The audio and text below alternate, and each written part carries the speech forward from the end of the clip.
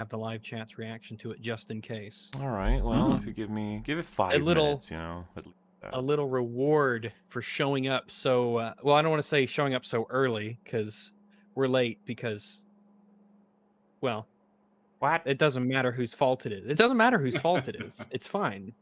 Technically The not late if important people thing are is that still we're going here by together. time zones from. Oh, wait, are we 2 hours late or not late at all? According to I forget how time works. We're 2 hours after the normal time. I won't use the L word, but we're 2 hours past the typical time, Lesbian? which is fine.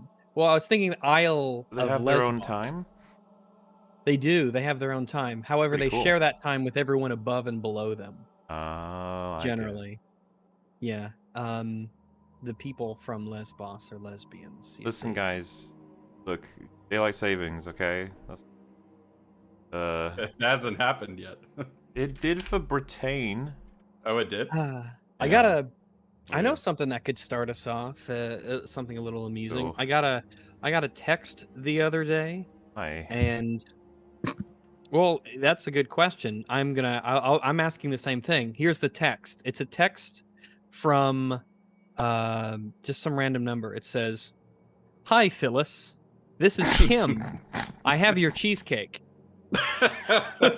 Dude, I knew your name was Phyllis. I was just like, oh, you just get a real sense of Phyllis, you know? Your grandma name. You should submit I do not that know to, why like, that. 2-sentence horror stories.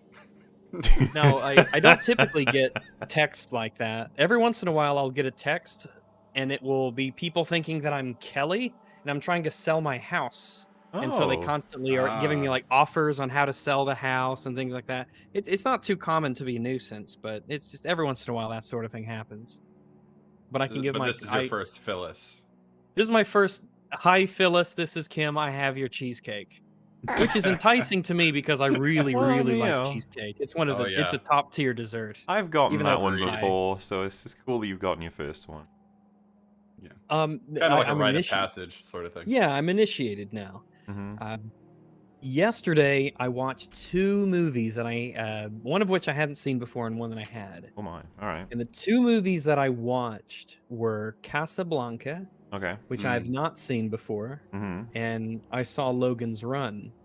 Oh, okay. Now, Casablanca was really good. I really liked Yes. Casablanca Controversial opinion. quite a bit. Controversial. That's actually not the controversial opinion. I think Casablanca is like an excellent movie. I think I know what the controversial opinion is going to be now. I've used the process of elimination. The controversial opinion, I don't even know if this is controversial or not. I guess we'll see. But Logan's Run is bad and I don't like it. Oh my god. Oh my goodness. Have you guys seen Logan's Run? I don't think I have, I have actually. not. No. I would it's probably worth watching, I think. It's an odd movie. It's about it's a post-apocalyptic sort of story where you have some of it's like 72 or 3. It was a few years before Star Wars fucking changed everything science fiction. But it's a bunch of people who live in this idyllic world. This idyllic paradise world, essentially, underneath this massive dome. And they get everything they want, and everything's amazing and wonderful. But when you turn 30, you participate in an event called Carousel, where you are reborn in fire, right? So once you're 30, you have to get reborn, essentially. Okay. That's a general premise. That's fine with me. And Yes.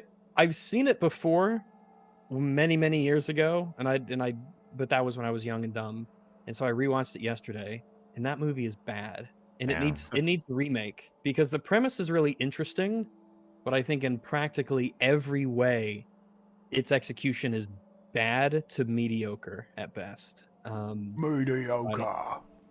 I don't know if that's controversial or not. I don't know if people have strong opinions on Logan's Run, but it's bad. But it'd be worth a watch. I don't know. I thought it was pretty bad. I think that that's what needs to be remade is these old movies that have interesting premises and interesting ideas, and they're just done really poorly. Yeah, Remake like those movies. Yeah, someone saying whatever that's about. Mute the video before you get a copyright strike. What video? We Mute there. Black Adam before we Oh, watch it. there's Factorio music. It's soothing. It's not. Why would you even assume that's Black Adam music? I'll make another. I don't know if this is also controversial, but I had no idea if I had to check the name of our group chat. I didn't know if it was Black Adam, like Adam and Eve, or Black Atom, like the particle. Okay. Hmm. Where you going with this? That's all. That's Oh, it. is that a hot take? I don't know if I'm supposed to know which one it is. Both seem equally likely to be the case. Well. That's it. That's it. Yeah, the formatting for this, I don't know whether to do it before or after, where we talk about the miserable mess that is DCEU. And remember, Marvel is too. They're just different messes. We randomly talk about one or the other, because they're very funny to look at, because they're the most expensive storytelling shit that's going on in this world. For some reason, they keep making all horrible decisions. Now, whether or not Black Adam is a horrible decision remains to be seen. Okay, like, calm down. I'm not jumping ahead. What do you mean? I'm just thinking. Is it better to do the movie first or to do the meta first? Let's start. I think we should start with the meta. Oh no, because people I think saying the F. meta. What? Oh no! Oh no! What happened? Have we already F died? is for do the meta first. My God. That's what they're saying Press in the F for meta and So press M for movie. Stream is This will help dying. keep things organized. It says How can YouTube I- is not no. receiving enough video to maintain smooth streaming. So that must Well, be my then do internet, something. right? It's fine Do for something, me. Butler. Do something with your video. I'm so gonna that do there's stuff. enough I'm of it. clicking. Here I go clicking. Chat madly. reload. It's on your end. Draw something on the screen. I mean, well, the thing is, we could just carry on, and if it comes back, it does. If it doesn't, it doesn't, because it's all recorded anyway. So we could just, the Yeah, who needs re-upload an people are audience? gonna be like, "Get on with it. I don't care if the live people heard what you said," which is very mean. Re-upload people. The live people are people Yeah. too. Rude. Rude. Sort of. So when you say the part of the reason why I was saying before or after is because what is in this film can have us talk about the future of the DCU. We can't really talk much about that, but we can talk about why this movie was What about the made. past? Yes, we could talk about, because this is between the lot of us. We're gonna be able to piece it all together like detectives. But what was the one before this for DC? Discounting the Snyder Suicide The Cut. Suicide Squad, right? Or was it the Right. one It was before that? The Suicide See, now, Squad, in my yeah. head, for Marvel, I legit see them as stacking this big Jenga tower and it's all falling apart. But with DC, it's like the Suicide Squad, and I'm like, does that count? It's like, yes, it counts. And it's like, does that count? like, Are you Yeah, sure? It's you sure this about is It does not a- fit.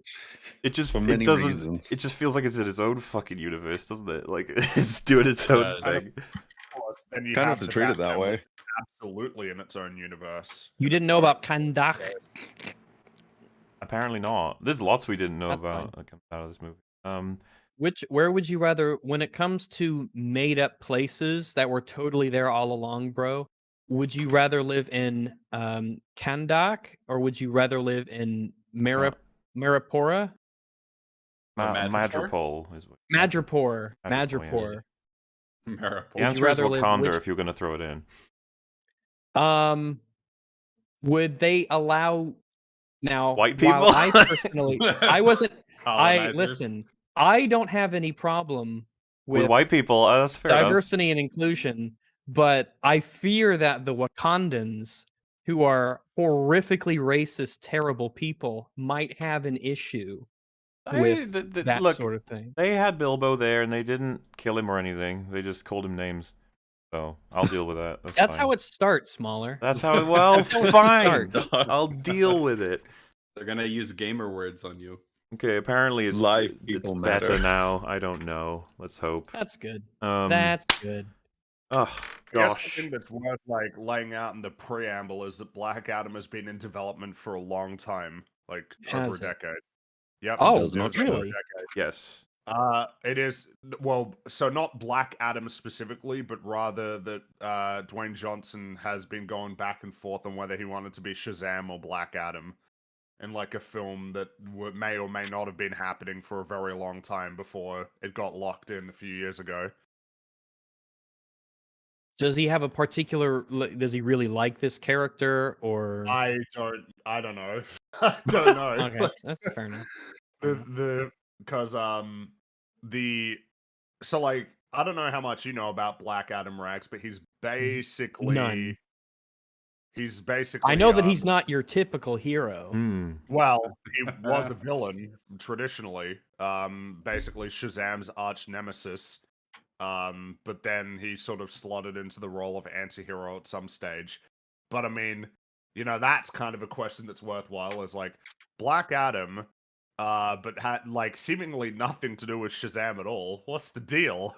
And I imagine that the deal is it's Dwayne Johnson and he wants to be the lead as opposed to the antagonist in another film. Which I Do you think wonder he's how upset that he influences- couldn't be Superman?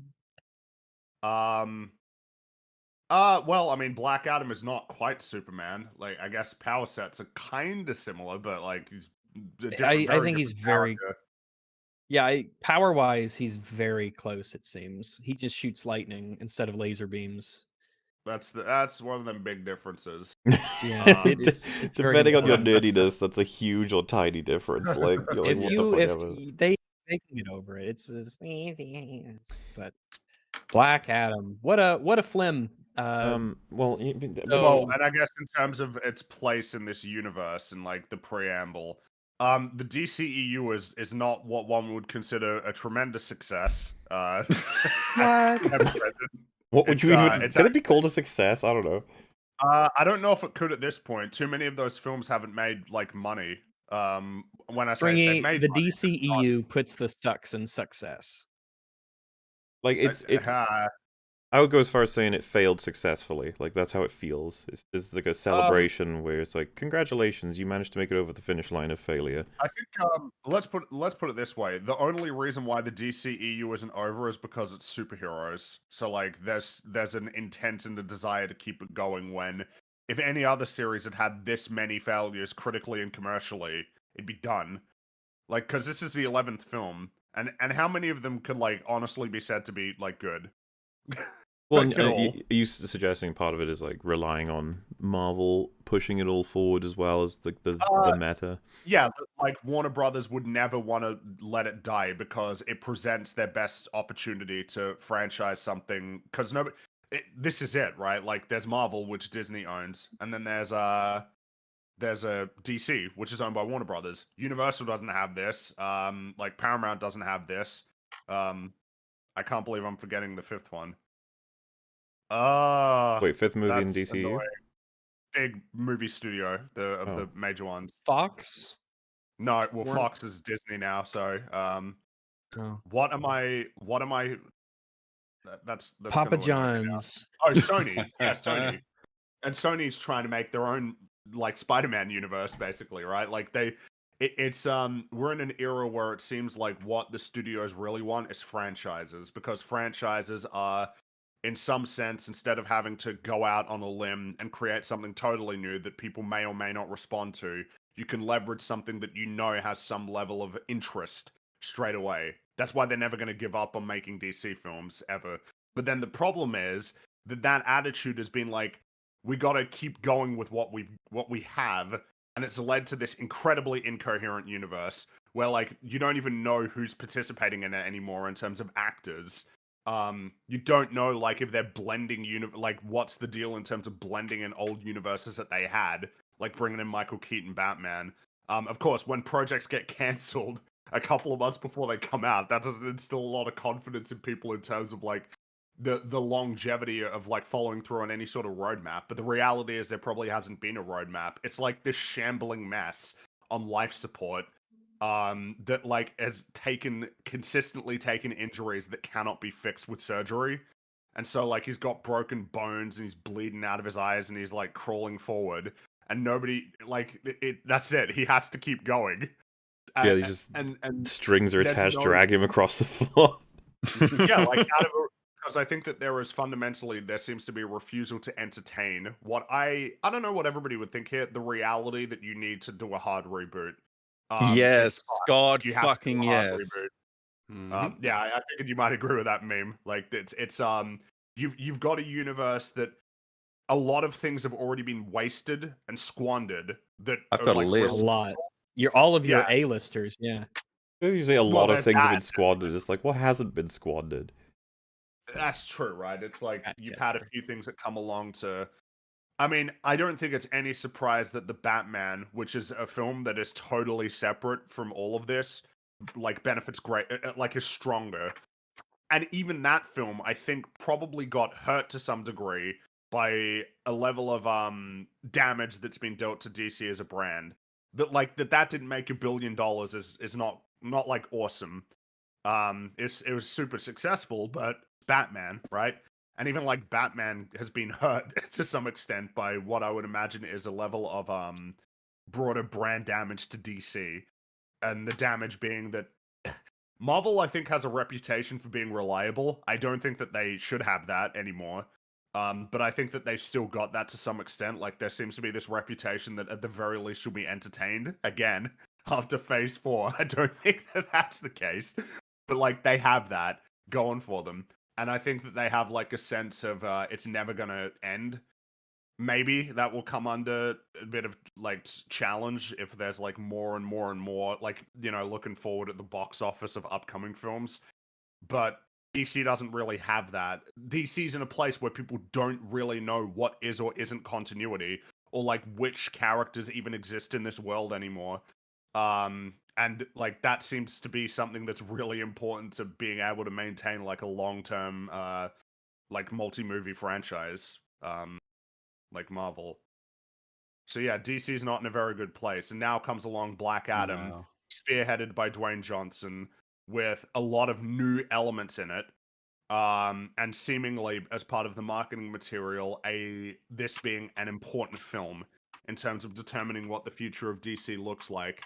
Because if it Yeah, makes a lot of money, Dwayne Johnson can leverage more of that because a lot of it would stem from him, I would imagine, to steer the direction of this universe. If it doesn't, who knows?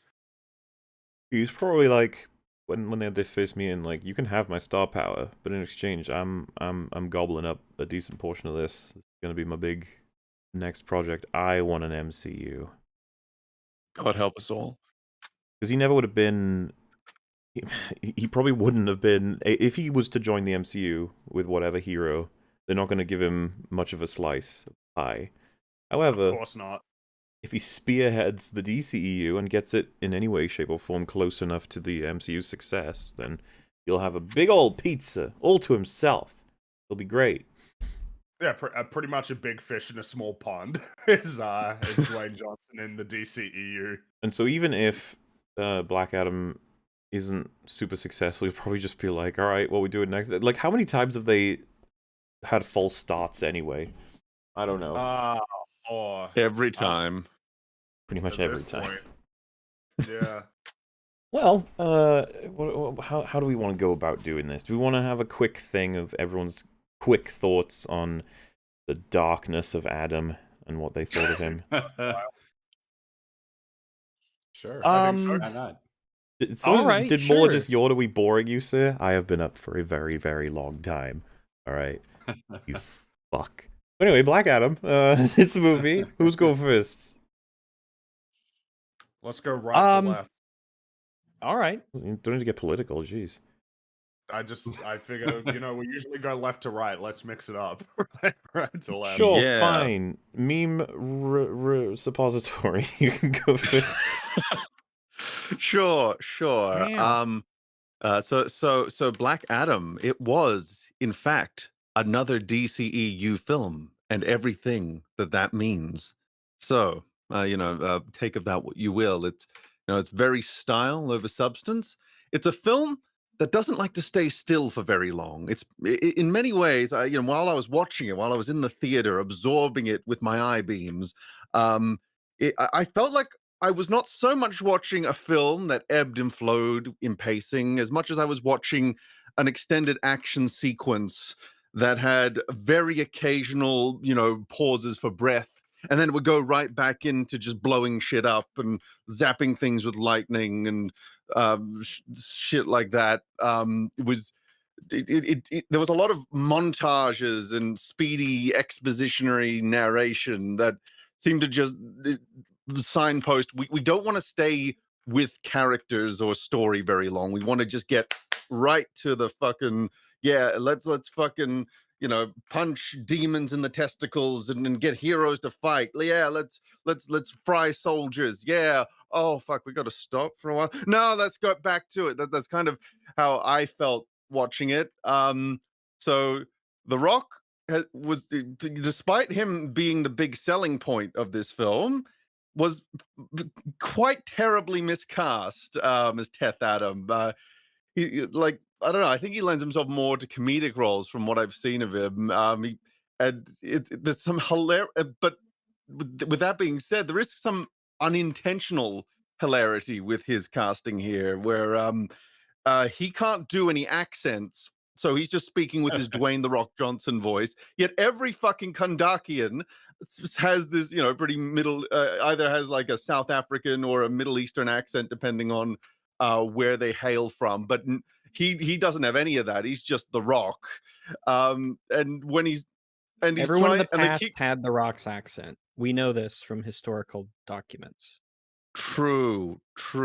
Accents weren't invented until like 2000 AD. Yeah, I read that in the Bible.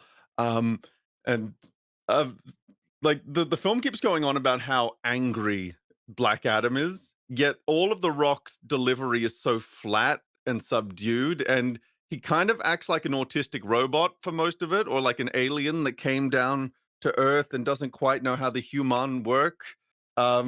Which is like partially a writing problem, partially a performance problem. It's kind of a both kind of feed into each other, which kind of leads into my next thing, which is the dialogue's really bad in this film. It is very on the nose, very baby's first drama, and it's not helped by the fact that this film is overstuffed. They had about 3 films. They had about 3 films worth of material in here, and they didn't. And all they really wanted to focus on was the action potential for all of it. I wouldn't call it Snyder levels of bad, because that's like a new dimension of misery, but like it's about, if we go by the gradient of bad of the DCEU, this is about in the middle for me, though maybe I can be swayed either way. Like I'm still marinating on it.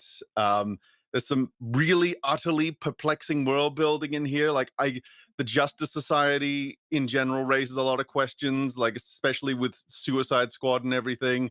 The fact that there's murderer Batman adorning a child's wall as merchandising, or the fact that the Justice League seems to have had They keep trilogies doing worth of that. it. That problem. Yeah. That was a Yeah. Shazam problem.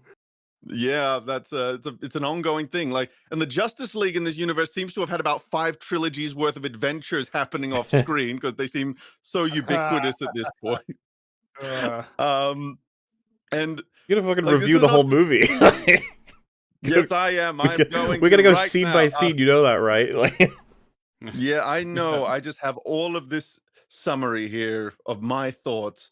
And fucking Black Adam, he's an edgy. And the final thing I will mention is, because I'll get into other things later on, but the final thing I'll mention is all the marketing for this film is like, oh, this is a kind of superhero or anti-hero that you've never seen before in the DCEU. You've never seen anything like this. And I'm just thinking, like, okay, what have we had in this universe? We've had edgy, gritty, killy Superman, edgy, gritty, killy Batman, rapey Wonder Woman, and then the rest of it is focusing on anti-heroes and villains and stuff. Also Aquaman and Flash in there somewhere. well, I mean, Aquaman like genocided a whole bunch of He sea killed all the creatures crab against their people. will. He Yeah. killed Yeah. John Rice Davies. And remember, Yep, that's Wonder Woman true. fucking On his crushed side. the skulls of her enemies on walls. Like, this is That's right. Yeah, seriously. yeah. If anything, Black Adam, when he like vaporizes someone, it's like, oh, that was kind of you compared to what the others do. Like, Yeah, so like this is actually pretty par for the course as far as like the kind of hero they focus on, which kind of shows they're a bit out of touch with their own universe, which is bad. So yeah, that's my thoughts beyond what I'll share later. But yeah, Alright. that's what I'll share so far. That's some positive Short and thoughts so sweet and far. to the Yeah. point. Fair Perfect. enough. I Yeah. like a good. Alrighty. So when you asked ranks. Go ahead. when you asked what do we think about Black Adam, were you asking about the movie or were you asking about the character? Movie. Oh, okay. So I saw Black Adam. Uh, it's not terrible, but it's definitely not good, I don't feel. I don't feel strongly about it in any way whatsoever. I come away from a movie like this being very apathetic. There's nothing really in this movie that I particularly care about, nothing that really grabs me. There's nothing I found really interesting. There's maybe a couple slight exceptions. I was just not really I wasn't bored while I was watching it. And I've watched it one time and I wasn't even bored, Hmm. but I wasn't gripped by it. Uh-huh. So I really don't have anything strong in particular to say, though that may of course change as we have our discussion here. Alright. Wait, does that mean I'm next? Okay. Yeah, go Yeah. for it. I'm just gonna keep it real short. Because I agree with a lot of what's already been said. I think it's bad. I liked it though. All right, Fringy. I enjoyed it, but it's not good. Pretty much, it is not particularly well written. It's got a lot of problems, but there are certain elements of it that I enjoy and that I think are okay. The main one being Pierce Brosnan as Dr. Fate. That's probably my favorite part of the film. Like my favorite character in the film and my favorite element. I also kind of liked Hawkman. Um, I don't have that much to say on why I liked anything in particular. Yeah, it's I don't know exactly where it would sit in terms of the DCEU qualitatively. But yeah, I enjoyed it. But it's not good. That's my take. You don't need to Wow. write more. That's okay. You don't need to write more. It's fine. You can stop now. You can don't stop. need to. You can if you want. It's just, yeah. Capital. This movie is not very good at all. If this was, if they hoped that this would be a sort of reset for the DCEU, this isn't it. In my opinion, this feels maybe slightly better, but definitely in the same, family, the same world as the previous DCEU movies. It's not very good. I think what interesting ideas that were there to be explored were not done very well. It's a very confused movie, thematically and symbolically. The action was fine. Fine. It kind of washed over me. I wasn't especially gripped by any of the action. They do not do the man out of time stuff with The Rock very well at all.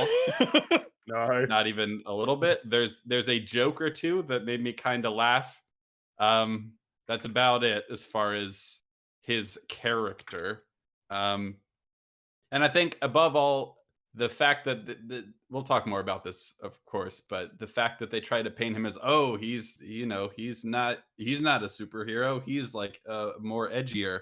I just find that very, very cringe and not well supported by what happens in the movie at all, it's a little funny. or by what happens in the previous movies in what This is the wrong franchise to have that kind of Yes. marketing. It doesn't work. Yes, it's very, very bad choice. There's some really bad world building. There's some, I don't know, very there's some really bad performances, not just from The Rock, but there's a little kid in there's the the movie worst who's performance, especially yeah. bad. Yeah. Pierce Brosnan is good. He lends it a sort of gravitas that is missing more from the rest of the legitimacy. movie. Yeah. There are some funny lines from a couple funny characters, and that's cool, I guess. This has some of the worst music and soundtrack choices I've seen in a film since maybe 2016's The Suicide Squad. Very bad use of music. No good. Oh, you mean do you mean the use of the score or the use of more specifically the soundtrack, but I did not think the score was great either.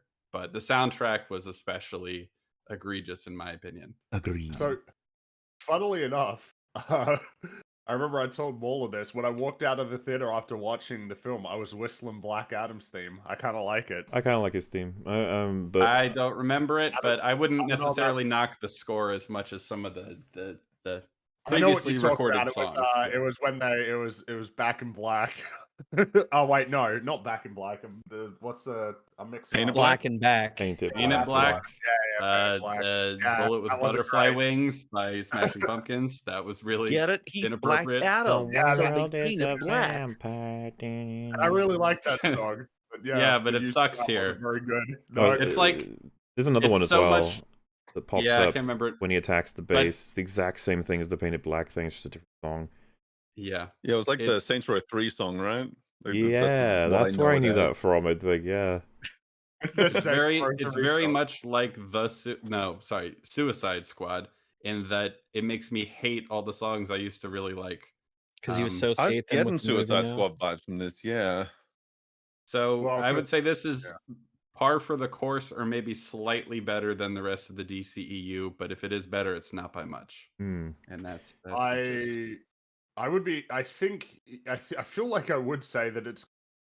We can't forget how bad some of these films have been. Hey, you look, know? Like, hey, look, this is the fun part. I know, We're all can't. going to go through this. And I've already got a shit ton of arguments for how shit this is, but also for how it's actually kind of redeemable. So, looking forward to what we conclude by the time we go through all of it. Because Superman lasered a bunch of embryos to death. I feel like True. Black Adam is The bar is never going to pretty have low. that problem. The bar is low, that is true. Even though they try to make him more villainy, he's less villainy than Superman. That's the thing. If Yeah, they that's even the problem. tried to have Black Adam do that, The Rock would be like, "I'm not doing that. I'm not a bad guy." You know that I'm that's not how it would work. actually bad. Yeah, I'm not actually I a don't bad want guy. people to I'm hate gonna me, market so- myself as being a bad boy, but I'm not actually. Yeah. That requires some level of commitment and moral dubiousness, which I don't really want to commit to. It's still unbelievable, by the way. Krypton had its chance what he says before doing that. Jesus Krypton has Christ. its chance. Man of Steel. What a legendary movie. Do you know I used to just tell people that movie was fine and cool because I didn't remember so it. did I. Anyway, yeah, so we may as well just get started up. What we'll do is just go scene by scene, sort of, but there's no visual aid, I'm afraid, guys, because this movie's just not out, you know? It's hot Too off the fresh. press. We don't have AIDS, You have to use your unfortunately. imagination. We'll have to use our storytelling skills to get you in. I thought no, you can't have our friends at Rajbet help No. us help us to see the I movie. love those guys. Great. So yeah, I thought it was kind of funny. I was when I was watching this movie, I was sort of just like smiling at the idea of we're trying to introduce this whole new set of like lore. Basically, like before Rome, Babylon, or the pyramids, there was Kahndaq, and I was already like, like Marvel have done this like 17 times in Phase 4. You know? Yeah, turns Still out there's going. this entire grand civilization that Yep, we yep, made fine, up, and it's fine, even fine. yeah, Also, whatever. by the way, okay. just starting up with the exposition, like narration that ends after this little prologue. It only is here to serve as I exposition. don't even. I think that's part Whose of what was voice was making me that? smirk. I was just like, all right, DC, what have you got now? And it's like, It just feels before so times, old-fashioned, doesn't it? Yeah. 2600 It's BCE, like and you're just like, oh Transformers, god, here you we know? go. It's like Transformers when Optimus Prime is talking about the Allspark. It just It seems was like it's from a like, different look, era. don't even try to do a grant. Just give me a character. I Like- think that as soon as you watch that, you're like, oh, so this isn't going to be great or anything, is No. it? It's like you No. instantly know that it's not going to be very good. Yeah, they're like the first self-governing people on Earth. They thrived for centuries, but then there was a shitty ruler called King Acton who was a dick. And seriously, when they introduced that alone, I was like, okay, I'm following. And then they were like, he wanted to use dark magic to forge the crown of Sabak, and I was like, oh my god. What? Oh no, that Christ. sounds I was bad. like, that we let's- sure wouldn't want that to happen. This is that one would of be really those- bad if that happened. This is one of those pump the brakes guys. Like, what do you mean use dark magic? Like, what is that? That's just a thing. Okay, fine. You just, use your dark magic. But you can't make the crown of Sabak, that is, by the way, infused with the power of 6 demons of the ancient world. Oh which my will god, this is allow getting him- worse by the minute. I thought that was a hilarious line. The Oh, the six no. demons of the. It's because it's the six. You do the six demons of the ancient world. It's, each Yeah, one. Are Yeah, those seven six is the a same good demons number. from Shazam? 7 demons of the ancient world. It's like this other guy who's just like, yeah, odd number. Like, I God was damn it. here. No one really remembers me, but that's all right. Yeah, it's supposed to reflect the friendly wizard people, the evil demon people now. Which you'd know if you'd watch Shazam Rags. What the fuck is wrong with you? God. No, what's wrong with you? That's true. Because I was told Shazam was great, and then I watched it with Metal, and we were both like, this was shit. So, you guys will get covered to that one day at some point. That's a spicy take. It is though. a spicy take, but it'll be completely confirmed, because I'm sorry, okay? There's some funny and quirky things in the movie, I'll give you that, alright? I agree with the sentiment that it's a cool, like, more But here's the grounded movie. thing: when it came out, everybody's like, "Oh man, finally a great DC film," and nobody talks about it like presently. Not really, no, yeah, you're right. Yeah, Yeah. Not in the your same way that shelf-life people theory. will continuously reference, like, Guardians for the MCU, Yeah, exactly. So Before we go too far with the opening exposition and narration sequence, did anyone else find the line "the very first self-governing people" weird? Like, what did I people do found a before lot that? of lines weird. Yeah, because Well, if it's you supposed to be there's this element throughout the film of they're fighting for their freedom from Mhm. the people around From the them. It's generic a colonizers, well, yeah. so are they saying that it's up a to that light little point thing. it was always like some form of collective would have a leader, they were leaderless, but like happy and stuff. I guess and then someone ruined the it. point that they're trying to say is it's like the first civilization, but the problem is that it's not old enough for it to be the first no, civilization. Self-governing That can't be meaning what they first mean. civilization that doesn't have a definitive ruler. What was the apparatus by which they could have somebody That's- become king? That's kind of what my point is. That he's saying like it's the first self-governing people on Earth. It's like I feel like having a governance in place is the thing that comes after being self-governed. You're like everyone collects up into bigger and bigger pieces, and then you I have don't to have think leaders. they wanted us to talk about it for even No, a couple of minutes. and I feel like the we whole talked point about it more than they wanted us to. the whole reason they bring it up is because they want to contrast that with, and then King Acton ruined everything by being king. And you're like, oh, Yeah. okay. Which, yeah, he's super evil. Because he wants the crown of Sabak, infused with the six Oh my demons of God. the ancient world. The magic, Nobody dark good wants magic. that. And it's going to make him invincible if he gets this crown. But he can't get the crown because he needs to make it with Eternium. And Eternium is mined only in Kandak. Seriously, when you get all of this as a shotgun blast at the beginning, it's like, what the fuck is like what the hell's going on? We've got vibranium again, another one of Yeah, but those. But better. Another MacGuffin metal, which you don't really do anything with that. No, do they don't.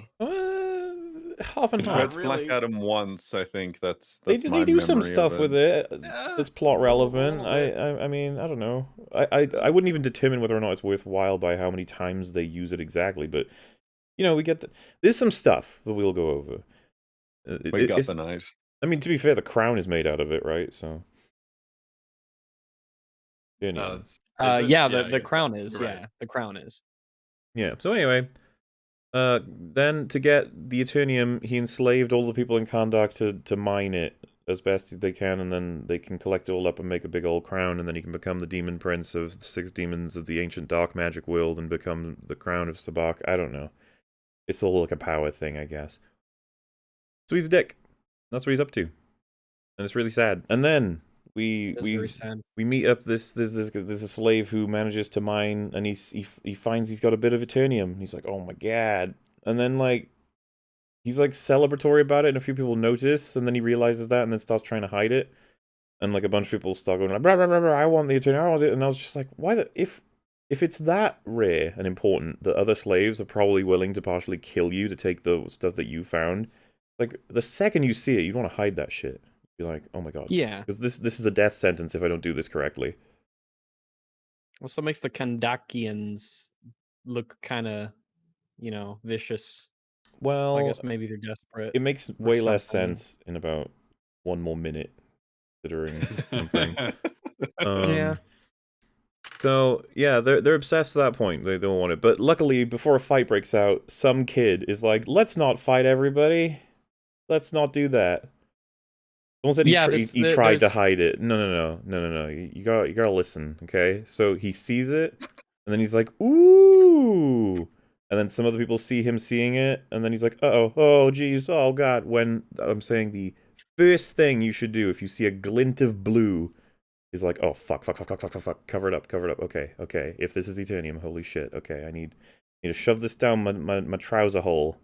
I need to get this out of here without anyone. You should be that obsessed with it. This shit. What a weird work environment. Like, you're there for all time trying to dig up this blue shit, but the second you do, everyone might kill you for it. So you're just like, This is sort They of set up a please. really bizarre incentive structure that we'll get to in a minute. Yeah, it's an incentive structure is the way to put it. But yeah, the kid breaks it up, which is great. I guess they'll really respect him and appreciate what he has to say. He's a very assertive young man. I'm very happy that he was there in that moment. Yeah, it's good that he was able to, like, imagine an oldish kind of man who has like the most valuable thing in existence in his hand, and he's surrounded by a bunch of very, very angry people who want to take that thing from him. And then the kid just shows up, says, "No, don't do that," and then they all just stop and they don't care anymore. He's That's very what that persuasive. They do give up pretty quick. He must be. Yeah, he must be extremely persuasive. He must have rolled very high on that charisma check, because everyone's is like, Yeah, because if it was some guy that okay, like everyone was partial friends with or respected, some village elder even, you'd be like, oh, I can kind of see it. But it's like, it's just some kid. He's all right, fine.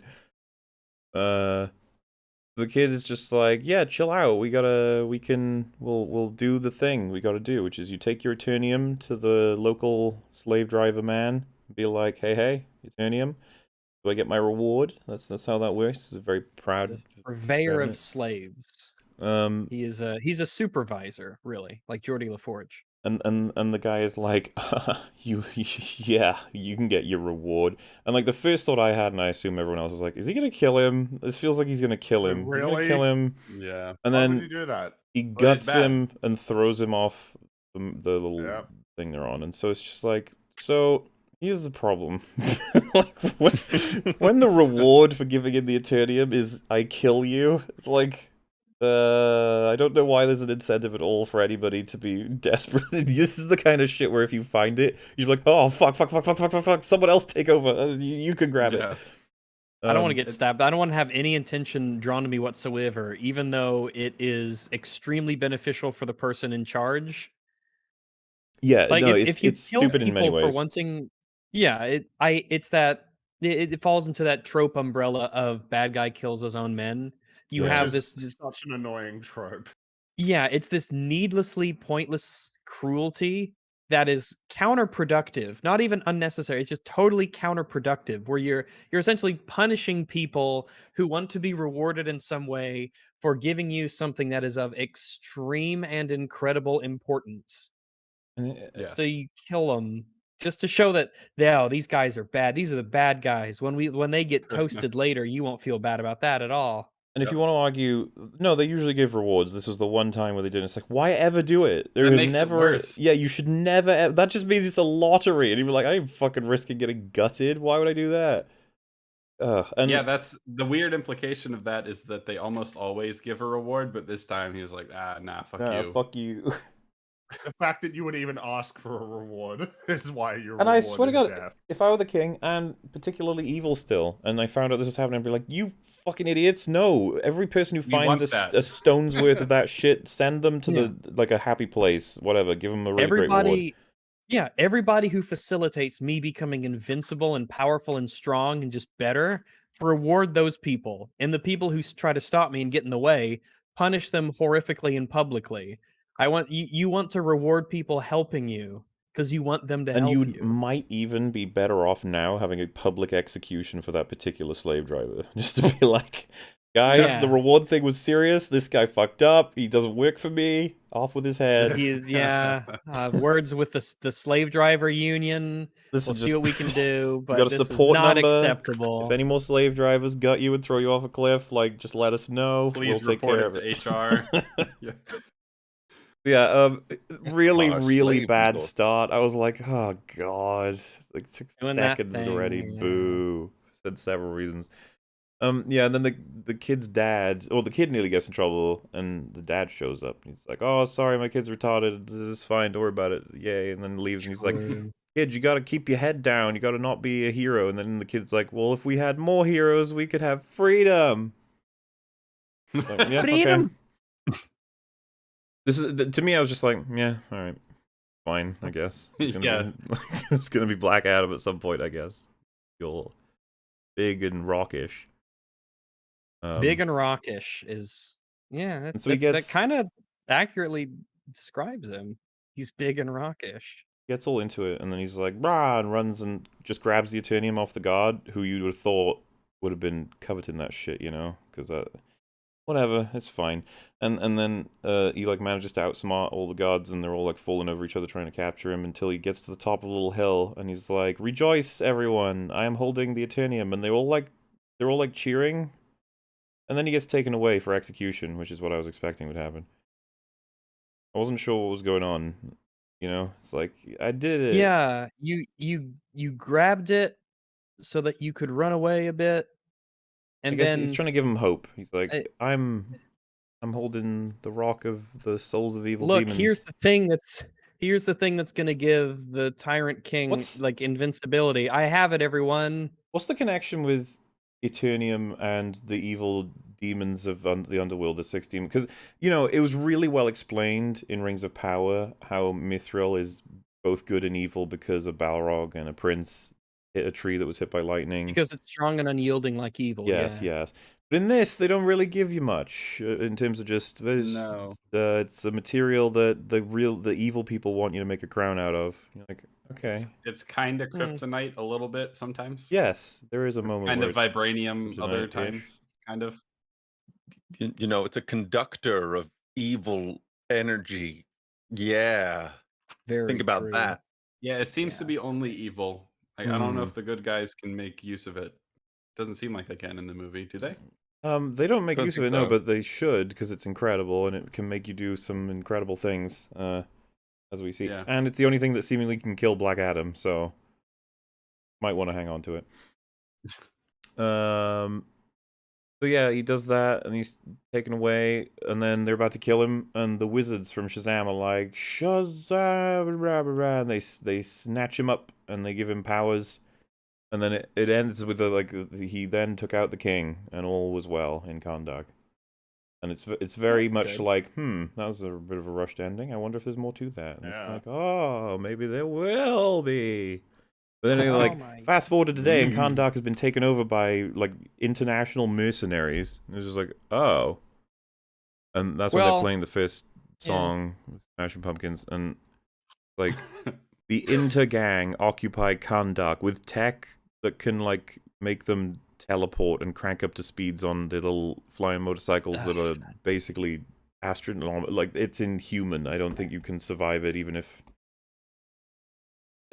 We'll get to that it's part. it's quite something to just introduce into the world that Yeah, there's international mercenaries so powerful that they could control an entire country and that they have essentially magical technology. It's seriously, they just dump all of this on you after telling you that there's demon princes that are trying to get a crown from a particular bloodline in order to raise hell on Earth or something. And it's just like, oh my god, what are you doing? Like, Us all at once. yep, it's all dumped on you. Not only throwing elements, but they're like significant in terms of implications on a world that hasn't acknowledged the existence of Kahndaq, or the fact that it had like a great champion in the past who had superpowers, or that you've got like a private military company that's taken over in a sovereign state. It's Yeah. just like Yeah, none of that. Like the military mercenary people taking over this sovereign state. Well, That's not clear at all. Also, Intergang is a really stupid name. It's from Also, the comics, also they're called apparently. So. Intergang, yes. like we're an Um, international gang. Haha. It's like what? What should we call ourselves? We're very inclusive and diverse. I didn't even. I don't know what. I don't think if you're operating at that level, I feel like you're not calling yourself something gang. No. Gang, gang. It's like when in what is it? I think it's Justice League when Wonder Woman grabs that guy, the terrorist, and has the lasso of truth around him, And she says, "Who are you? Like, what do you work for?" Whatever. He says, "We're a gang of reactionary terrorists." And it's like, I don't think you would describe yourself that way if you were in that group. I don't know if you call yourself We're an a international gang. gang. Yeah, I don't know We're if an you call international yourself gang that. of mercenaries. Oh, that was brilliant. All right. Okay. So we zoom into like a little part of Kondak where there's a check going for the vehicles. There's vehicle check. I guess the intergang check your vehicle for stuff. I'm not even sure. I don't know what their laws are, but you can't be smuggling something, certain things. And as he's doing it, a little kid tries to go past the guy on a skateboard, and that kid is actually the person who narrated the opening. And I think just from those few bits of narration he did, Rags, you were already like, why is this terrible actor speaking? It was one of my first, if not the first criticism I made, was as all of this backstory was being introduced, I said, wow, I hate this narrator's voice so much. Yeah. little did I know Mm-hmm. that the character narrating it would be a consistent, extremely annoying element of the film that would pop up insistently for Also, the rest of it. You know, as if you didn't have reason to not like him. He like pushes the guy and then he's just like, "Get out of here, stupid kid! You gotta wait to be checked." And then he's like, "I'm on a skateboard," and he's like, "If it has wheels, it's gotta be checked." And then the kid says, "You know what? You're a neo-imperialist from halfway around the world, here to steal my country's natural resources, strip mine my sacred lands, pollute our water, oppress our heritage, and make us wait in lines all day." It's such a So you like. read that off. I'm sorry, Yes. what? Like, And he just says, Queen Chad, slay. yes. I was legit like, oh god, cringe. Like, what is this fucking 10-year-old lecturing me on? What is this? This 10-year-old skateboarder, he seems like a time traveler transplanted him from the 90s. He's got a skateboard and he ties his sweater around his waist. Yeah. And he's skateboarding around all the bad men, and he gets away, and he holds onto the truck on a skateboard to go even faster, and he wants to be cool and part of things. And I'm like, oh my god, can we just call him the skateboard kid? I don't know. We can call him something. Yeah. I'm gonna call him the kid. Let's call him Skateboard kid is too you can long, do Rex. No, it isn't. I said The it is, so it skateboard is kid? now. No, it isn't. The skateboard kid is not only I'm king perfectly of long. I lengthy. decide. No, it's not only perfectly lengthy. Well, then you'd like it because it's longer. No, that's not how long works. How does it work?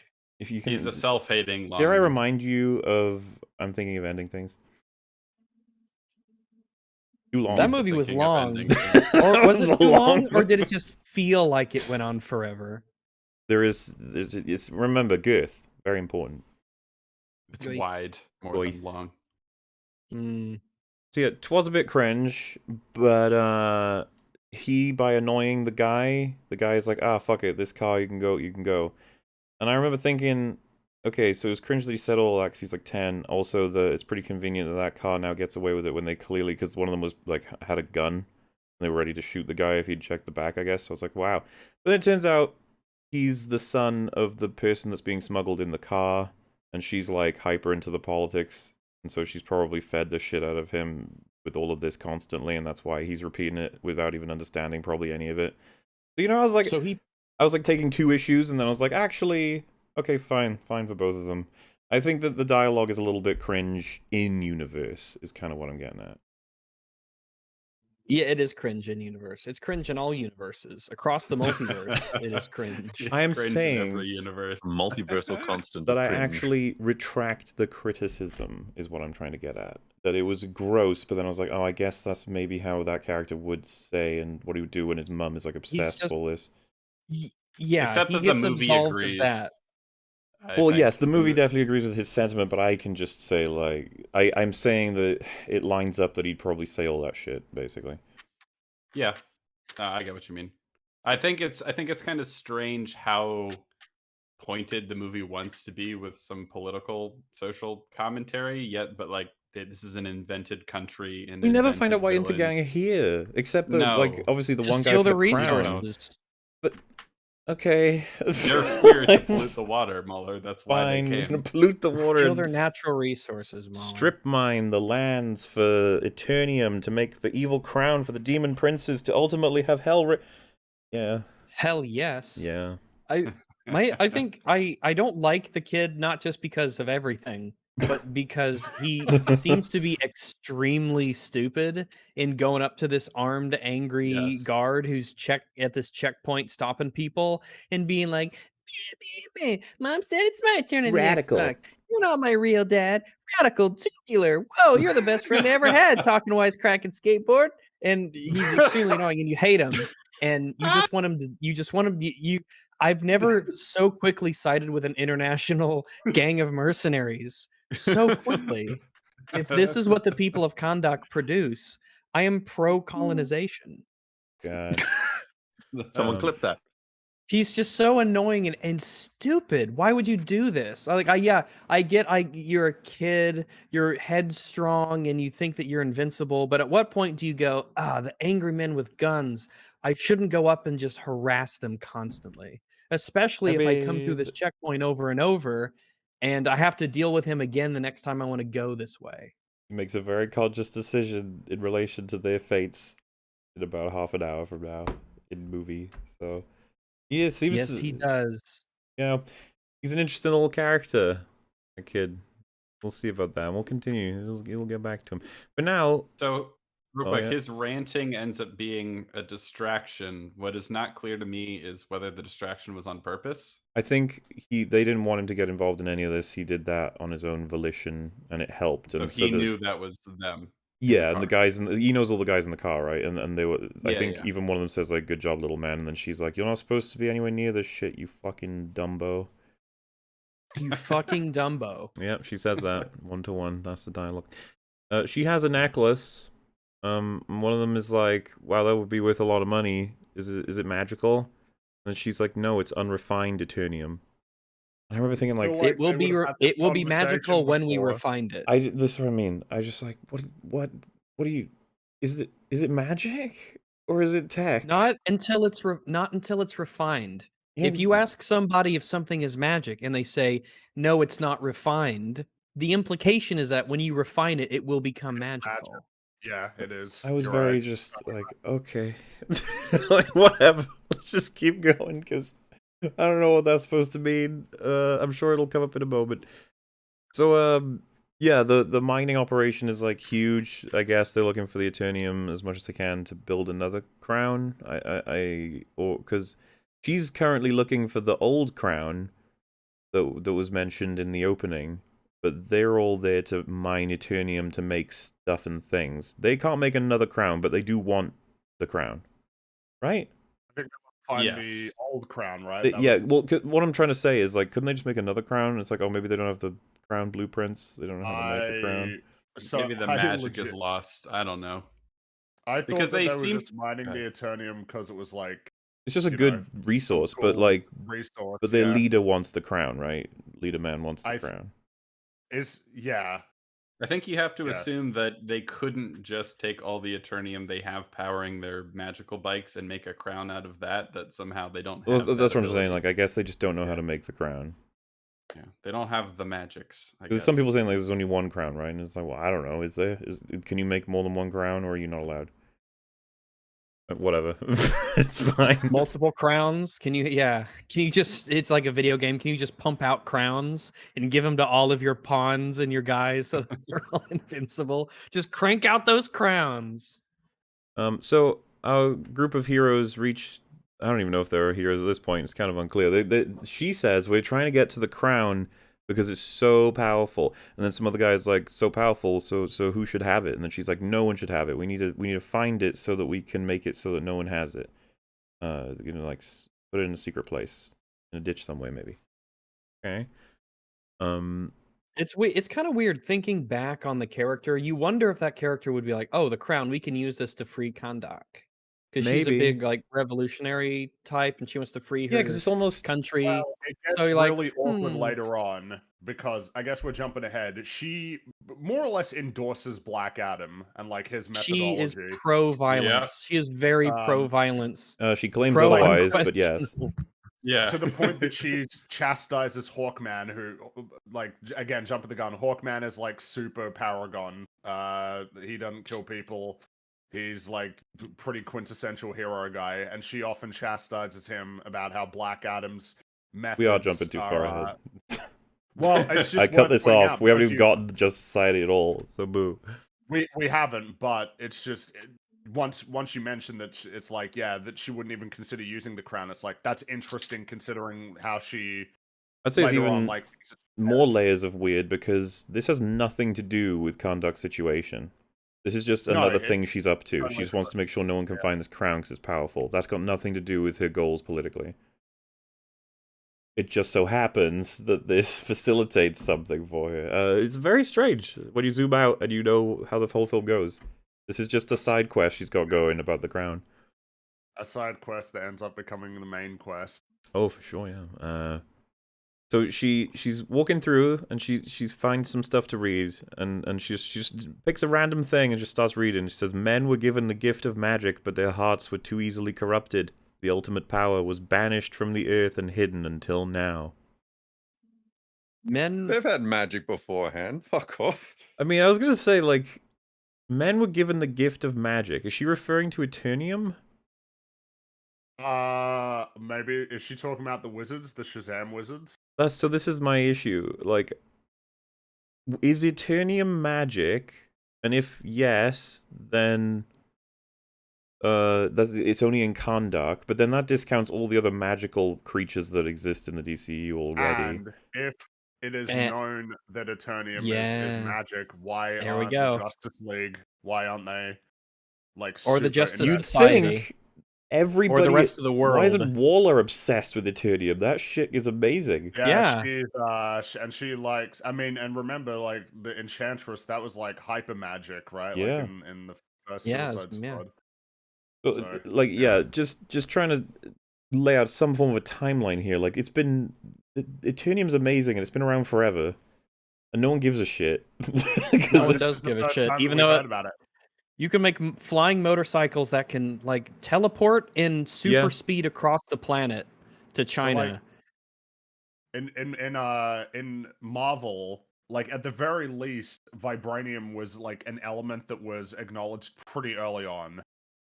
Of course, there's still plenty of problems with Yeah, like there's still- introducing Wakanda and everything, but like at the very least, it was at least a named element that was like relevant to the story before the doors got sort of blown open with Black Panther, like with introducing that here. It's just come out of nowhere. It's totally new.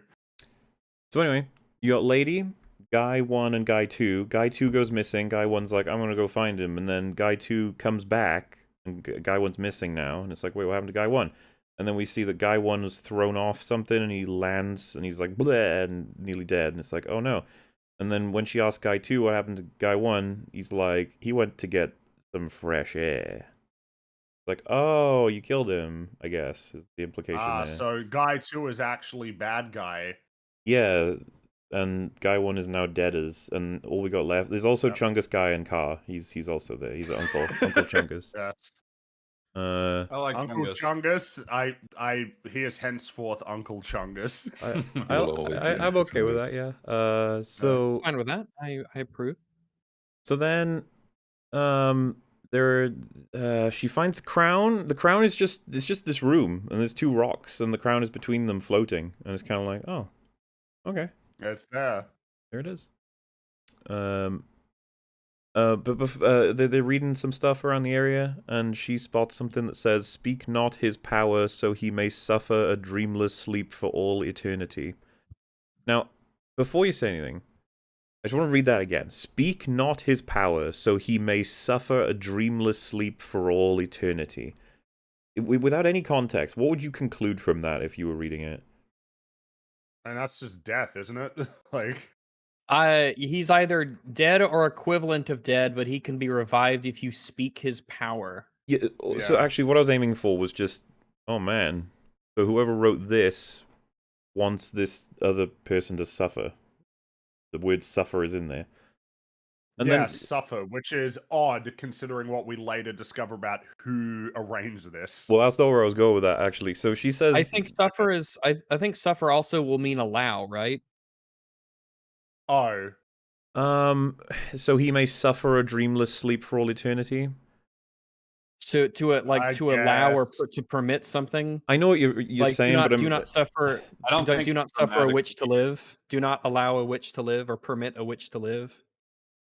Suffer also means those things, so it gets a bit of a pass. In fact, I think it technically gets one. But suffer is strong language. So but we it have the does mean context to those know that the person who inscribed that legit wants him to suffer. Because they think of him as like an awful, awful person, right? Kind of, but a dreamless sleep is essentially putting someone on pause.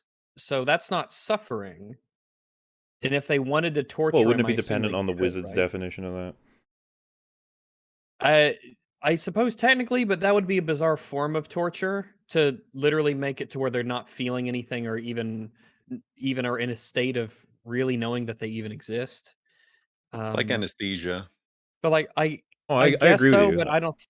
Yeah, it could be, but I don't think that's Just what keep they're in going mind, for. vengeful wizard man put him here and wants him to stay here, and the message is what I'm trying to really get at is that message sounds like a deterrent of sorts / a warning / a explanation of there's a person here and they should be here. I mean, the command is speak not his power, and then so that he may suffer a dreamless sleep for all eternity. Or the fact that that's a condition at all, that he has a release condition. Yeah. Instead of we'll be the ones to decide when he has been on pause for long enough. Well, yeah, In any you're case, basically telling somebody who shows up, "Hey, here's how you sort of wake them up." And Sure get 'em would out be there. a shame if you spoke his power and woke him up. That would be bad. Not if like you did that. I guess maybe they wrote it as a reminder for themselves. I like, swear to "Oh, God, fuck, how do we get him out?" I might actually make my first ruling for a ban that goes beyond spam. Anyone who says move on, I fucking ban you. We're having a chat right now. Shut the fuck up. So the reason why I'm bringing this all up, and I'm interested in what everyone had to say there, is because the thing that she says immediately after reading this is, wow, so Kandak really did have a hero. I think that is absolutely bizarre that she says that. It's a stretch. That's a very big leap. It's not even... Is it a stretch when it's literally not at all connected? Yeah, it's like... Well, I was being a little bit... No, that was a genuine question, because I would say sarcastic, but stretch too, but then I was like, an wait. extreme stretch. Like, you would have to... Like, if she came up to me and said, oh, this means... If we're there, and she reads that inscription and says, Rags... who, because you're with me here, we're buds. This means do not that means that was Kandak's hero. I'm like, first off, you have a fucked up version of what hero is. What I guess she actually does, but also, like what makes you think that this isn't some evil, terrible demon imprisoned here? Someone might try and ages argue ago. he's aware of some of the Kandak lore or whatever, and that there was an ancient hero or whatever. But like, why would you conclude that the hero is here, and that it says speak not his power so he may suffer a dreamless sleep for all eternity? That just, to me, I'm just like that. Especially this is where the crown was. The crown was unambiguously that. This could be the king, Anka or whatever his name is. It could be the entity itself. The evil entity is locked here. Yeah. So yeah, I just thought it was really strange. It's funny because we all said it's a stretch, but really it's like a total non sequitur. Yes, like it's totally unrelated. Okay, so another thing that's odd about it to me is that she's surprised the fact that they had a hero is real, even though it's a legend that she's clearly aware of, and there's a statue based after him. But like, I guess hypothetically, she didn't know if that was real or just a myth. But she's not surprised at all that the crown is real and just floating here. Yeah, that's a good point. That's not that weird, but oh my god, they did have a hero. Oh my gosh. The reason I guess she says it isn't because she was prompted by that line. It's so that he can say the line in response, which is, if he's a hero, then why did they bury him here? You know, because he's not like other heroes. Exactly, because the film tries to play for a little bit with the idea that he's the hero that everyone foretold. But he keeps, every time that's brought up, he's like, Yeah, it's a fair question to ask. If he's a hero, how come he's buried here? I think there are plenty of reasons one could have buried him there as an actual hero. Yeah, I think it's weird. I think so too. After the message is read. Yeah, correct. It's just to prompt him to say that, to make us go, oh look, Jesus, this ain't your grandpa, Superman. Gonna be evil. This is Black Adam. He will fuck you up. So she grabs the crown. He'll murder on the whim of a child. Le Uh, colored atom. But then mercenaries arrive. Oh no, they're all here, and they've got a Uncle Chongus is a brother, so they're like, we're gonna shoot him unless you give up the crown. 5, 4, 3, 2, 1, and then she goes, wait, and then she gives the crown. And I did think it got a smirk out of me that he was like, you let them get to 1? Like, I was Yeah. like, Yeah, mildly because amusing. I agree with him. I would be like, if you're gonna give it up, why the hell did you cut off at 1? Like, Because Jesus. he's gonna do that. He's gonna do that dick thing that villains do, where before they get to the end of the countdown, they shoot anyway. I think it's more common that they actually do count down, but then they don't shoot at 1. They Yeah. for some reason they say 1 and wait.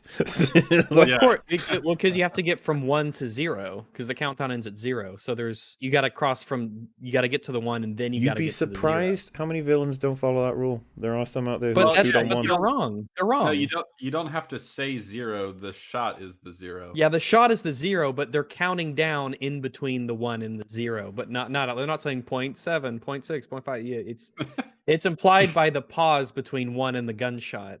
I need to see. make a school for villains. I need to Yes. start I need to like a Dr. Professor Rags's college for the nefariously inclined or something like that. And Oh, I well, need to it's tell them how to be generally nefarious. interesting you bring up villains doing silly villain things, because they've won now. They've got the crown, they've got the girl, they've got everything they want, and they're gonna execute them too, because fuck it, whatever. And they drop it down on her knees, and they say any last words. And unfortunately for the villains, she's standing right on Black Adam's little thing. This and, is- No. and It'll it's- be like introduction course. This is why in Professor Rags' School for the Nefariously Inclined, one of the first lessons is you don't give the heroes last words or Yes. complicated death. You just fucking plug them. Yep, Just take the gun kill and 'em. shoot them in the fucking head. We're not here for ceremony, okay? You can do Well, that when you take over the world. I mean, it almost feels like an ancient reference, but I just can't resist. Like, you guys have seen Austin Powers, right?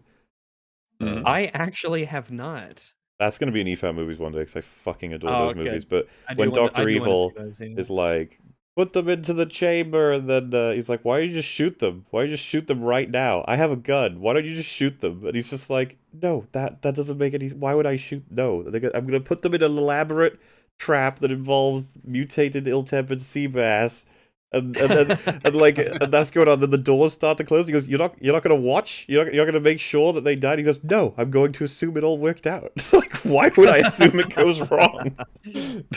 That is a fucking ancient movie that makes fun of tropes in movies, and it's no less relevant today. It's fucking great. But yeah, oh yeah, that's where he just goes, "Shh, shh." That's good shit. We'll watch them. No worries. EFAP movies. Someone said Cad Bane should take villain advice from Rags. Cad Bane would have flunked so fucking fast. He would, like, all of the Empire. I need to have a big online class so that all of them can tune in. Like, all right, first rule before you do any villainy: basic marksmanship. So yeah, she looks down and she just reads it, and it says, "Mightiest of mortals, god of gods, 6 immortal elders by name Shazam," and then he gets woken up.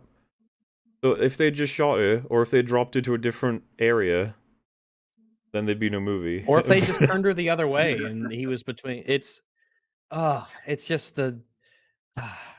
Yeah, It sucks. but all right. It Well, there he sucks. is. It's so shit and lazy, and I hate Big it. old lightning bolt. Woo! The Rock is here. Look at him go. Wow. Oh my goodness. Woo. And then some guy goes, "What was that?" And then evil guy says, "You wouldn't believe me if I told you." And so I was like, wait. So he knows what So this you is. know. He knows about the Shazam stuff, and he knows... What does he know? And why wouldn't he have Yeah. desperately Things, wanted to Marlo, prevent... things. He would, if he knew about it, he would absolutely want nobody reading anything in that fucking place to make sure Makes they it don't... worth it, he knows. Because I actually have no clue what is gained by having him say like he recognizes it. I know that he's aware of like his bloodline's history, but I still think even in this moment he should be like, "What the fuck?" But I guess yeah, he's already clued on to exactly who that is, and I don't know. I just thought maybe that he's taking it real well, I guess. So then they put a gun to the rock, and they're like, "You big old, you're a bad," and then he kills them all. He Quite. instantly kills everyone, which is like the first guy. Yeah. I'm like, I don't.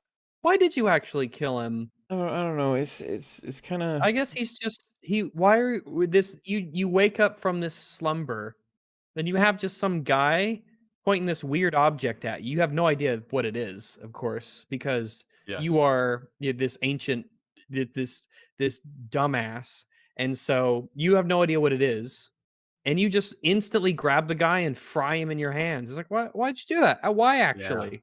They So didn't I even was Legitimately, unclear what was the on reason? even by the time I finished the movie. What did he know about that scenario when he was spawned there? Did he know anything, or was Fuck it? all. I think it's fuck all, right? No. And some guy Yeah. points a gun at him, which he apparently recognizes as lethal, but lethal not to him. It wouldn't do anything to him.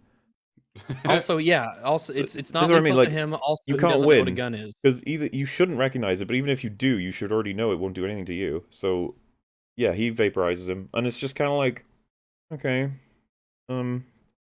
It kind of gave me Shang Tsung vibes, where like an ancient magical entity comes out of hibernation and would like suck the life force out of the nearest living thing, except for the fact that this is not how the Shazam powers work. So I've got no fucking clue why you decided to Shang Tsung that guy when it doesn't actually benefit you in any way. It seems like the writers were aware of that trope and knew that, oh, when magical people who are bad come out, they tend to kill the first thing that's near them, not realizing that when that trope is employed, normally it's because that's part of their power set rather than it just being like oh my god, he's so evil. He just melted that man. Oh my He just god. instantly killed someone. I was like, yeah, but why though? and again, Actually, you get the whole vibe of like, I get it. He's not like else. yeah, Whatever, like, he sure is bad. fine. He'll kill people. There he goes. Why Basically. wouldn't he assume that they are the ones that awoke him?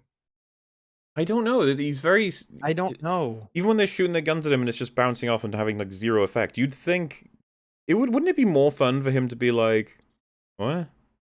Just like he has no he hasn't any concept for this. It's like, you're showering me with pieces of hard stuff that I don't know, what is this, like, is this worship? What is happening? He's not very inquisitive, I would say. He just throughout the way they do entire is he movie. seems to understand. He says like immediately, your magic is weak, and it's like, well, why would you interpret it as damage if it does 0 damage instead of anything? I don't know. Fine, I guess. He's just clicking on real fast. He knows what's going on. I guess he knows that was supposed to kill him, but didn't somehow. Sure. Well, and then a rock nearly falls on the lady, and he saves her as well. And it's like, so he's managed to discern a difference between this group of people as well. Well, yeah, he looked at their skin color. Oh, because they're all like British as well. Those mercenaries, aren't they? Or, For being someone who lived, he must. If this is before the pyramids, he must be, God, like 1, 2, 3, like 5,000 years old or something crazy like that. He's extremely accepting of different cultures and races. He also, Especially for a I guess villain. that gives him an excuse to not say the N word, though. Because that's what you really want to do if you want to show that your character is edgy. Have him say the N word, and then I'll believe you. But Rags, how would he know what the N word is? That's what I'm saying. He gets a pass. He gets the N True. word pass. But his N word pass is that he's excused for not saying it. It's not that he is allowed to. Black Adam, you see, he breaks all the rules. So then they're like, send everything backup wise. Okay, and then Black Adam just sort of walks out of the mountain. 'Cause he can. Did you say if that one soldier knew who this was, why did they even bother trying to Oh, well, like I mean, shoot him I and can stuff, understand a like, poke panicked him? guy who doesn't know what's going on calling in backup, I guess. But like the main leader man, yeah, he should probably be like, everyone stop. This person is literally like Superman. There's no point. But he didn't say anything, so I don't know. Maybe he's still trying to come across as not evil, so he couldn't give orders, even though Maybe. he gives that up pretty quick. So, so they send rockets, soldiers, tanks, helicopters, everything to attack him, and he just kills all of it to paint it black. And I thought it was cringe. I thought it was It was all cringe. Yes. All of his Very fights cringe. were cringe. You guys may Get have it? seen He's clips Black of it. Adam. You may have seen clips of And it the- online where he does the little clap, and it blows everything up. People making fun of that. It looks pretty dumb. Yeah. It's just I know that he's invincible. There's nothing they could do. He could effortlessly kill all of them, and I just am like, oh, I kind of feel bad for all these soldier guys. Like I'm not convinced that they're bad. Mhm. They're just like I don't even. It's kind of, and he's just wiping them out. I'm like, oh man, these poor guys. But oh I boy, don't think I Black agree Adam with that. sure is Fuck those cool. guys. They're attacking everybody. They Oh stole yeah, shit they from did. everybody. This is after they shot the people. And to the be fair, dog. I mean, Okay, yeah. he does That his thing, little. yeah, He yeah, floats you're- out, and then they fire rockets and machine guns and stuff. I don't know. I guess it's just like Yeah, I guess they sort. Yeah, I guess they could. Yeah, so. still, it's boring either way. It was uninteresting. I know that scene was supposed to show how incredibly cool he is, but it's just cringe. His, That clap was so goofy. Part of what makes it goofy, I found, was his expressions throughout the whole scene. They're like, He was kind of like confused. yeah, he perplexed, looks I guess. confused, curious, sometimes And yet ish. he kind of knows exactly what to do with rockets and stuff. Even Exactly. Though this is totally unfamiliar. I don't get the sense at all, and that's kind of confusing with the like, isn't this badass? With a guy who's like, huh? Okay, ooh, I'll put this here. What? Oh, there they go. Haha, you're dead. And then just, Also, he never moves this fast again in the movie. No. well, I think he does. I think he does. Yeah. A couple of times, He but there are doesn't. times Oh. where he should have and doesn't. We'll get to them as well. Yeah, you're right. Yeah. That's probably more apt. in terms of the I'm fucking exhausted of hearing Paint It Black in media. I feel bad because I like the song a lot, but it's everywhere. It is overused. Yep. Not only that, but they kind of they butcher the song in the actual edit. Oh where, yeah, like, they mix it down skip into. whole sections. Yeah. You can tell they want to get to the parts of the song. They don't care about how it like. They start it up, which everyone likes to start, and then they just skip immediately to like the explosions match. It's just like No yeah, build up. whatever. Yeah. But yeah, I just found it cringe because it's just like, oh, paint it black, get it, Black Adam, paint it black, and I'm just like, Mhm. It's film, Suicide hang Squad yourself. again. yeah. Well, it's funny. Yeah. That's what Call of like Black Ops, the series, has used a lot of songs that just have the word black in them because it's like, see, Black Ops. Because I'm pretty sure they used this for one of the trailers, this song, and it's like, see, yeah, Black Ops. You Except know- I kind of like it.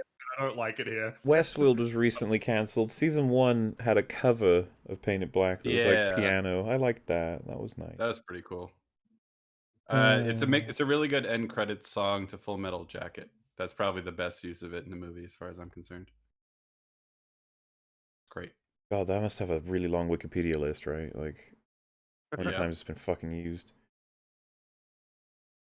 Anyway, he walks up to our Uncle Chungus and lady who are in van and have crown, and they start winding up their windows. I think that's in the trailer. This is kind of a fun joke. Yeah, that was there's a number of mildly amusing things in this movie. Mm-hmm. Mm-hmm. Okay, there you go. It's like, oh, They'll get us. They'll make you go, They like smile a little bit, but yeah. And then Uncle Chungus is like, look out!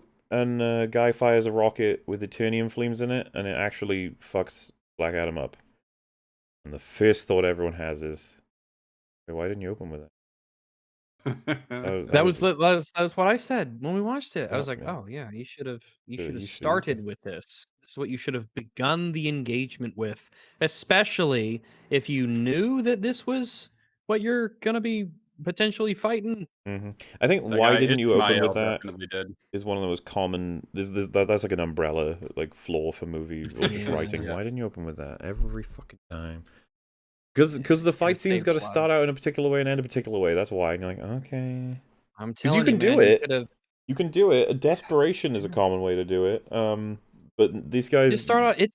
It's your rocket. It's one. super it's one bad. He's Eternium annihilate rocket. everybody. You gotta want to fucking use it. He destroyed 2 helicopters. Those things are fucking insanely expensive to When he's maintain. eating the attack normal rockets, helicopters, and you're so- just Yeah, and That's it's like, just what you've what only are got y'all one more doing? thing to even try.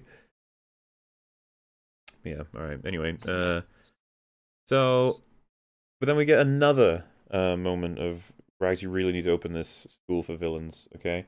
He's we have our, like, I think it's one of the British guys. He's like, bleh, I'm dying. And then evil man who was a good man, he walks up to him and he's like, I told you to make it look real, not to actually hit me, and then shoots him and kills him. So like, Because yeah, he's we literally we killing did his own it. man because he made it look too real. What a dick. It's just like, I'm just like, oh, fuck Uh, off. Like, Why? why would anyone ever work for In you? case You're a you are under any prick. illusions, just in case you're under any illusions that he wasn't evil. How do you know? It's such a trope. I'm It's not sick even of though, it. but that's the thing. They want you to come away thinking like, ooh, how evil. But I just come away thinking like, oh, he's an idiot. You're just Yeah. you're just a dumbass, and you're gonna get Mhm. stabbed in the back any day by people who don't want to put up with your shit. Ooh, it's annoying. So You know, I'll that's say who's way better. There are multiple. One of the things that's I guess I started talking about it, but one of the things I really like about Casablanca is ooh. how there are antagonistic characters that are very interesting and that you like to see that have good dialogue and behave intelligently. People who are not good, but you know that you were like, oh, like and you would watch Hmm. them, and it's like, oh man, they knew how to write. Literally, as World War II was happening, they were writing these characters, and here we are. Like, nah, just have him shoot the guy to show he's evil. That's concise. That'll save us time and talent with writing. So it's time to meet the You know, Justice you can, Society. you know, you can be evil and like still value your men as like Nope. resources that you Nope. can use. Exactly. Yeah. We see Waller. She's shown up again. She seems to be one of the unifying elements that argues that this Thanks is for an using. actual connected Thanks for series using a of movies. soft. Amazing. Thanks for using a soft. You know. She says like, "Just Society, go take down Black Adam," and it's such a like, it's whiplash enough for someone like me, but anybody who's like the average person, it's like, Justice, is that the Wonder Is that a Woman, thing? the Batman? Is yeah? What's going on here? What was yeah, it? it was so disorienting for me that I was like, wait, was the Justice League Marvel? Like it threw me off so much. We have the 'Cause- Justice, yeah, because you think they wouldn't have the Justice League and the Justice Society because that would be a funny meme, right? Yeah. They wouldn't actually do that. That would be crazy. But yeah, they You see and they do it. how it's meant to work. Sorry. As I think Meme kind of alluded to it earlier, but they do it in such a way that's like, you've had their movies already, and it's like, but I haven't had their movie. I don't. This is little, you know, like when They Guardians show up get, like we know them. yeah, the Guardians when they show up in Infinity War, it's kind of the same treatment, but like, yeah, there's like movies for them that you can watch, and that you would have. There's an implication that you probably should check them out before seeing Infinity War because it's a big ensemble movie, but yeah, with this one, it's just like, so who's in the team? And he starts like labeling them as if there's not a set team. I guess you just pick whoever you want to assemble it for whatever job you got at the time. And they're going after someone who they, from the limited information they have, is basically Superman, and they're taking well, I guess we can go through them one by one, right? So the first person is Cyclone.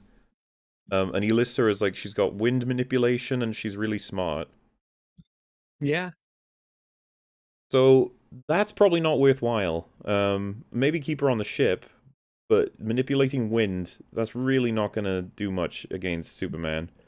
We're going to need something different. Yeah, you don't want to get her killed because Yeah, and then you're like, okay, number 2, Atom Smasher. He can grow really big. Like, yeah, again, Superman's I probably guess going to that makes annihilate him- him, though. I guess that makes him super resilient, but I guess not because he gets punched out. He gets knocked out. He gets in a punched punch out, later, and so.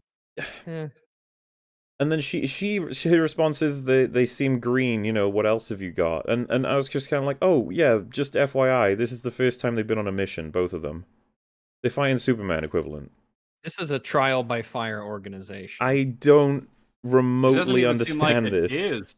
It doesn't seem like it is an organization. I don't know how they're called a society. They seem like they throw people together kind of. Yeah, a like la what was carte. so if they didn't have these That's two how- joining to be recently, fair- then is it just two of them? Would it have just been, yeah, Hawkman and Dr. Fate? That's We not live really in a justice society, and we That's were like a thrown into justice it. duo. you Yeah, know? It's like a Justice Craigslist ad, It's a Pretty buddy much. cop movie.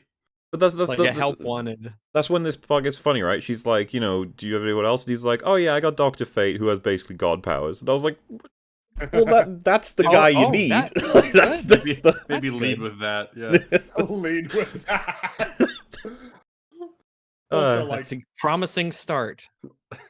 And then they don't give you a rundown of Hawkman's powers because he's like the leader, I guess. And it would be they couldn't find a way to get that in without they'll just show you it. Well, I suppose we can talk about that a little bit later. But yeah, you see Pierce Brosnan, and he's got his little helmet, and he touches it, and then he sees a bunch of visions, like do do do do do explosion and Hawkman yelling.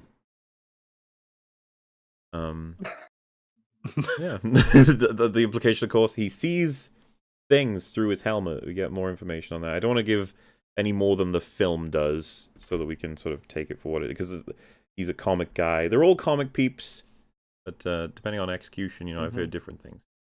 So yeah, they say we're heading to Kandak to apprehend and contain a Class A rogue metahuman. I guess that would mean more if this was like a thing that had happened before and stuff, but it's whatever. It's just dialogue we're gonna get to kind of move us through, because yeah, we're trying to run a Suicide Squad movie kind of at the same time as a origin movie. Because it kind of feels that way with Waller being in charge of it too. which Yeah. strikes me as really odd, considering that Hawkman is like your super like altruistic paragon, Yeah. and Waller like killed a bunch of her own people. Remember? Yeah. Yeah, Like, she it's remember done a she's a lot. I mean, terrible, remember, horrible she- murderer. She wanted the Suicide Squad to abandon that country, to be destroyed by Starro. Yeah. Why are they trying to make her like Nick Fury? I when don't. she's, like, I honestly thought it was Nick because Fury- shifty Nick one. Fury- God it's damn because it. they asked Well, her the and thing she is, like- agreed, and they were like, "Sweet, Yeah, we pretty combined the much. films a bit better if And you that's come the in." thing that combined it. But the thing is, like, Nick Fury is obviously to some level duplicitous, but like Waller is pretty callous. She's a horrible person. not- She's Yes. evil. Why Yeah.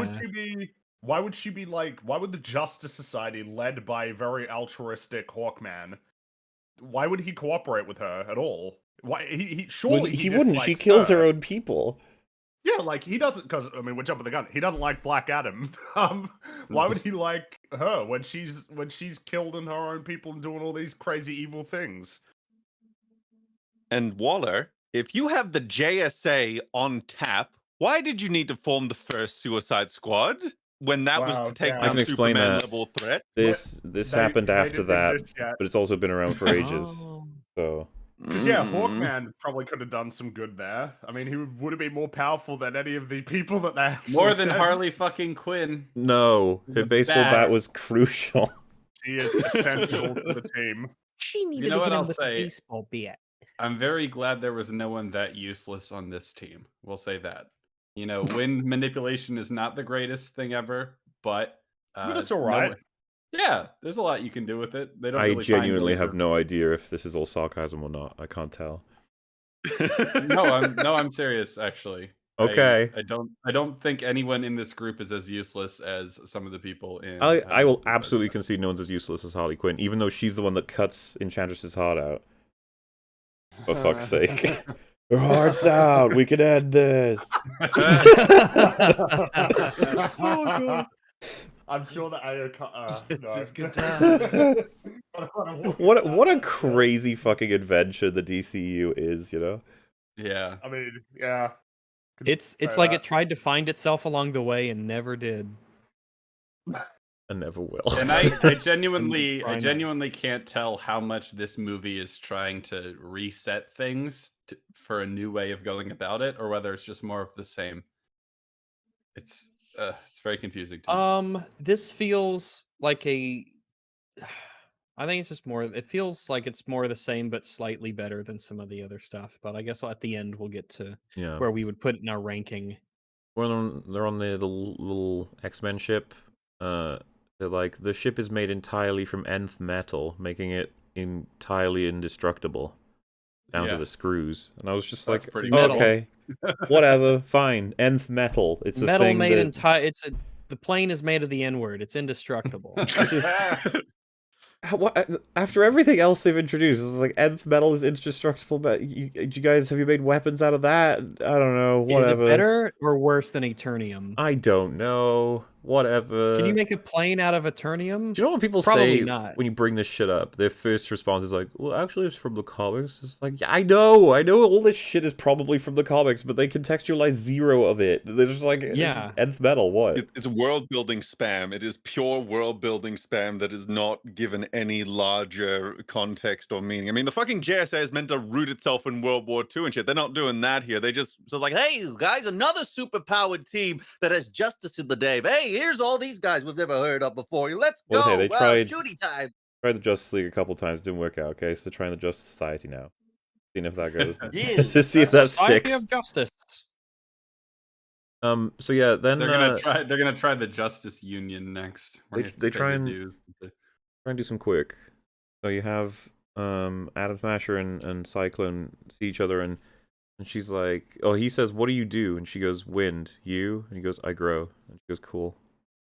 And I was just like, what? Neither of those answers would be satisfying at all. Wind? What the fuck does that mean? And then I grow. do Turn into wind? What do you mean you You are- grow? The atomic farts? What are you talking about here? Like, He's a grower, not a shower. Okay. you want it? They want it to be like, oh fuck! I want to say, what is the movie that there's another movie? It could be Marvel that do that. Where like heroes. For a second there, I thought I was Is it thinking the of. like, what's your power? I'm rich. Is that what you're thinking of? I don't think it was that. I could have sworn it's a Marvel one. I'll keep an eye on chat to see if they have it. But I could have sworn there was like a. I'm also thinking of No Way Home, where they say like, "Oh, I fell into a thing and became a thing," and it's like, "I fell into a different thing and became a thing," and it's like, "Wow, don't fall into stuff, huh?" Just like that kind of conversation. It feels like they're trying to do it here. Oh, in Avengers, yeah, it says he's fast, she's weird. That's a good line though.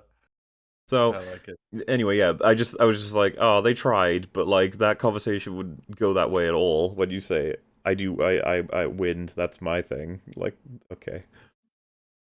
That's your fetish. Hmm. I like that he has to eat a lot and he's hungry. Ask him where the snacks are. You like Did you that? like I that when like- they did it I with the like the- Flash? I like the idea Well, that he's he like- has to eat a lot. Yeah. However, I don't like the fact that if that's his like a requirement for him to keep his energy up, and he asks if there is snacks on the plane going to the mission, he Yeah, like like he is should it's say, "I need Yeah. snacks on this plane." I'm It's yeah, just he serious. people probably like, breaks some. "Ugh." You're right. Well, because yeah, it's set up and paid off. It's a quick joke. He wants food. He likes food, and then later on, he's got like a bucket of chicken, and Dr. Fate zaps it out of existence. Like, oh, you with your food. It's like he probably should eat the chicken. Well, though. that's the thing, right? Because he's like, well, wait, does he need it? Whatever. Yeah. You would think there'd be like a compartment on his costume that was like, oh, here's like a specially made protein bar that has all the things you need going into battle or something. It's 'cause made that- out of that seems nth like it's pretty metal. It's important. basically Ugh. all the Nth metal protein you could protein ever bar. want. Yeah. So, we go back to The Rock. He wakes up and zaps, like, burns the head off a picture of Superman, which feels pretty deliberate. I'm not exactly sure Oh, what's God. going on, you know.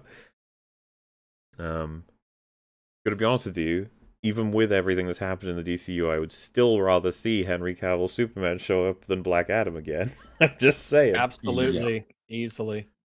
And then he heals himself. He's got a little mark from the Eternium blast, and he heals it in this exact same way that Iron Man heals himself at the end of Infinity War, if you remember, where it's almost like the same area too.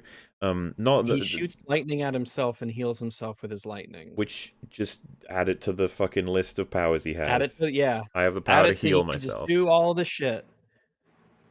It's like they wanted it to be kryptonite for him, but also he can just heal his own wounds from it easily. So it kind yeah, of it's kind of like, all right, I guess. okay, sure. So he looks in the mirror. He's like, whoa. And then the kid is like, did you really not have mirrors back then? I guess a lot does change in 5,000 years. And it was weird because when you know the full context of the movie, it's fair to assume Black Adam, whatever, he never would have seen himself that way Has because he never seen a reflection in the mirror? No, wait, He had so- water. I'm getting there. Water, So like I was about to say, yeah. he would have been Black Adam, so to speak, for very little amount of time before going into prison. Yeah, maybe like a day. So you may not have seen any reflections of it, right? But the thing is, I'm not sure sometimes with this movie because the dialogue's not so great, where it's like, wait, did they think there were no reflections 5,000 years ago, or are they just trying to make the kid say that because he doesn't understand what's meaningful happening here? I assume. I don't know. I don't know if I'd give him that much credit. That's what I mean. I can't tell. We've said this before. When you can interpret dialogue, when something's really well written, we're like, oh, that's deliberate. I'm sure of it. But when you deal with something that's this flumpy, you're like, Must be, yeah. That's probably an know. accident. Yeah. Well, and that's the awkward thing. I feel like when the writer wrote that, someone might have been like, you know that there's many ways to have reflections, right? And they might be like, Yeah, oh, like- fuck, yeah, right, sorry, yeah. And they scribble it out, and you're like, oh, God. But then he's like, my home is gone. Because he looks outside, and it's all different. Yeah, and then we cut over to the other room, because he's currently in the lady's house, sleeping. And she and Uncle Chungus are just sort of doing some stuff, and she's looking for the crown. She's like, oh God, where is it? And she looks over at him, and Uncleman is wearing it. And I legit was, for like, wait, I thought that was like the... So he's invincible now, right? Yeah, is Like, that, he put what are the crown on rules? and- And then she says, you know it's cursed by demons, right? And then I was like, I don't give well, a fuck, wait, I'm so invincible, bitch. why... Did nobody say anything about the nature of wearing the ancient evil demon crown? Like, you just... No. Why the fuck would you casually put that on? That's... And doesn't the villain in the end just put it on? He doesn't do anything No, special, does he? no, He just no, Oh, puts he it- has to taste the bark. You have to not only... Yeah, you have to die, too, Oh, you while have to holding it, save you know? the So it's thing. the whole thing. Okay, never mind. Never mind. I Sorry. just... It's still worth highlighting that any normal person would probably be like, I'm probably not... Knowing everything I know about this crown, probably not going to put it on. Probably not. Yeah. But then, and this is the thing, when people said they got some smirks out of this movie, I think I had a decent tally. I'm gonna keep trying to point them out, but she's Yeah, reading the crown. think She so. says, the only path to death is life. And then it just pans over to Uncle Chungus and he goes, no shit. And I thought that was funny. Yeah. Just Would like, be my first reaction. it's I rare hope this that... isn't all the wisdom of the ages. Yeah, has that's to what offer us. it's rare that you'll read something that does kind of sound like it would maybe come off a transcribed thing and then just be like, yeah, obviously. Like, who wrote that? Fucking idiot. You That's know? ancient Kandakian wisdom. Like, yeah, sure, Aristophanes could calculate the size of the Earth within 10% accuracy thousands and thousands of years ago. That's fine. It's not very impressive. Have you heard of the old Kandakian parable, or the old saying that, you know, you need to live to die? Ah. It's a deep. That's a makes you. It makes you think. That's what I'll say. It makes you This is think. a movie for thinking people. Ooh. This is the movie for thinking people, like Rings of Power. It's the show for. So, kid says Kondak needs a hero. The Justice League don't do shit. And then he's like, I'm no hero. And then he's like, but you're our only hope. And then he just walks off and bursts through the wall. It's just, I don't even know what you're supposed to conclude from that. Because He's rude. not to always suck the dick of Civil War, but when you have Vision walking through the wall and they're like, dude, you know, you're not supposed to do that. Bad custom. Knock on the door. And he goes, yeah, well, the door was open, so I figured. Okay, anyway, it's just like, that's a fun little thing that he has already been told to not come through the walls just because he can. It's rude. But that he would be like, if the door's open, then surely I can walk through the walls. Like, it's just like a little bit, okay. With Black Adam, it's like, why did you do that? Why did you just destroy everything? Why wouldn't he do it by going outside? Why would he go to a different room, you know? And if he's going to go to a different room, why not just use a fucking door? Well, And he doesn't just do that. He also starts pushing the table along with his thigh like he's a fucking video And- game character. That's pretty. He spent the vast majority of his life, like the vast majority of his life, as a regular dude who had to go through doors and couldn't walk through walls. Exactly. But he was Mhm. superhero Yes. for one day, well, superpowered for one day, and now he just doesn't understand. Wait, this is a solid matter before me. I can't. Why would Yeah, he you're right. They assume treat it like he's an alien, like he doesn't understand how walls work. Is this a he's a- door I when see he- before when me? he's actually, he's a human being. Like He lived. Yeah, sure. Essentially, He lived a yeah. long time ago, but he's a human being. I think that's a big failing of this movie is Black Adam is this guy from 5,000 years ago, but he in virtually no way does he play that part because Yes. it's The Rock and he's playing The Rock. He's not playing some person who's, out of time, who doesn't doesn't speak the language, doesn't know the customs, is, bigoted in his own ways because he's from a different time, and who he thinks certain ways, who thinks that everything is magic and has to come to grasp with all of the stuff around him. It's a huge missed opportunity that just it never happened. We never got that. Yes. When he Quick walks He's just some in, guy. Quick question before we move on. I just want to go back to the kid talking about how the Justice League or the Justice Society, I can't remember which, like both. they don't do shit. They don't help the people here. And it's like, but he has all their merch and he's super into superheroes, but he feels abandoned by them. It's like, Doesn't which feel is quite it? right, does it? No, it doesn't. Especially how like annoyingly political this kid is. Yeah, Like, you'd I don't think he think- would like them. Yeah, what would have happened is the mum would have shat on them all the time, and he would have been completely convinced that they're not actually good people, that they just do it for the fame, they do it for where it's convenient for them. He wouldn't be worshipping But they really them. want him to be a kid who's into superheroes. Yeah, they needed that for many reasons. Many stupid reasons. So when he walks into the next room, he sees Clint Eastwood doing cowboy stuff, and he watches it for literally like a couple of seconds, and then he like draws his pistolero, and so then he zaps the TV. And I'm so lost, because I'm like, why would he understand anything about any of that? Wouldn't he just be like, what is that? Like, looks like a guy, but it's on like a screen. Or, well, he wouldn't even, you know what I mean? They completely skip all of it, and he's just like, zap. And then I think he says like the wizards or something. He assumes it's Yeah. wizards. And it's just like, Yes. what are we doing? There was a little tiny wizard in that box, and he was going to shoot me, so I had to destroy him. And like, Did Teth keep- Adam have a disability before he became Black Adam? and you got to Oh, keep no. that in mind, right? Because they're gonna pay it off soon enough, and it's gonna be so great when they pay it off. Him seeing that little thing on the TV. Oh, good. So good. So then they start having a chat, and he's like, "Those men in the tomb, they were your enemies?" He goes, "Yes." And he goes, "Then your enemies are vanquished, condemned to the eternal sleep of the damned." Like, what the? What is this? What? Isn't he supposed to be a normal guy? Like, what? Why? No, he is alien. This reminds me. It Because feels everyone was like alien No, this 5,000 is- years ago. This is approachable edginess. This is how you can be brooding and slightly edgy without being really any of those things. I was legit starting to get confused because I was like, he really doesn't feel like he's from Earth. Like, that's the idea. No. But okay. And then the kid is like, we still have loads of enemies, and they have all kinds of amazing weapons with Eternium, while we just have my mum. And then like I think the movie thought that was very funny. I thought it was fine. Kind of weird. It is weird that your resistance movement is just your mom. Like, that's Yeah, She's doing it. It's a She's little doing her odd. best. All right. she's doing her Yeah. best. Yeah.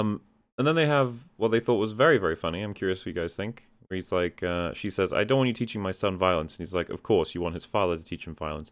And then they're like, the uncle is the father, and he's like, "No, whoa, that was gross. No, I was." And he's like, "So who do you want him to teach violence?" And then he's like, "Yeah, Mom, who do you want me to teach me violence?" And then she says, "Nobody. I want a champion to free us." So like, I think they thought that was funny, the whole teach me violence thing. But then it gets really confusing at the end because she's like, "I don't want any violence. I just want you to free us from our oppressors." It's like, Using how, that with an You- excellent. We're gonna teach you to be a very strong debater. You're gonna be. You're gonna be the A Dalai master Lama. of debating, if you will. Yes. But like, I was Yeah, legit a you little can be. confused because I was like, I mean, this lady is surely, mature enough to know that you're gonna need some violence to do this. Yeah, she No. didn't seem too broken up about any of the people he killed already. But simultaneously, she'll argue that we don't need to do it with violence or something. It's like, okay, strange. Yeah, you. odd. The only thing I liked about that little exchange was the like, oh no, I understand. You want his father to teach him violence. That was kind of funny. That felt like something maybe a So- person from a long time ago would say. Like, oh, I Yeah. understand. You don't want to be the one to do what his father. Yeah, will because be you're the doing. woman. It's his Yeah. father's duty to. Misogyny. That's about Women as can It do better violence be. they too. got to like an old-fashioned worldview out of this character. With that scene, it was. I think that was like one of the moments where I was just like, "What is the fucking dialogue in this film? What It's is really what awkward. Really I don't think it's drafty. consistent because I like rough. some of the lines and I don't like some of the lines, and some of the lines I'm like, what the fuck is that even doing there? Like, it's a weird collection to me, Mm-hmm. which is usually like a bad result overall, of course, but I still want to try and compliment where I can. Yeah. So he leaves because he's like, I'm out, I'm not doing this, and the kid is like, but wait, and they show that the kid catches up to him by going through like a secret exit in his room. So they're in like an apartment building, and the kid has a little like thing that he can He has sort of climb into like a shelf, but it's yeah. a fake shelf that hides essentially. It's like a laundry chute or something that he Puts him jumps into the into. vents, and then he can get out into the sort of Yeah. main area through it. It's like, I guess it's not a bad Interesting thing to architecture. have in case Yeah. something really bad happened to you. I guess it's just kind of strange. Yeah, he's like, come on, be a hero. Also, you should have a catchphrase. Says you should say, tell them the man in black sent you when you kill people. It would be really cool. And then he says, I don't waste words on the dead, which is probably exactly how he should have felt throughout the whole movie. Actually, that Yes. line. But he changes his But he mind. doesn't stick to that. No, and it's dumb. It would be very strange if he, like, on a whim, decided all of a sudden that catchphrase was really cool. Like, that would be a very strange thing to happen, I think. It would be. It's a good thing the film doesn't do that, right? No. And then there's a line from the kid that I was genuinely like, what the fuck? Adam's like kind of looking out the window, and then he goes, everyone you've ever known is dead. What else are you gonna do? And I was just like, what? Wow. You've really resorted to sorry. that? You're like, well, you know, if you really don't believe in the cause, you don't care about us, you don't want a free hot dog, can you at least agree that this is something for you to do? It's like, okay. No. I mean, that argument is pretty much good for anything. It's like, I may as well just take over hot dog. There's something to do. Yeah, so I don't know, it was weird. And then he just smashes through the wall and starts heading toward a statue. Cut back to the Justice Society. And Pierce Brosnan is like, Waller's file leaves a lot to be desired. A day ago, this guy was just a myth. And Hawkman is like, he's a bad man, Kent. What more do you need to know? Which is really not reassuring to hear, by the way. No, from the Justice Society. I was like, wow, guys. That's not a good start. So do you think maybe Yeah. Waller's not telling us everything? I don't know. She seems pretty trustworthy. Yeah, I've only known her to be trustworthy. There's no, yeah. Yeah. And then Kent says, "Yeah, when you've seen as many futures as I have, you cease to believe in absolutes." I was just like, "Well, you haven't got anything. You've got this is a guy from 5,000 years ago that's been reawakened and is like a nuke waiting to happen. So that's it. What do you even make of that? You don't even know anything." And the information they have is that he destroyed the city. So that's what they're working with. But it's just like, well, you're probably gonna need to talk to him, I guess. We'll talk more about that soon. Yeah, he says, I missed having you around to spout cryptic shit like that. Which I'm not actually clear exactly on what he thought was cryptic. Yeah, not on When his you've end. seen as many futures as I have, you cease to believe in absolutes. And if he's describing Pretty that as straightforward, cryptic, I really. feel like that's not very cryptic. Yeah. Just be like, yeah, a lot of stuff happens, a lot of stuff changes, you know. It's like, do you need me to? I could go even more granular if you need it understood. Yeah, and then he says, I've missed having you around to ignore all my advice. It's a bad plan. There's better a bad plan than no plan. And Rags, I don't know I how I think feel you about pause that. on that because yeah, I think that's worth pausing on. It's like better a bad plan than no plan. Is that I mean, true? we should just charge straight at the enemy across this empty field with no cover when they have machine gun emplacements and we have no armor. Well, it's I better mean, than a just bad standing plan's better here than and no doing plan. nothing. Yeah. Better than just not doing that. Well, because the problem is that, you know, let's say I do have a selection of weapons that I can attack a bear with because he's coming right at me. Is a bad plan picking like the shitty weapon, and then no plan is just standing there? Is that how that would sort of shake out? In which case, I guess the bad plan is better. But then a bad plan could be that I grab a weapon and shoot myself in the face, and the no plan That's is a bad standing there. plan. Better So, than no Yeah. plan. And For that's what I instance, mean. for Bad me, plan can be survival so many. strategy. Yeah. So I don't know. Yeah, as lines go, that was just like a bad plan, but I don't know, man. All right, You didn't think about that very hard when you wrote it, did you? it doesn't. Yeah. And then Pierce Brosnan's like, perhaps we could have a third option. If only there were one. And then we see Cyclone and Atom Smasher hanging out again, and Atom Smasher's gonna pick up Dr. Fate's helmet, and then she goes, I wouldn't touch that if I were you. The helmet is from another planet. It chooses who is allowed to like touch it, who's worthy or whatever, and it's millions of years old, and Kent is literally possessed when he puts it on. And it's clearly their way of trying to bum rush fucking exposition for who Dr. Fate is or how he got to that point. But the first thing you think is, why the hell is the helmet just sitting there? If it's that, and then the guy's like, "What happens if I touch it?" And she says, "You'll experience soul-crushing terror." At least that's what like Kent has expressed. So then he was like, "Oh, someone should probably put a towel on it." And it's like, Yeah. yeah, Yeah. Yeah. Yeah. Well, what the hell? I don't know. It's At least just, I mean, the I mean, sticky they, note saying "Do not I mean, touch." the man's got some ideas. That's He all does. I'm saying. He He's got does. some ideas. He's got some ideas.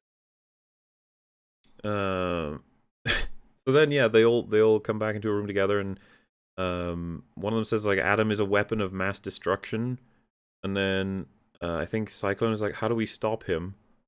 And Pierce Brosnan is like, if we can get him to say the word Shazam, and then have him sleep off a few thousand years, maybe we can negotiate the terms of his existence. And I was just like, slow down. The only way you can think of defeating him is making him say a word. What if he doesn't? Yeah. Do you Well, have they'll like hold some- him down and make his mouth make the movement while he's screaming. Just like start trying to contort it Do we around. trick the wizards by using a ventriloquist?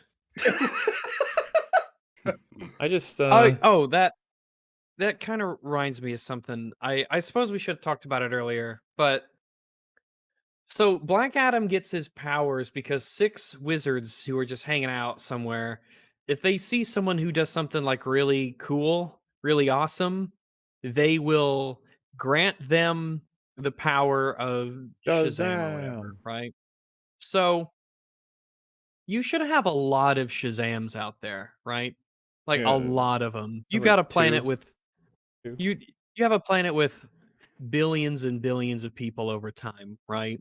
And if like think about all the crazy think about World War II. If How many Shazams would have been created in World War II? How many people went through incredible, daring, brave, rescue missions and, courageous acts of sacrifice to, fulfill a mission and to save the world? And do the wizards give it regardless of the side? So if you have some plucky chum in the Wehrmacht, right?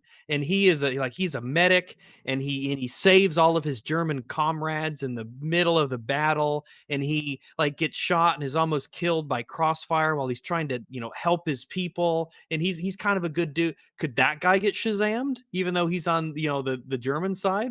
Like there's a lot of questions that I have regarding Why- the who is given the power of Shazam. this is a pretty obvious question, but like, why didn't they actually get Shazam to like help them? Oh, dude, all of them. All of the characters. Where are Because they? They not didn't account for them only- at all. They didn't even do the Well, thing and of they're remember- off-world, they're busy. They didn't do that. They just Not didn't. only is their Shazam, like Zachary Levi is Shazam, but he's also his whole family is Shazam too. They have the same. They were doing emblem a on their their chest. Like, Shazam 2. they're the Shazam 2 is same- happening at the exact same time. They have the same powers. Like, and he's interacted with the wizard. Like, why isn't he? Why didn't you get him? to Shazam help? 2 is happening at the exact same time. They can't do it. Shazoom. Maybe it is. Shazumbo. Who knows? It's just Shazimbo. I'm sure don't we'll think get- about it. Just Yeah, don't think we'll about get it. more on that as time. This is a very cohesive universe. I don't know why you'd think they wouldn't account for that. Well, fair. I mean, who knows if they're even going to have those characters interact? It seems like they want to set up Black Adam versus Superman rather than his arch nemesis. The second half of what Pierce Brosnan said, that whole we'll make him sleep off a few thousand years and then negotiate the terms of his existence. What a strange, like, intention. Why wouldn't you just talk to him now? Yeah. What's this whole, like, make him sleep it off for 1,000... Like, he's already been sleeping for thousands... whatever. I don't know, man. It's just strange. They all seem so confident about this. Like, we'll just make him say the word, this literal walking WMD. It'll be fine. Yeah, he'll want to give up his powers. So anyway... Well, I don't even know how exactly we're going to go about explaining the issue here, because it's a little bit complicated. The kid is, like, annoyed that Black Adam isn't going to liberate Kahndaq. He's busy having a look at the statue. So the kid pisses off one of the guards, hoping the guard will beat him up so that Black Adam will kill him. I don't know how to feel about this. We need to have a discussion about morality. Complicated. We I need don't to have understand. I have mixed feelings. I Thi- don't know about this. This is really this is a weird one, guys. To This is really strange. I'm not sure. How do you start? Yeah, that's what I mean. The Like, idea that like that's just a thing that you do. Like I understand that these are like the bad guys, but are all of them bad? Are they like what's the political situation going on here? You know, like what's happening in this world right now? What's sort of the state of things? Because it's just really weird. Um um the idea that a kid can essentially sick his dog, right? His invincible superhero on people and just have them get killed without even a chance of fighting back. And that it's done so it's done without any kind of commentary. Like no one comments on this. No one. It's not held against him. It's if anything, it's like, oh yeah, the kid's having a moment. He's fighting back. It's like it's like people are getting killed, and don't know about this one. I think there Don't are know. ways to execute it that are a little bit cleaner. Including but not limited to, the kid is running after Black Adam and then bumps into one of the guards. And the guards, like, beat him up for it just because they find him annoying. And then Black Adam's like, what the fuck are you doing? And then they could be like, who the hell are you? And then, you know, because, like, Black Adam waits for them to attack him first. So that the film is, like, clearly trying sort of that. But, like I said, it felt weird to me that the kid recognized, like, the only way I can get Black Adam to start, you know, liberating Kahndaq is to piss off my captors so that they attack me, and then hopefully he'll kill them. There's just something about that doesn't feel quite right, but you know, sure, it's what starts the avalanche in a sense. Because that's the thing. If we saw more of them being super cruel, which they already are, it's just that the series of events being cleaner as a start would be more comfortable. That's all. He's because the kid is just like, I'm gonna go and get these guys killed if I can just piss them off enough, which feels strange, especially because the kid is like super obsessed with Paragon type heroes. Yeah. Which, as we know, you know, the Hawkman representing that side in this probably wouldn't say what the kid does there is a cool thing to do. Like I said, No, probably not. Could have been cleaner. Just felt awkward. So yeah, Adam pretty much kills them all. Turns up and he's like, "Pachow, pachow, pachow," and then they all unload their like machine guns into him, but they run out, or at least one guy does, and then they all start setting up to do a Mexican standoff, and it's incredibly bizarre. Yeah. Weird. Is it just because of the thing he saw on TV? Yeah, I think so. I think think that's that the was the idea. setup, and this is the payoff. But it doesn't make any sense. Make any sense whatsoever? Yeah. So if you empty your entire rifle into Superman, and then you don't draw and fire your pistol, which is one thing, you threaten to, you imply to, you set up the Mexican standoff, as if to say, hopefully I can get my shot off before you do anything to me, Superman. Which is As like, if what? the shot's gonna do anything, you know? As if the bullet's not just gonna bounce off his forehead. Yeah, and you know, the obvious thing when you count immediately is like, but it's really fun. Like, Not really. No. I don't know. Is Which this are still fun diff- when you like it requires all of the characters to go brain dead for a second? Like nobody's decisions here make any sense. I would say that saps the fun out I of think it it. saps the fun out a little. Yeah. It's just, oh, this is a reference to a thing that is good, except that none of the context allows for it to work in the way it did in the thing that you like. So it's just here. Remember that? You remember that movie? Yeah, and then kills them all, and it's like, yep, Yep. Yeah, wasn't that's what yeah, would that's yeah, what would that's happen. what's gonna Yeah. happen.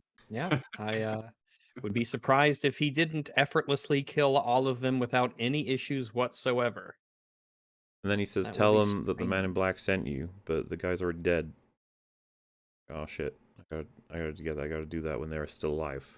He's not an alien. That's what I mean.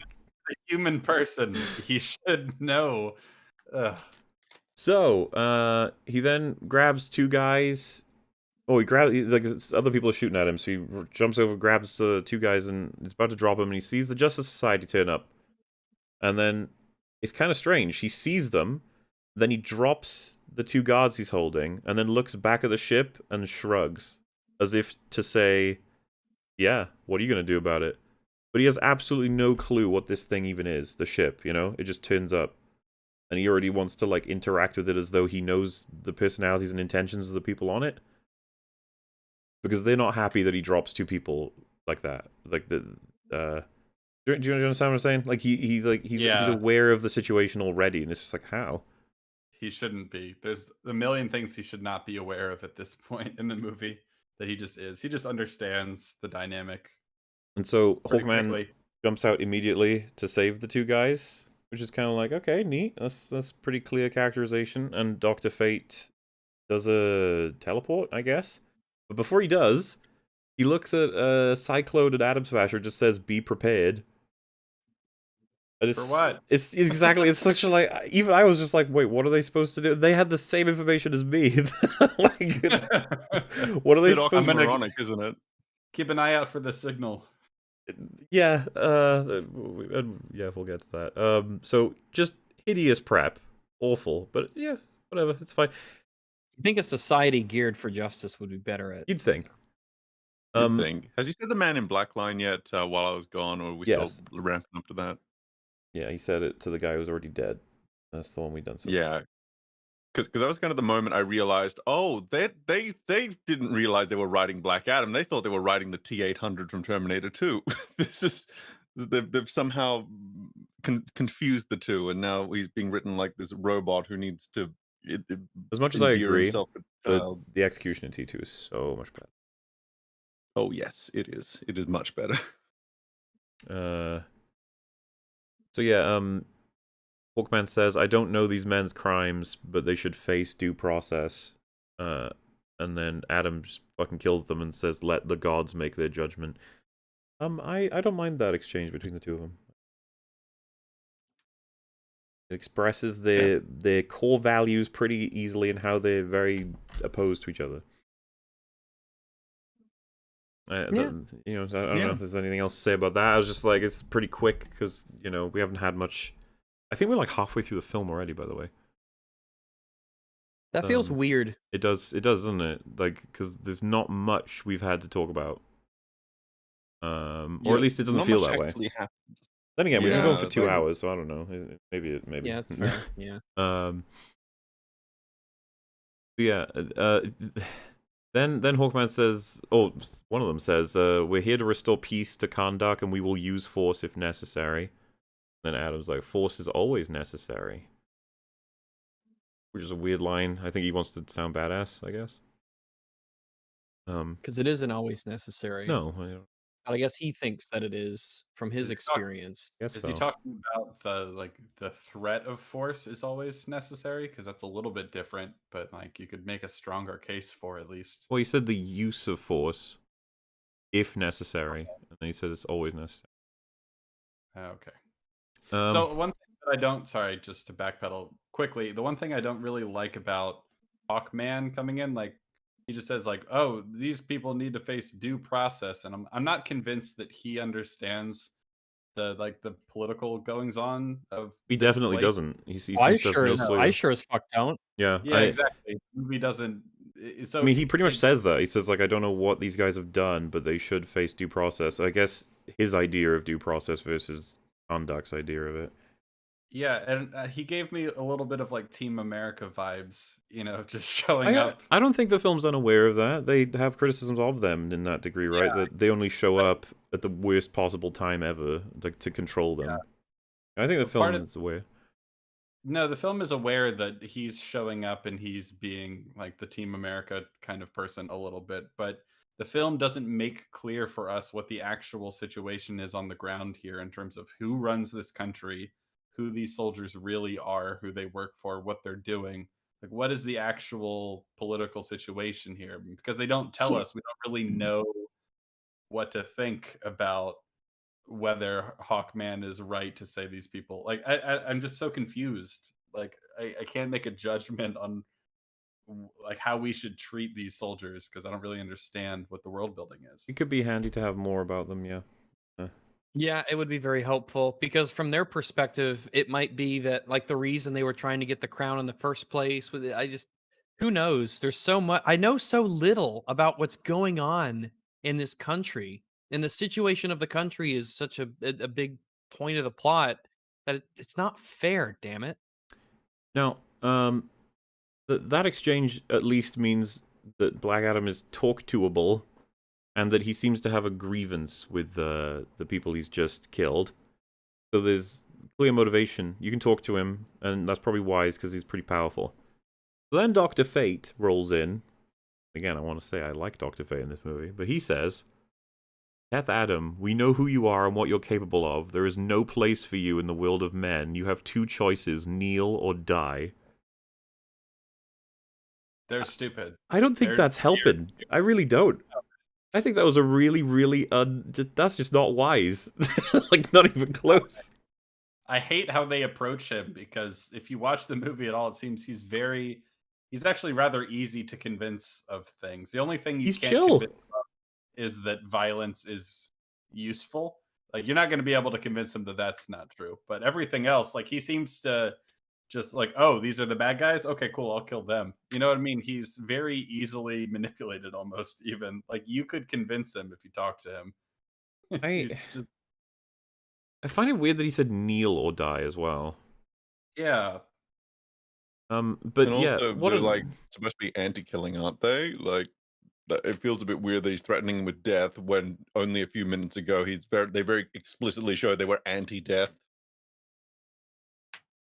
I don't think it matches even slightly, that whole No. line. It's all like, wait, what? Dr. Fate comes across as like, oh, he's the smart one. He's going to be the one that has the most mature things to say about the situation as well as the most wise. And he just walks into this situation and just says, I'm going to kill you if you don't fucking obey me. Like, okay. Comes across as a weird evil tyrant for some reason. Yeah, And that's and said there is no place for you in the world of men. Like, why would you say that? Like, what? Yeah, that's something that really, really annoyed me about the film. I have no idea why they think they can't make a hero out of this guy. Or like someone who's useful to their cause. I have no idea why they just assume that's impossible from the start. And then antagonize and remember, fucking Dr. Fate is the one that said there are no absolutes. Yeah, yeah. I don't understand. So, No. and I'm not going to entertain, like, oh, he did it because it's not something he actually believes in, but it facilitates the future he needed to have facilitated, or some shit like that. You know, it comes off to me like, because they mention that he's possessed when he's wearing the helmet, yet that aspect doesn't actually come up too much in the film. So that feels like that might have been a larger part of the script at some stage. I was and going to that's bring like that up. shrapnel from that I idea. get that impression. I So, totally get that yeah. impression that they Uh, changed well, their mind Like on that. the I helmet. was what are we going to talking about have now? I had several to- praises for Dr. Fate, but one of the big criticisms, I think, is to have told me that he is possessed whenever he puts that helmet on. You cannot show me him taking it on and putting it off casually all the time. Can't do Well, that. the thing is, now me might be able to help me out with this. As I understand it, the whole idea with Dr. Fate is that, like, yeah, essentially when he puts on the helmet, there's like a different, you could almost say, persona that is involved there. and there's kind of Yeah, there's like a competing god living in there personas. or something, I think. Yeah, and they have like competing interests at times, so it's like two entities that occasionally cooperate and occasionally clash with one another. That's not very present here. I still like it, but it seems like it might have been something that they had, but then they changed their mind in reshoots. Because I imagine it's pretty easy to Well, yeah, change 'cause that kind of thing in a reshoot. if that were Hmm. the case, we could stack some references. Unfortunately, it's not really complete because him No. saying there are no absolutes, and and maybe we need more information on this guy. To then, when he's Dr. Fate, say kneel or die. That is like, oh, so that is a big difference there. Okay, cool. And Almost diametrically opposed. yeah, in their but they approach. don't play into that really at all. Like when he says, I will crush his mind or something like that in reference to interrogating somebody as Dr. Fate. It's like, that sounds a bit more aggressive than Pierce Brosnan ever sounds in those scenes. So maybe you're right. Maybe that was an idea they had at some point and it got dropped. I don't know why they would have dropped it. That would have been really cool. It also, Yeah, It it's would have like been one of the cool, really but cool it parts would make about you. him. It would have been cool, but it would make you question why he's along for this mission. If he's Yeah. Well, he maybe, works for but the it might Lords of just be- Order, right? Well- So this would be about fight. And This would be there's- about working for order. I yeah, think. Adam's like a WMD, so it makes some sense. Well, Yeah, like- Yeah. okay, Well, no, that's because crazy. I disagree. I think because Dr. Fate's approach, if we're to believe that possessed Dr. Fate with the helmet on is going to come in and see Black Adam and say, kneel before me or die, that's not actually going to help your mission. That's That's not fair. a good strategy. Yeah. So you might be, Yeah. if you're putting this team together, go, this guy, he's got God powers, which is really cool, but he's a very different and very aggressive person when he puts the mask on, and we don't really have a way of controlling that. So maybe he shouldn't be on the team. That is actually. honestly something that it's so casually mentioned, like he gets possessed, but it's just like, is that a problem? Is that something to worry Is that about? good? Like, it could be. Possessed by what? Possessed by something that can understand people and humans? Huge missed opportunity here. What a shame. That could have been really interesting. Especially if he had almost like another voice that was in his head while he was doing his stuff, or he would you just don't do much with it. And as much as I really want to like the character's aesthetics are so cool and Pierce Brosnan's awesome, but a lot of missed opportunities here to really make him something great. Well, and like I Probably said, should have had his own movie. Really, Yeah, I Yeah. would would have have been a Dr. absolutely Fate movie. watched the Doctor. Yeah, I would have done that. I would have way preferred that. Oh, for sure. Personally. so the fight begins, and he's like, Fate, give me a distraction, and he does cool spellcasty things and makes Black Adam see Kahndaq as it originally was to distract him. And they do something, I think, first of all, that's a power that I understand. It's pretty straightforward. It probably has a level of maintenance that's going to draw power. And then they do a little cool thing of, I think, Adam looks off in the distance and he sees like a bird. And then it comes closer and closer and bigger, and it's Hawkman, Hawkman, and he punches him. It's like, oh, that's kind of neat. I like that. Mm-hmm. The thing is, he punches him through a series of buildings, and oh my god, Yeah. the Man of Steel Oh, flashbacks no. immediately. I was like, "Yay." Mm, And the thing about it is, why does this happen so much? It's like, of all the characters to have do that, you chose Hawkman. why he would be the least he wouldn't do it. You wouldn't. Stop. Do it, no. You can't tell me that he is Or- a paragon of justice and virtue and then have him do that. It doesn't If you work. have him do it, then you have to have him go, oh fuck, React to it. oh no, is everyone okay? Oh, the building was cleared, guys. There was no one in the buildings, guys. It's abandoned. Yeah, just have Definitely Anderson abandoned. Cooper come on the TV and say, actually, it's abandoned at night, so don't worry It's about totally chill. ADR in later. Yeah. What? But yeah, they're outright trying to fucking kill him, and they have the kneel or die line. And I'm just like, you guys really, you're not even gonna try to talk to him. Okie dokie. Go ahead, I guess. And then we see our humans who are annoying, and the lady is like, Amon, where are you going? And I don't know if it was ADR, but there's a couple of lines much later in the film that are delivered this way, and oh my god, it's some of the worst lines. He goes, "You help him." Like, oh. Yeah, the delivery is consistently awful. Why? Yeah. Why couldn't you have him? You could get an Yes. adult to do a better. Get the voice of fucking Lisa Simpson. There's people like that where they could do kids' Yeah, voices. yeah. Jesus.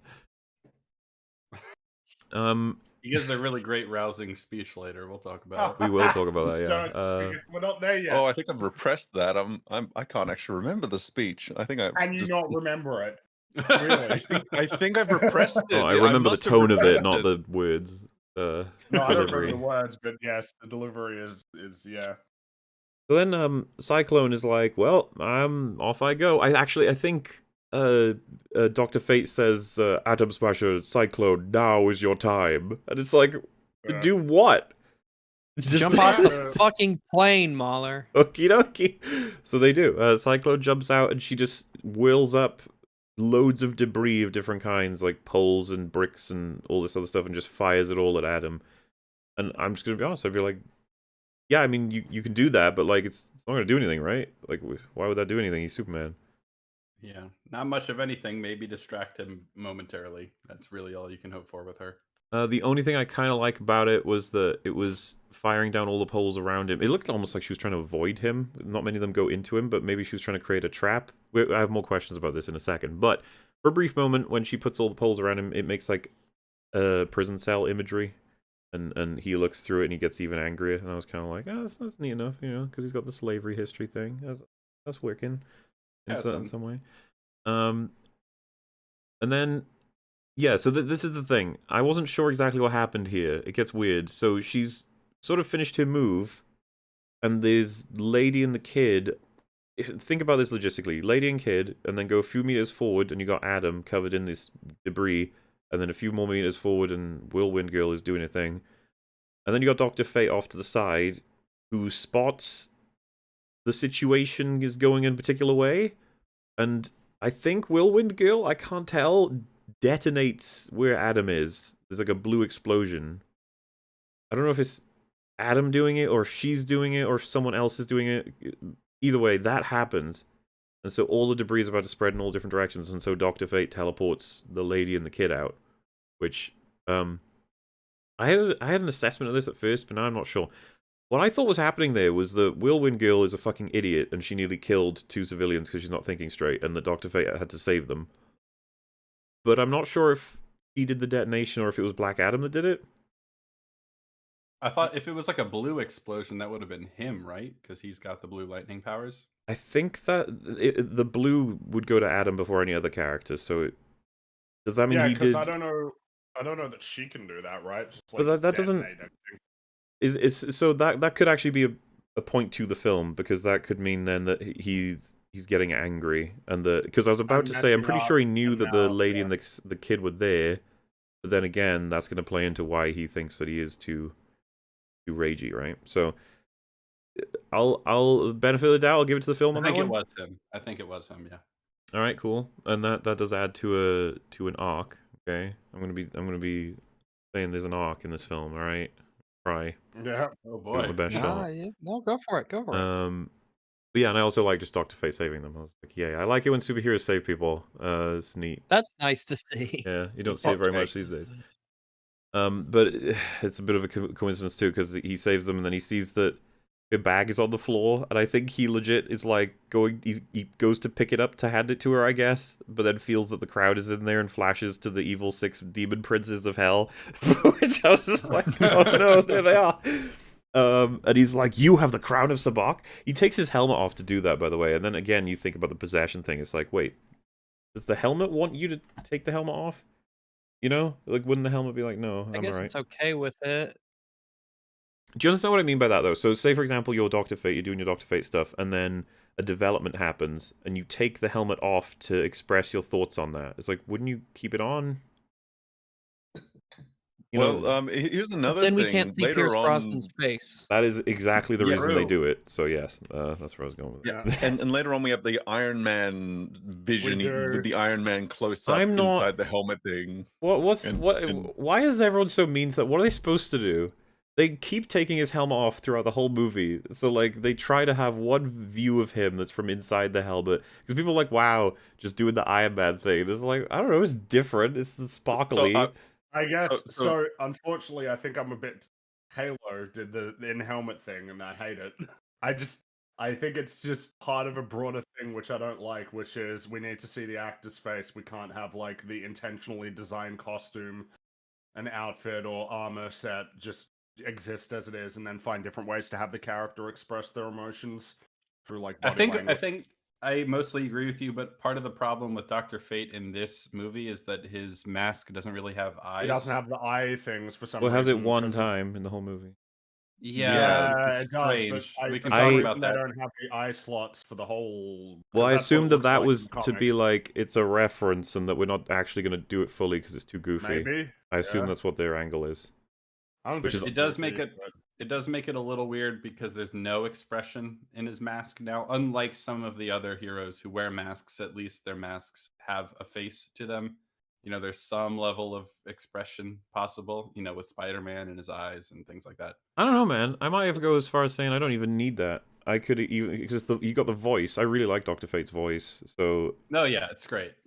I don't think you need stuff on that. You can achieve like having emotions with no face at all. It's body language and voice and stuff. Because again, So, that's the- cool with Halo, right? They're like, we got to see his face, we got to take off his helmet, and even when he's got the helmet on, we got to do. Because I can't tell that he's angry when he's like punching this elite. I need to see him screaming. Yeah. I do not like that show. I really don't like it. So the main thing I wanted to point out with the Iron Man thing wasn't the fact that they were using the Iron Man thing, but the fact that we are seeing him not as Kent Nelson inside the helmet, speaking as Kent Nelson. So As yeah, that's the Dr. thing. Fate There's was no really difference strange. at points like that. There is just, but you know what I mean. When we're saying just himself. references in favor of the idea, it's like there's loads of references against the idea. Yeah, he's Yeah. just She-Hulk. Why would you say that? Why would you say Because that? So because rude. I'll explain why. Is he gonna fuck Because Daredevil? it's one person, even though they have two forms in She-Hulk. Jen as Jen, human Jen, and She-Hulk Jen are Yeah, they're the no, I know same person, that. even if they have completely different forms. I think he looks Why really we- cool in this image, by the way. He does. He is Dr. fucking Fate cool. looks cool. I want to say I He's like him in the look in the movie as well. Yeah. I mean, this is just cooler though. Like, look, he has a book. That's just look how much cooler that is. He has a book. Yeah, he reads. Oh my He's gosh, He this does is have a like book. He does. He's got a little satchel for his book. 'Cause I- he often has a book. I've always found that cool when a book is like a weapon you have in Yeah. the terms Yeah. of like if you're a magic user and you have a floating book that like the pages light up or the runes on it glow and you use that as a way to like channel your power. I always thought that was really cool and kind of scholarly and dignified in a sense. I always Yeah, really like- liked that. like using Hocus books as a weapon. Pocus. Someone said Doctor Strange Doctor Fate equals Doctor Strange MOM. It's like no. No, No. so something that is neat about Dr. Fate in this film is that he uses a smaller set of abilities. Like it's not like every time it's some bullshit. He tends to use like 4 or 5 moves that have Mhm. like a clear function, which They, makes they it way- definitely went the opposite direction of that interviewer that said we needed a new move every single time Doctor Strange casts a spell. no, because Doctor Fate yeah, in uses this the case- same set of 5 pretty much throughout the whole movie. yeah, he uses illusions of like tricking people with imagery. Yeah, He uses creating the glass ancient trap Kandak thing. and Flanders. Yeah, the That's glass like crystal. that glass trap. He Yeah. duplicates himself, but they're not super duper strong. Teleports he and u- goes invisible. Yeah, and teleports and goes invisible. That's basically it. But he uses them in different circumstances, that's probably the way to do it because it's like he's just way more understandable. He doesn't Mhm. just do anything. He's super powerful to be sure, but in a way that's more comprehensible. And The point being made is, yeah, as much as we've been shitting on the possession side of things, I think they do capture the this man's lived a long time and seen a lot of Yes. futures. Yeah. Yes. he's the best character in think the so. movie. I Easily. think so, absolutely. Yeah. I don't can't wait to really see more of think it's them. a I'm really contest. excited to see more of Dr. Fate. As much as I feel like they could have done more, what they did was pretty good. More on that later. On like the multiple spells thing, you would, even if you have access to thousands of spells, you would think that each wizard would specialize in only like 5 or 6 because No, as Demon a Cat human, Head. we don't like choice. Oh. Well, you want to get really good at a small set of spells, but then Yeah. the problem is that you can't do the thing where it's like, yeah, there's a cat head, and then there's demon hands, and then there's magic sheet music.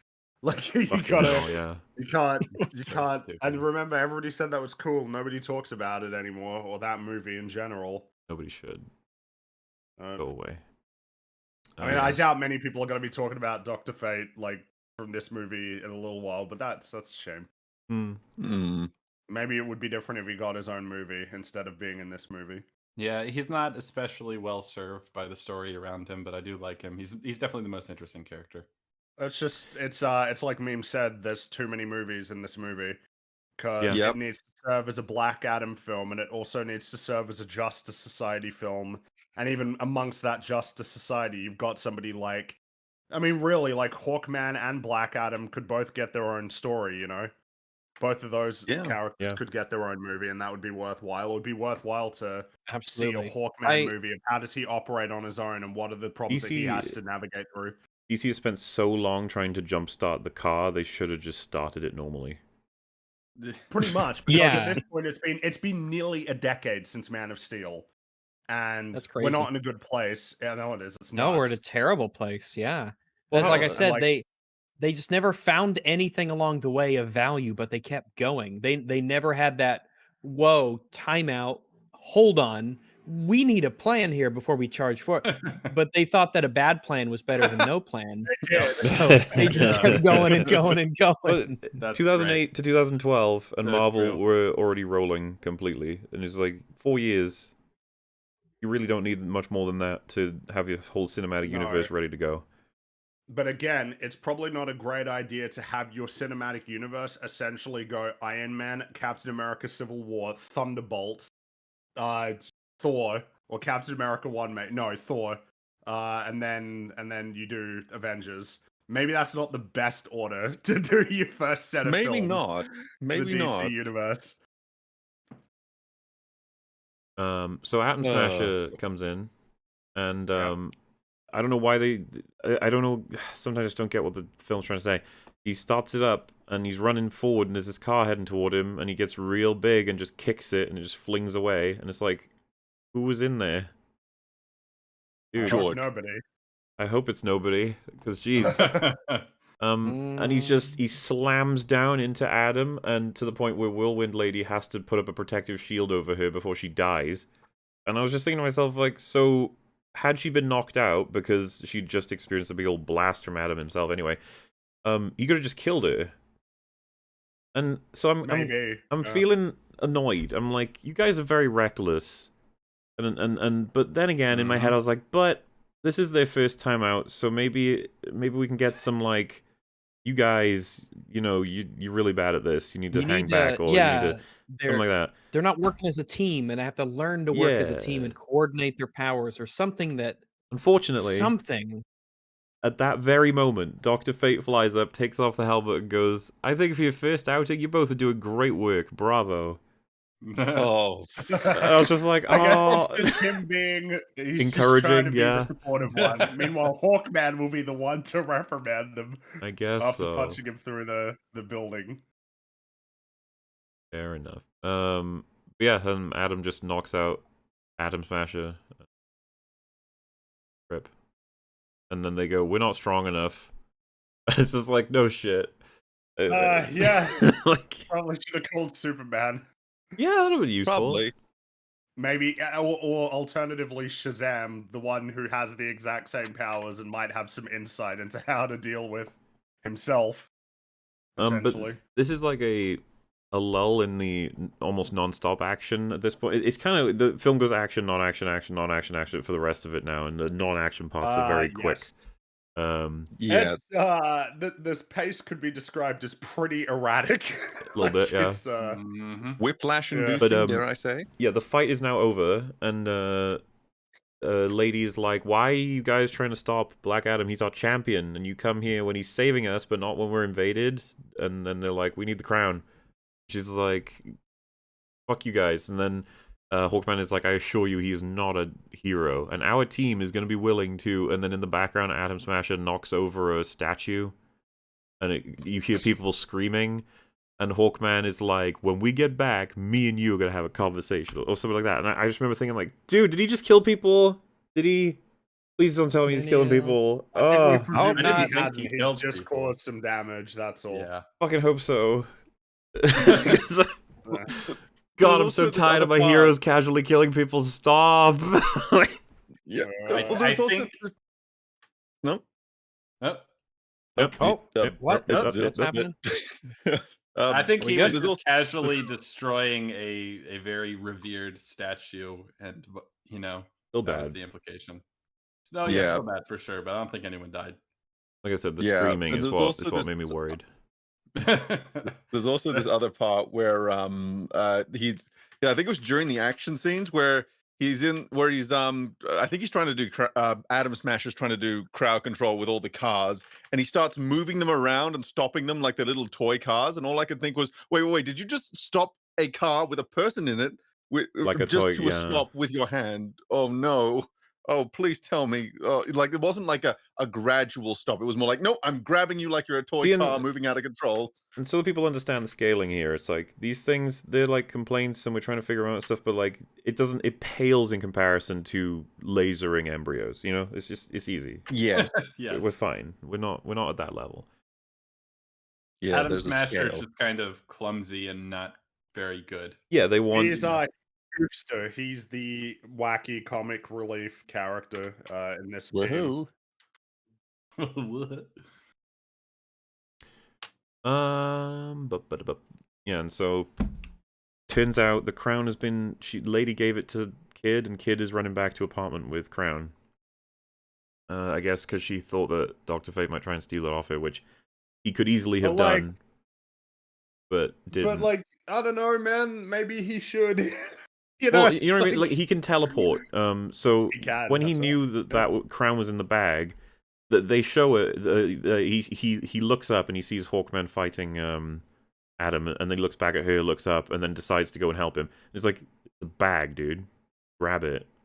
Just grab the bag, teleport it good. back into the ship. No, it's like a satchel, I think. Just put it on your... I know it won't match it the on your suit. back. I know it doesn't go with your gear, but that's Dr. fine. Fate is flying around with a backpack on. His cape looks kind of floopy because it's underneath the backpack. Oh, damn. But yeah, then they explain this. I think we should have had this before the fight. They say that Adam destroyed Kandak, and he did not save it, and that he can't possibly be a hero, and the reason we're here is to stop him from destroying the city again. I was like, okay, that's a little clearer in terms of why you approached him the way that you did, but I still don't think it justifies it, because he was clearly willing to talk. So, Yeah. but still, why did you not bring this up before? Like, to the audience, I mean, because to us, you guys just went, fuck this guy. Like, Yeah, that's the modification, is you needed them to try diplomacy, and then Black Adam was like, no, fuck this. Yeah. Like, get out of here, I'm killing you. And it's like, well, we Yeah, can't instead leave, of we gotta starting off talk. with And then, like, he punches. needs to throw the first punch, basically. And then Hawkman can go, like, okay, I guess we're doing it, I guess this is happening. Yeah. It's just the little things, because we even got the little thing where he saved those guys, and he's like, they deserve a trial before they got zapped. It's like the little things of heroes saving people and doing hero things. Trying to have their Punisher Daredevil thing. Madness. They are trying to have it. It's not as gripping, but it's not worthless. I don't think. Yeah, baby's first Punisher Daredevil. So they try talking to him. But before that, Kid goes back home, and Evil Guy is there, but he's still pretending to not be Evil Guy, which is kind of pointless. I don't even, like, gives it up straight away. It's just like, whatever. But Chunky Uncle is like, it's fine, you don't have the crown, you need to leave now, don't you? You need to go back to your mom. And it's just like... Chunkle. Yeah, Chunkle tried, but he didn't. Yeah. I like it. This got me major points for Chunkle. He grabs the guy with the gun and says for the kid to run. He actually takes a shot to the gut for it. And it's like, Yeah. oh, you're a good lad. I like Chunkle. Chunkle's good. mhm. Chunkle is. I approve of Chunkle. But the kid then runs into his room and goes through the little secret exit so the evilman can't get to him. Meanwhile, we're having a little chat with Black Adam and folks, and it's basically like, surrender, and he says no, and then Yeah, it feels like it's the same conversation as we had Yeah. before. and Like, Pierce Brosnan's like, your powers have given you nothing but heartache, and then the response is, you have no idea. And I was just like, so neither of you really cared to address each other there. I guess fine, whatever. And then she gets a call from the kid, and she's like, I know you said you aren't a hero, but you're not a monster. You saved me. You didn't know me, and your first instinct was to save me. And I was just thinking, like, his first instinct was to fucking vaporize all the men in that room. Yeah, And then just fight all the eradicate other the guys. people around him. I don't know. I get that she would plead that. It makes sense. It's just funny, because he killed everybody in that room except her, you know. Yeah, she says, please save my son. And so we then cut to the kid getting an action scene. The way and that you it's- said, please save my son, was just the most uncompelling, dry delivery. He's like, please save my son. Please do it. It's like, please do that. I do not want him to perish. That's Thank one you thing very about much. me as a character is that I don't want my son to die. I do not want my son to Well, so, I go mean, to the funny the thing is, like, damned she place. was fine. I just don't have any feelings about her as a character. She was lady. She was there. Mhm. I don't know. It was- Fine. What does it mean? What does it mean? What were you gonna say? You mean What, Cap? meme? Or Cap? Yeah, Cap, meme. What sorry. were you gonna say, meme? I mean, what were you gonna Um, say before you dildo. interrupted Cap? Racism. You think? Well, you think of her as a Dildo racism. Yeah. Worst Yeah. kind of racism. Exactly. Anyway, all I was gonna say is that I don't know if I consider her character fine. She's kind of. I think I'm Oh, sorry. No, I was Arrow- referring to I a think I'm performance, not the inclined- character. yeah. Yeah. Her Because in Well, terms I of guess the that, Cap, performance is fine. I'm In inclined sharp to lean contrast to her son. the more that I've thought now about the whole what I would say is like a conflict between like her mode. Yeah, I don't know if yeah, she might be bad, like as in terms of being consistently written. I wasn't even, like I said, I haven't thought necessarily yet about what I think of her overall as a character in the storyline. I almost forget she's there. I just meant the lady. Which is funny, actress. like, she's so prominent. Like she's such a Yeah, big part she's Well, of the this- got a story. decent I amount of think chunk. the son is the great sin in that regard. He's such a prominent Yeah. little fucker, and I hate him so much from the bottom of my heart. That's what I was trying to get to. Is the next scene is we get the kid action scene where he like outsmarts and outplays all these fucking mercenaries. And Rags, you were like, why? Why are they still? They got so many scenes of him doing these awesome. He like the three of them are coming at him from like a staircase, and he like throws like a plant pot or something at them, and they all fall down. It's just like, oh god. And he puts his skateboard on like a washing line and cycles all the way down. It's just like, oh yeah. It's like, oh, stop. He's kind of. I don't know if the director or the creator or whoever was in charge of these decisions. The Rock.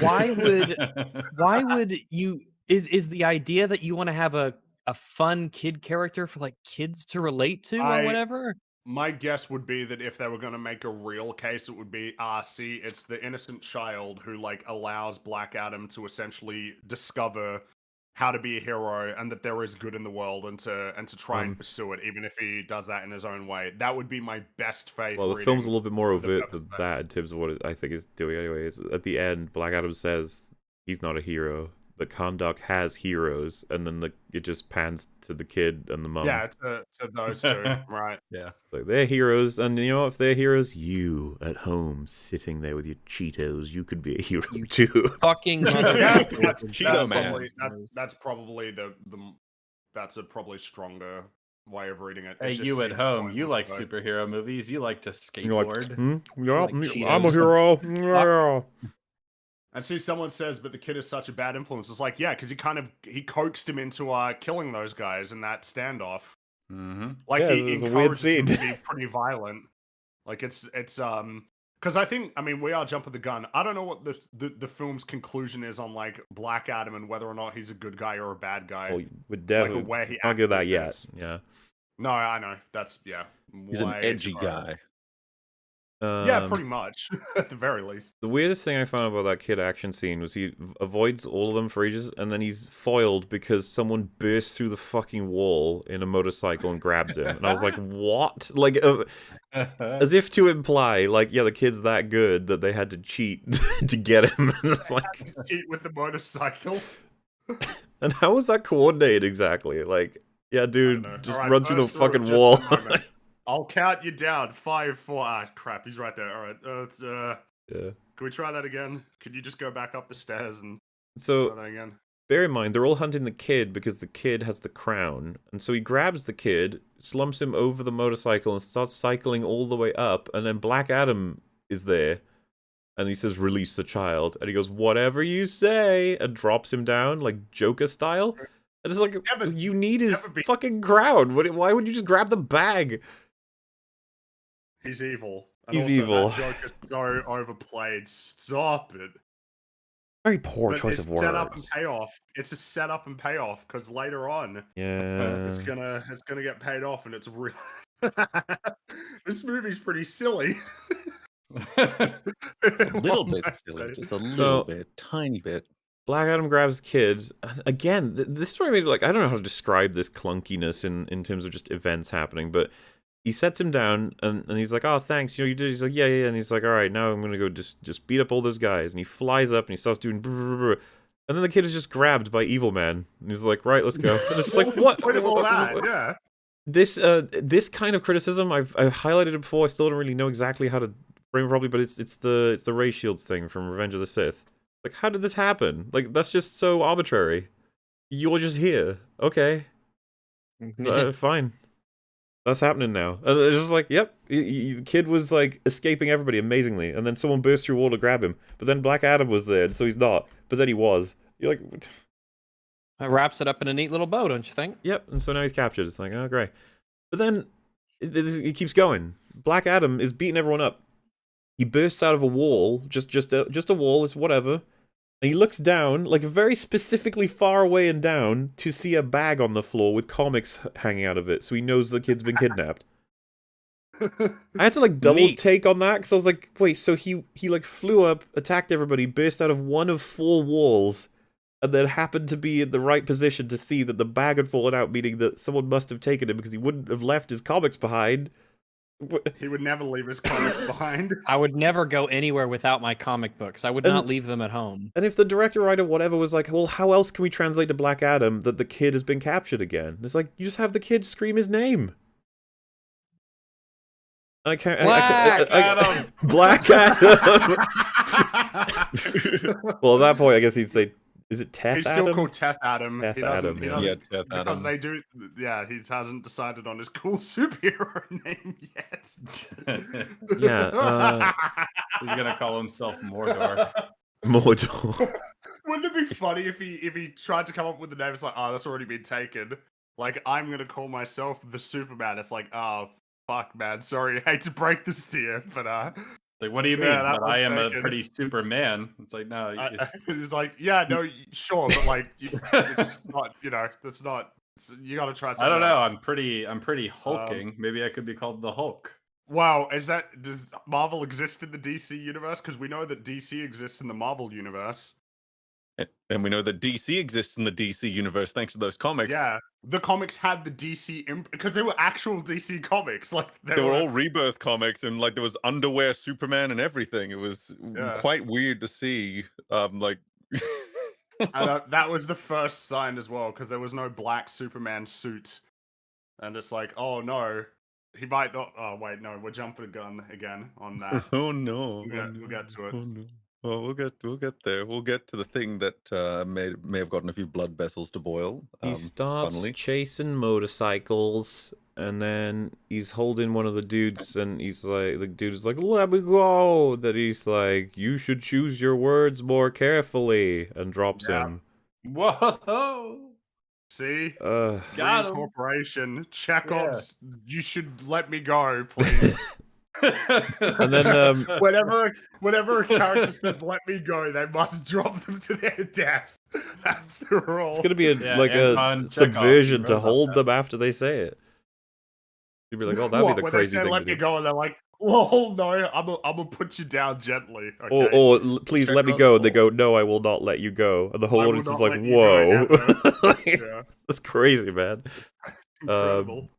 And yeah, as the guy is falling, he's like, "Tell the man in black sent." Oh, and he's dead. It's like, But it's too late. You know what? That got a little smile out of me. what do we Can't think, lie. cast of that joke? I didn't care for it myself. Neither did I. I was. I I think neither they're trying for to nor do the against. catchphrase thing a bit too much. Yeah, And I don't know it why he doesn't would fit. care about the catchphrase at all. Same. I kind of liked it. I don't think it's very good, but it kind of made me smile. Very, very That he's straightforward. saying it in a Yeah. very horrid way. Tell them like it's too late. He realized too late that I he think couldn't that get it all out. I'll give it that. I think that's the funniest one of the lot. The fact that he's like he's remembered it almost in time, but not quite, and so he has this like fuck, well, whatever. Yeah. Well, when you say your favorite, because my favorite joke in the film is not that. There's another That's joke. not that what I like. said. I thought you said it was your favorite of. No, it's probably the best of that joke. Because there's like three payoffs for that whole thing, and I think most of them suck. Yeah, I'm inclined to agree. Yeah. So now we're about to reach what I think is my favorite joke actually. Oh boy. You got Black Adam is starting to. He needs to find all the motorcycles that are flying around, and rip open their backs to see if they've got the kid in the back, and then I guess kill him. And so they're all flying around, and then they bump into Hawkman, who jumps on the back of one of them. He's like, activate infrared to check if the kid is in there. But then he gets knocked off the thing by Black Adam, who then just pulls out the back to see if he's there. And he's like, what are you doing? And he says, I'm searching for the child. He goes, no, you're murdering people. The boy child. He says, how else do I find the child? And while they're having this conversation, the guy he's breaking the motorcycle off is just shooting him with a pistol over and over again. And that is the most I had fun in the whole movie. I thought it was pretty hilarious. That like while he says, "What are you doing?" He's like, "I'm searching for the child." While there's just sparks and bullets coming off of him, like because he just couldn't give less of a fuck about that guy doing that while he's trying to explain why he's going to be murdering people. Like I thought it was pretty good. Yeah, I like it. No, I gotta say, Mauler, your description there is a lot. It conjured imagery in me that's much more violent than the actual scene, because when you say he tore their backs open to look for the child, I'm just imagining that he's tearing their spines out to look inside them for the child. It's just like, what? Oh no. Did he reload because I feel like that would have made the joke funnier if he was still shooting and then he reloads the guns because he's got to keep trying. He just has to keep going. I don't think it lasts that long. In fact, that probably would have made it funnier if it did last longer. But yeah, like if he just kept doing it. Yes. Because there's an extra layer of like, stop murdering people while the guy is shooting at Black Adam. Like it's just funny. Yeah, obviously he doesn't care. And he says, I can help you, but no more extrajudicial killings. And he says, I don't need any help. And they just leave. Then Atom Smasher and Cyclone are sent out again, and they're trying to destroy these motorcycles, I guess. And you got another joke, I guess. We'll get ratings on this one. So you got Atom Smasher almost swipes Black Adam and says, hey, dude, look out, I almost hit you. And then he hits Hawkman as he's saying that. And Hawkman says, me and you. I approve. I think it's all right. It's fine. That's fine. It's fine. I think it's okay. He's a big clumsy guy. It fits in with the level. It's the appropriate level humor that I've come to expect from this movie. I think that's fair. That's a fair rating. Then Adam is chasing someone who decides to fully hyper-engage his Eternium or whatever, and goes at a speed that legit looked like he was traveling around the world, just like instantly or something. And it creates a shot that people are making fun of, where Adam's face is like right up to the screen. It does look kind of funny. It's really funny. I hate really good memes as well. Movie discourse is so fucking annoying, because like someone will post that and be like, holy fuck, this is an actual shot for the movie. I can see that and go, here. Then someone will quote tweet that and be like, wow, fucking film bros being like, oh, this one shot ruins everything, even though the film is intentionally campy, okay?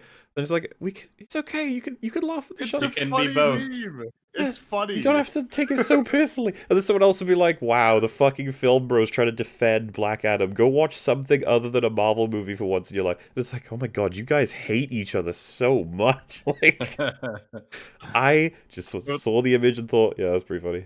That's Wait, it. can you share it? Because I can't remember it. I need to find. There was a really funny meme. If you can find it, I'll put it on screen, yeah. I'm just looking for the memes. Oh, here it is. I assume he's already found it. It's the meme Someone that said I it should have been the saw. thumbnail. I will make it the thumbnail.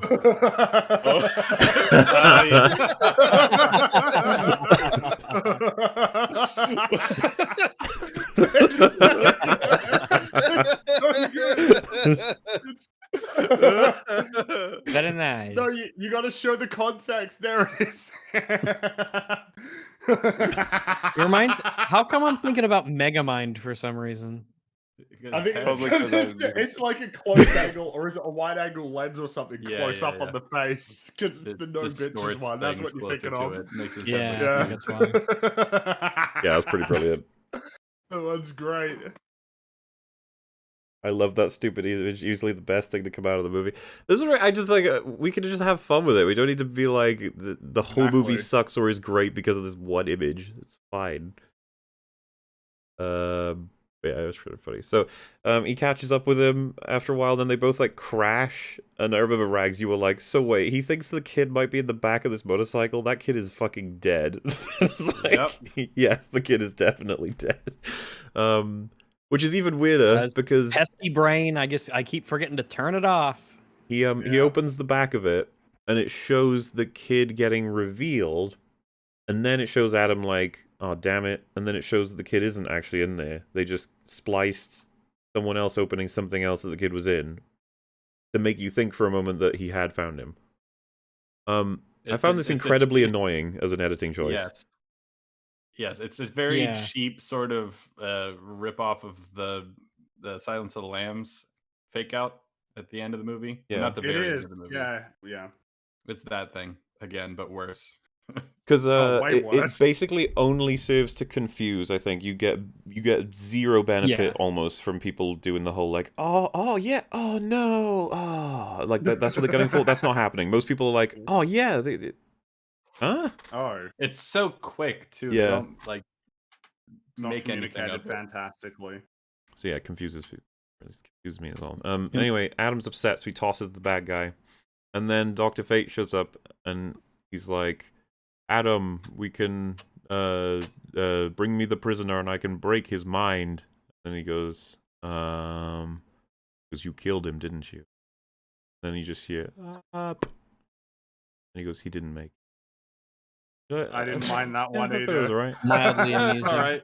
I didn't mind that one. It's that level of mildly amusing that fits in with the rest of the movie, you know?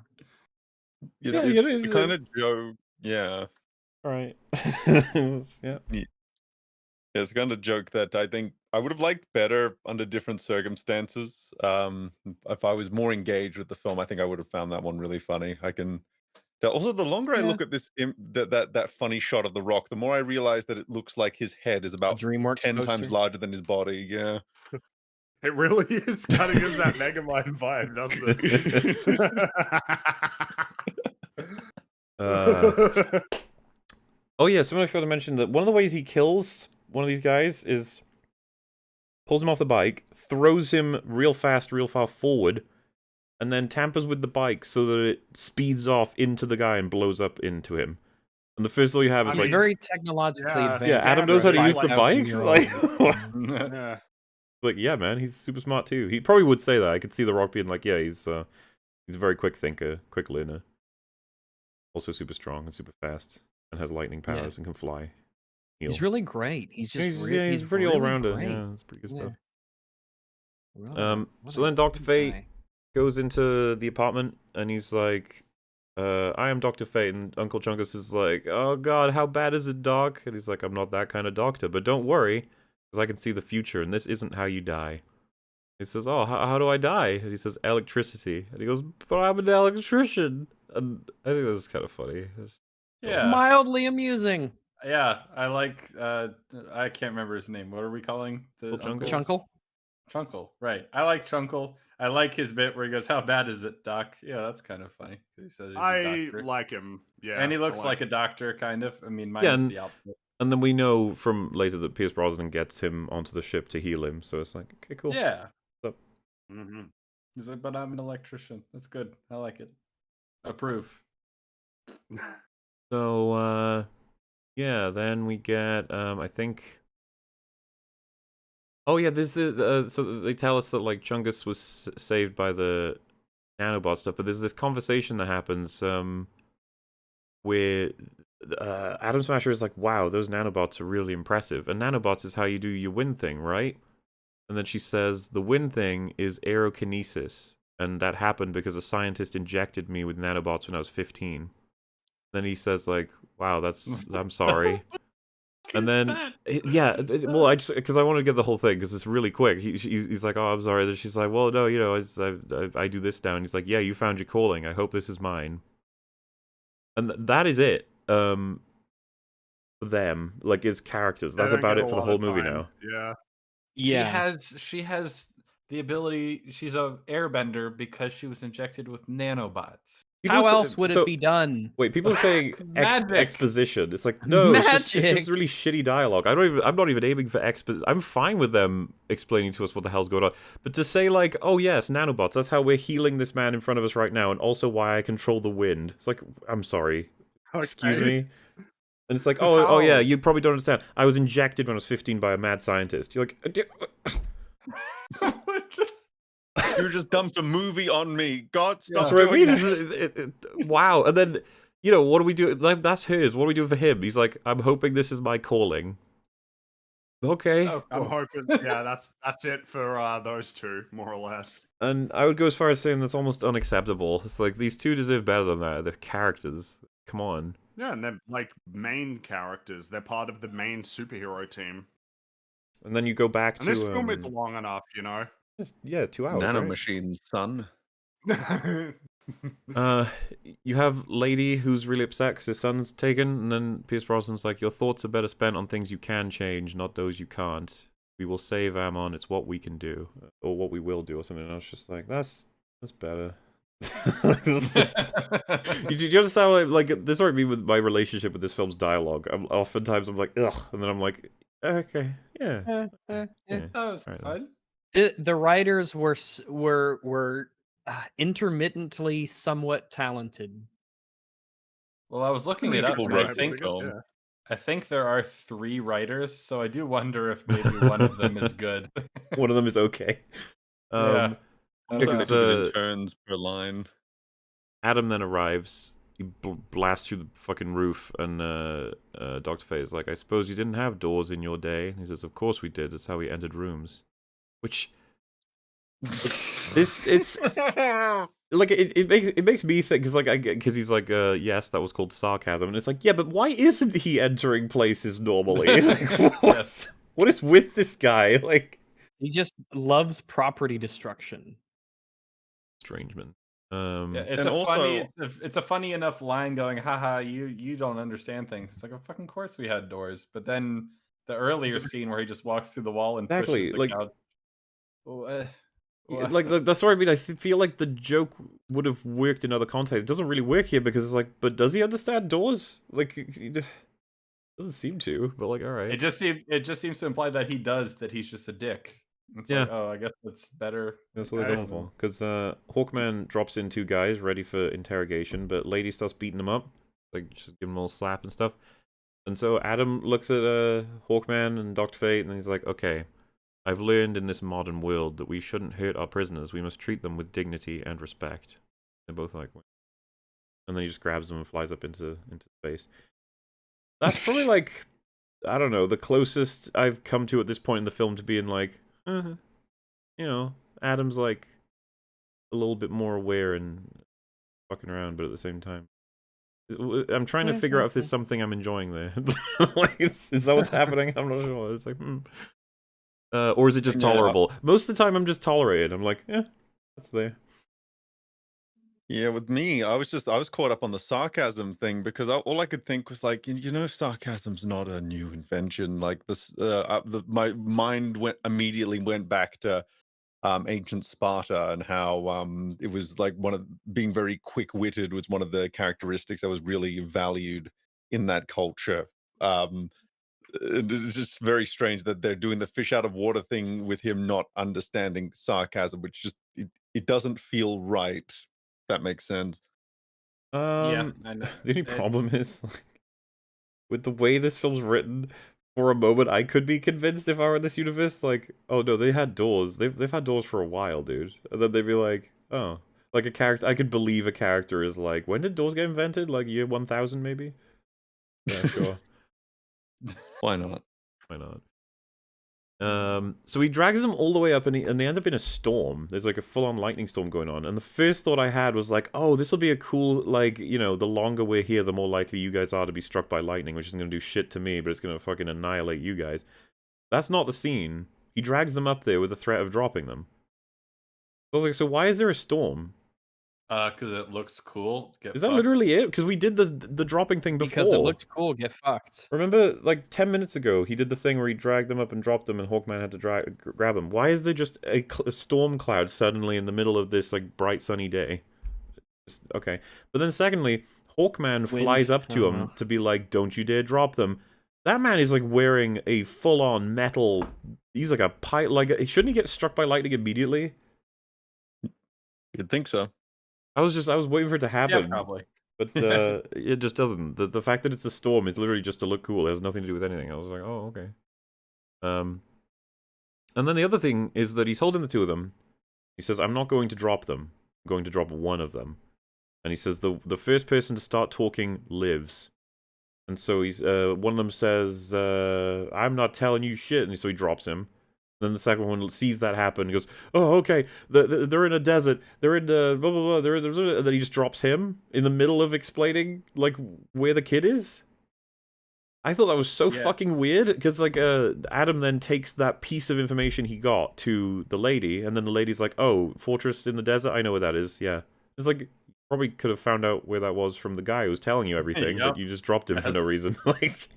He might have had more to tell you about how well it's guarded or something if you asked. Yeah. You know? Weird. And then Dr. Fate is like, you said you wouldn't hit the prisoners. And he says, that was sarcasm. He says, well, it's technically just a lie. Which got a laugh out of my cinema myself. So, good job. That was one of my, I think that's one of the better ones. Yeah. It was just a lie. He just lied. It was just a lie, yeah. He just lied. That was a sarcasm. Like, you see what happens there is that they switch Schwarzenegger films for a second from T2 to Commando. Oh, that's a great one. Everyone. Yeah. And then Hawkman's like, I told you to stop killing people. He says, I did it your way. I waited until you were there to save them.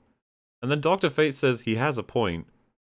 No, he doesn't. And I was just like, dude, what are you doing? Like, what are you stirring the pot, bro? Like, what? Like, oh yeah, that was totally the good thing he did. Enjoy the meme. He's a good man. And then Adam's like, you call yourself a hero, yet you'd let these people go free to hurt more in the future. And for a moment in the cinema, I was like, oh, we doing the thing? We doing it? We doing one of those things. Oh. And then Hawkman is like, heroes don't kill people. And then I'm pretty sure this is the trailer thing, right? And he just goes, I do. Yeah. It's like, oh my god. He's not Grandpa. He's cool. He's not your grandpa superhero. He's your edgy. He's definitely not my grandpa. Whoa. You and the rest of the Justice League. And then they fight. It's not really, but no. And they fight so hard they knock out where the crown was hiding, which is incredibly convenient, but whatever. Fine. They happen to move their and this at this point, by the way, I was just like, what is Hawkman power set? Is he as strong as Superman? Because goddamn, not meant to be. He tanks fucking everything from Black Adam and keeps. Yeah, I respect the whole, like, a lot of people bring it up. They nailed the part of him that he never gives up, and it's like, no, I got that. They even say that in the movie. It's just that it's not as impressive when he's just apparently invincible. Yeah. My whole mind kind of glazed over during that fight because I knew nothing was gonna happen. To either of them. Even Dr. Fate knew. He didn't care. He was teleporting around the room, avoiding them, which I thought was fun as well. I'm here on Wikipedia on Hawkman's page, and it even says in the powers and abilities things, Hawkman is known to have slightly enhanced physical strength. Oh, slight? Oh. He's a strong boy in this one, which is fine, but, you know, a little more than slight. He also has his little weapon. It's like it can like phase into different weapons. It didn't look like it was mechanical. It looked like it was magical, but I wasn't sure. Kind of, yeah. It had that yellowy glow about it. That mace. At this point, the DCU definitely doesn't give a shit. It's like whatever everyone's doing. Sorry, Yeah, I mean, fucking went over it without even probably. They healed the gunshot wound to the gut almost instantly with nanobots. Like, oh yeah. that That's might crazy just revolutionize the technology. medical Yeah. industry. No. No, it's just like No, it Wakanda. They're won't. gonna keep it to themselves because they're cunts. Kind of. It's unacceptable, but like they'll probably. I imagine that's what the Justice Society would be like. They're like, you know, this is our tools, and we can't just give that to a hospital. That would be crazy. That would be madness. It needs to be our special thing that we do. We want to feel good about ourselves going around the world saving one person at a time. Yeah, we deserve it. Alrighty. Chunkle deserves it. The regular human. I'm glad they doesn't. spent it on Chunkle. Especially because the Justice Society is like apparently 2 people, maybe. Oh, another good joke. I'm staked on it now. It's too late for me. Like to say that I hope this is a good one because I'm gonna go as far as saying this is one of the best ones. They're all meeting up again. They've got the crown, and they read out the thing that says "Life is the only path to death." And Pierce Brosnan's like, "Seems a little obvious. Could it maybe have another meaning?" And Adam Smasher says, "Well, how about life is short, and you gotta hold on to the ones you love." And there's like a gap, and then Hawkman just goes, "Stop." Like, okay. His delivery is better, but I thought it was pretty funny because like they're all like, "What fucking bullshit nonsense is this? It has nothing to do with the crowd. It doesn't help us in our mission. He's just saying a thing." Yeah, That's why I find it. it was amusing. It was mildly amusing. So, where are the rest of the 19 members? I'm assuming the Justice Society. We did go over this. It's like 2 members, if not 1. It seems to just be Hawkman, and then he employed 2 Yeah. children off the street and some old dude who's friends with from a war that Yeah, they and he fought. brought the old dude out of retirement, essentially. That's how it felt. That was the vibe. Yep. So they agree. So yeah, the crown, right, is what leads to like, you know, hell on earth or whatever potentially, and so they want to like get rid of it or put it in a vault, you know, that sort of thing. While she says, "No, he's got my son, and he wants the crown, so we'll use the crown to get my son." Very much like a we've been through this before in a couple of other things. I think there's one I'd reference, but I don't want to. But. The scene doesn't very much earn it, is kind of what I'm getting at. She's like, "You all need to work together to use this crown to get my son back," when Pierce Brosnan's whole thing is like, that crown is incredibly important and we need to keep it the fuck away from evil people. And she's just like, "No." And then they go, "All right, we'll go save the son." It's like, okay. I don't think so. I don't think so at all, no. Mm, It's funny as well because she picks up the crown and Hawkman is like, "Hey, give me back the crown." It's like, you motherfucker. You guys are like hyper strong and fast. There's no way she's just teleported out of here. Dr. Fate can wave his hand and teleport items away or to him. Like they just pretend that they don't have these powers sometimes. They're like, "Oh, she's holding it. She might throw it away or something." I don't know. How scary. So yeah, they're gonna go try and get the kid, and then Hawkman's not liking this plan, and Dr. Fate says to him, "A wise man once told me a bad plan is better than no plan." oh, This is like, oh god. It's funny because this is even worse now. It's like, you have the crown. Like, what? No. Yeah, and then Hawkman says he's a murderer, Kent, and if he turns on us, that kid is as good as dead. And that really, to me, was like, that is not the primary issue. The primary issue is the crown falling into the wrong hands. We've been over this.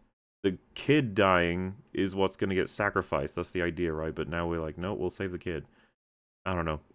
I really feel like I understood what the characters wanted more than the person writing the dialogue did. And it gets confusing when that sort of thing happens. So anyway, Hawkman's like, "Who's going to die on the mission? Clearly someone's going to die. Who is it?" And he says, "When it's time for you and I to say goodbye, you'll know. All I can tell you is that there's still time to change the future." These are the neutral lines I was talking about. Sort of like Yeah. it's a very good meme.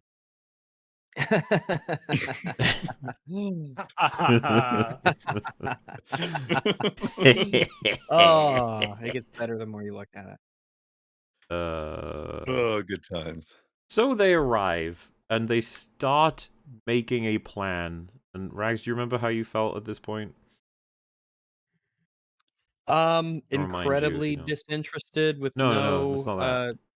oh, So okay, it was the other way I felt. No, I'm talking about they. So think of the plot. They arrive at the Okay, yeah. fortress and they start devising a plan. Yeah, I do remember. I do remember this moment because this is at the big quarry place, yeah. Yeah. You were like, why are they devising a plan? Just go. You guys are all Because like hyper Black Adam gods. is Yeah. yeah, You Black got Adam two seems people to who be, can pretty like, much teleport in and literally out. indestructible. Yeah, while I appreciate your willingness to create a plan, I feel like in this sense, a bunch of mooks with submachine guns are probably not going to pose much of a threat, considering that you're all basically impervious to all damage. So And so I think it's even worse. Dr. Fate can just poof, and you'll have the yes, kid. So what is the problem here? What is tough about this situation? And yeah, so they start devising the plan, talking about it for a while, and then Black Adam just fucking rushes in and destroys everything. And they're like, oh, and they play it for a big old joke. It's funny that they're trying to. But I'm just like, well, he's right, you know. And the more time you spend not saving the kid, you know. Jenkins. Yeah, pretty much. Until he bumps into a energy shield made of Eternium stuff. Nobody can get through it. But I was just like, can Dr. Fate? Can he teleport through it? you No. teleport through it. I Yeah, don't. it's like I don't know. I just What if he don't cloned know. himself 40 times and just kept punching it? Yeah, I could do it. Very true. Oh, that's where the other pop song is, by the way. Really well placed and not at all cringe. Yeah, Oh, they which one says was he it? Saints Row 3'd his way through the quarry. I don't know the name of the song, but I recognize it. Like I said, I think I probably do recognize it from Saints Row 3 of all the places. So anyway, they all arrive. It's kind of awkward too. Adam like smashes through fucking everything, then appears at the shield, and then it like cuts, and all of them are at the shield. Like, was that a montage? Yeah, cut? they're just sort Yeah, of I don't know. here. Yeah, it was a little confusing. And they start bickering, and Evil Man is basically like, give me crown and I'll give you kid. And so the lady's like, and then I can't remember if it's Dr. Fate or Hawkman, but they're just like, we don't have the crown. And then she's like, yeah, I do, it's right here, hello, this is the crown. And they're like, what the fuck? And then Black Adam is like, Dr. Fate, Hawkman, this isn't your son, this isn't your country, you don't get to make this decision. It's like, hell The on whole world Earth, you is moron, yeah. not hell on Kandak. And even if it was hell on Kandak alone, that's enough reason to be like, no. Like, I don't want any part of hell on this planet. Exactly. I feel like, yeah. It's should be privy to treated this. as such a like, yes, let the mother decide what is the fate of his son. Or some shit. It's like, hello, fate of the world. What are you doing? And Hell is bad. It's really Why stupid. But doesn't he make the choice? I feel like his character would just take the choice into his own hands. yeah, probably. I do think that as well. Yeah, he'd just be like, "No, I'm making this choice. Sorry." He does everything. That's how he does everything in basically the entire movie. As he is saying, by the way, not your son, not your country, not your decision to make. How do you imagine she can pass the crown over, right? How does she get it to the bad guy? He's probably going to need to stop the shield to let her in, you know? And then re-put it up. And that's literally what he does. It goes down for a couple, like, seconds, and then he puts it back up again. And it's like, wow. Adam, you can travel at, like, the speed of a speeding speed. Speed of fucking thought. So- Just go. And Dr. Fate is obsessively trying to get at this crown too, and it's like, you can teleport, my dude. Like, Yeah, just grab it. Go get it. Yank it out of him. Pause him with your little prisony glass shards that hold people in place. oh well, no. So yeah, he's got it. An evil man just starts like monologuing about how evil he is, and he's going to be so evil, and he's going to take over the whole evil with all the evil. And then aims his gun at the kid, and I think you at the time, Rags, were like, wait, what? Why? And the bigger part to clue you in on something that's weird is that he opens the shield up as well. And it's like, why would he do that? It's like, oh well, he looks like he wants to die, which no character puts together. Because when I first saw it, I was very confused about that. I didn't know why the shield went down. But they do show him closing it himself, and then all of the heroes get to do shit about it. And it's like, nobody brings that up, that he took the shield down himself. Why do you think he did that? Think about... saying... But anyway, super evil. And so he threatens to kill the kid because he's trying to provoke Adam into killing him. And he's successful. Adam does a Spartan Rage, and he blows up because he's so angry that this is all happening. And you have... it's a big old slow motion. And it's sometimes a bit funny because some of the faces people make in slow motion. I know they want it to be badass, but some of them kind of like, you know, screamy. Sometimes you just want things that can't happen. So, I don't know what to say. Adam Smasher protects Wind Lady, Dr. Fate protects the kid, and Hawkman protects the lady because Adam just explodes and like essentially vaporizes the woman. And that's when Adam realizes that he shouldn't have the power that he has. He's out of control. Which I think if we match that with the part earlier where Dr. Fate saved the people from him exploding there, it's like, yeah, you know what? There you go. That's enough references, and it's a part of his history. We find out pretty soon enough. So he's willing at this point to understand he's kind of out of control. He's a big old weapon. And Evilman's dead anyway, right? They got him, even though his skeleton is like holding the crown. It's kind of awkward, separated, but he gives his backstory finally. Adam, get the true backstory, not the fake one they told us in the beginning. True one is his son from that opening. That wasn't him. That was his son. He's super cool and heroic and became a Shazam person. And then, I guess in response to him doing cool Shazam things, the villains killed his mum and his dad at the time, which would have been the Rock guy. Only they didn't, well, they tried, for some reason they really hurt him. They didn't kill him. They killed the mum, but they injured the Rock real bad. Kill him. Which, man, if they had, actually, this would have changed the whole story. But they didn't, and so the son, in an attempt to save the dad, passed the power on to him with the whole Shazam thing. And I forget if they made these rules in the Shazam movie. Because he duplicates the power over, right? He doesn't transfer it. He does. Yeah, he duplicates. Which, by the way, I'm less of a fan of. I actually way prefer the idea that you could pass it over, not duplicate it. Yeah. Seems like that could be a little bit broken, IMO. But yeah, he passes it over to his dad. His dad is saved, and then he is sniped by an archer. I think it goes right into his heart, killing him instantly. And so the Rock, with his newfound powers, rages the fuck out and annihilates all of Kahndaq. That is the actual history, and then the wizards imprison him because of that. Okay. Thoughts and feelings on this. What do we have? Mm-hmm. Really?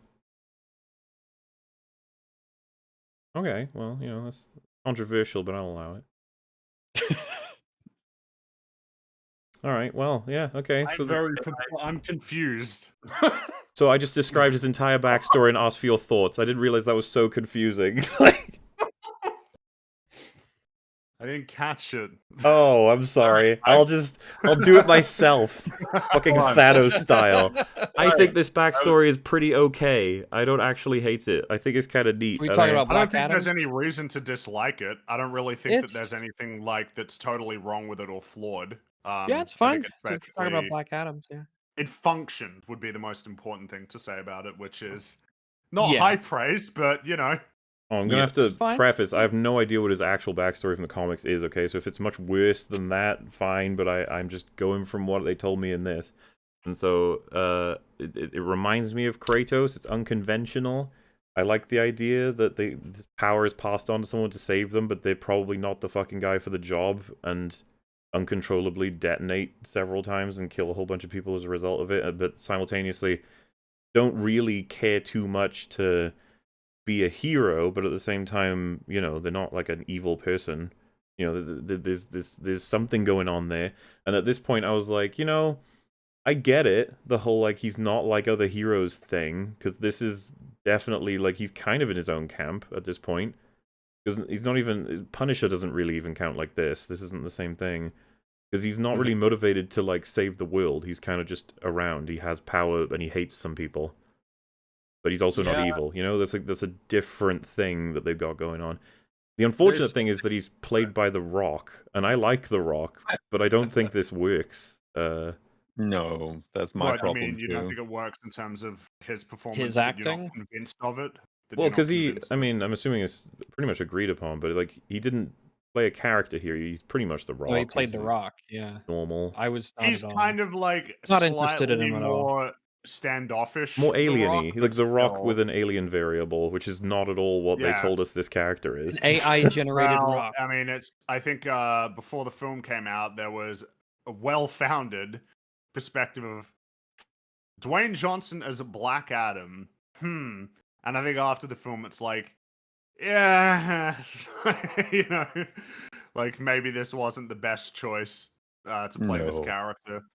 I think So that's probably fair to point out how incredibly inconvenient that they got him right after he gave up his powers. If they knew that was something he could do and would do, I don't know. Maybe that was a trap. They were hoping he would do it, but then that really didn't work out for them, huh? 'Cause No, then it he didn't. So blasted the entire thing. it Yeah, destroyed so everything. there's Yeah. definitely a weakness in there somewhere. I just need to figure out exactly what everyone's up to in that scene. So I have a couple problems with the backstory and how it lines up with his characterization that go a little bit beyond his just sort of lackluster performance. I think the movie tries to frame it, at least a couple times in the movie, tries to frame it like, oh, so his character is motivated by revenge. That's sort of how they frame him destroying the evil king. Is that the problem with Black Adam and what makes him not a hero is that he is motivated to he's not motivated by justice, he's motivated by revenge. But then with this twist in his backstory that he wasn't the son who was the revolutionary, wanted to be a leader for everybody. Mhm. I don't they feel like different people to me. Because I'm just I think confused. to maybe help you out, something I'm starting to realize in real time is it seems like a really good opportunity narratively to have you have a character who wanted revenge and he got it, and now he's in this world. What's he gonna do? What's his plan? Like he's so divorced in terms of time from the thing that created him. What exactly is, what's left for him to do? Is he totally empty, like that he doesn't really care much for life in general? Like, is he hyper apathetic? I don't think we get a good grasp of how he feels about all of this now and what he's going to do moving forward. Yeah, I was Yes. gonna say I tries find to all do that much more interesting than with what they conclude on this movie. But I still think Yes. they conclude on something. They do. It's just that I don't. They do. Yeah. It's just not great. They tend to try to do both because, okay, so part of it is that his performance anyway, or at least his direction, makes it such that, like, while he's going around kind of obliterating people in the beginning, he's more or less kind of confused or at least apathetic. He's not a rage monster in any sense. He doesn't seem motivated by vengeance. He's just kind of killing people. That's actually what a fair thing. I think that he wants to play the hyper subtle rage man, which is basically no rage, like compared to Kratos. Yeah. There's basically no rage at all. And then the movie, I think, I can't remember any specific lines right now, but I think the main woman makes some passing lines about how he's fueled by rage and vengeance and things like that. Oh, I can help you there. Hawkman says that the legend said that his rage almost destroyed Kandak, and then the woman echoes that while talking to him.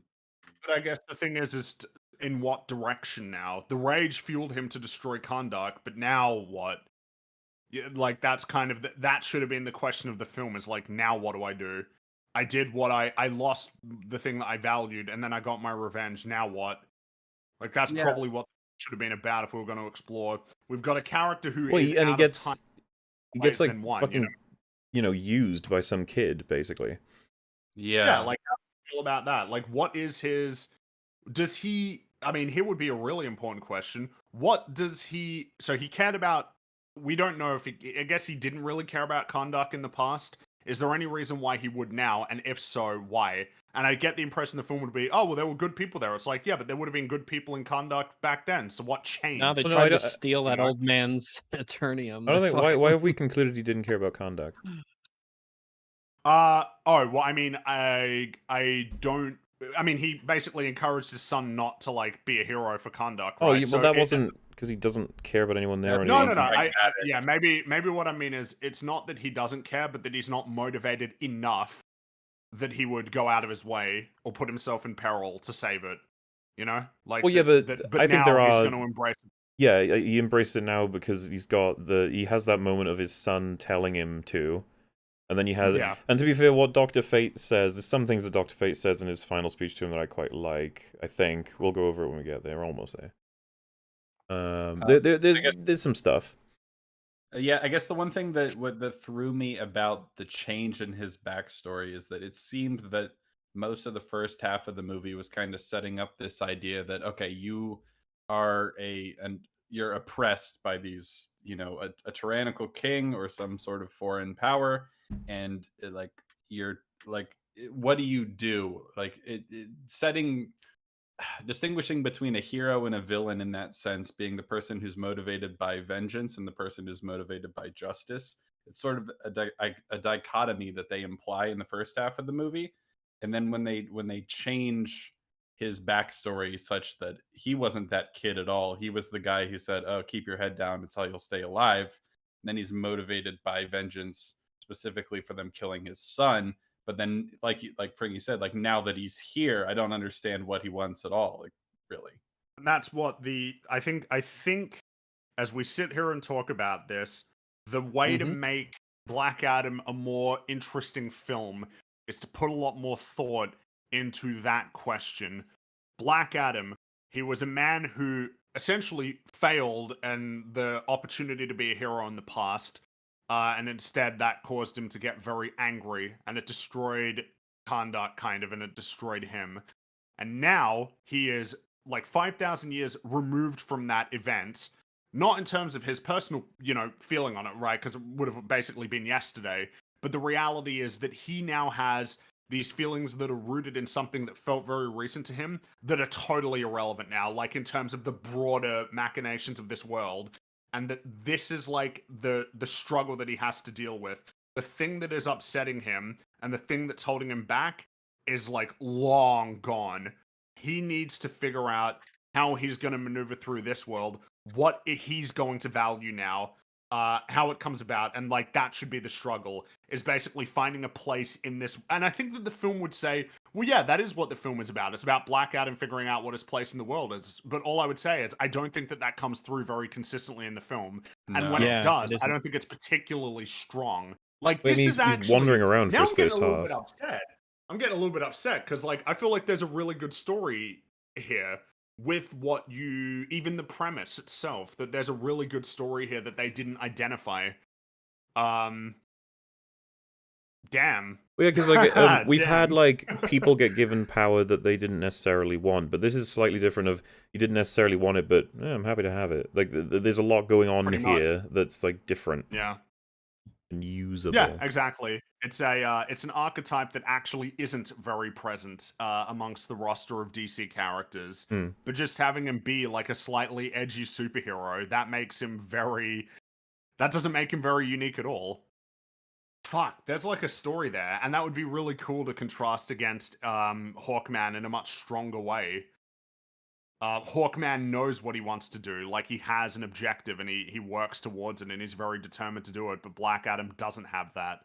Maybe that can be something that he struggles with. Maybe that's the kind of guidance maybe that's where the guidance, because I think by the end of the film, I'm not sure what I would say in terms of the resolution between Black Adam and Hawkman, but maybe that was the opportunity, is that from Hawkman he can gain perspective, essentially. That he can find some motivation to fight. So it's like, oh, in a world that's filled with so many shitty things that happen, what motivates you, Hawkman?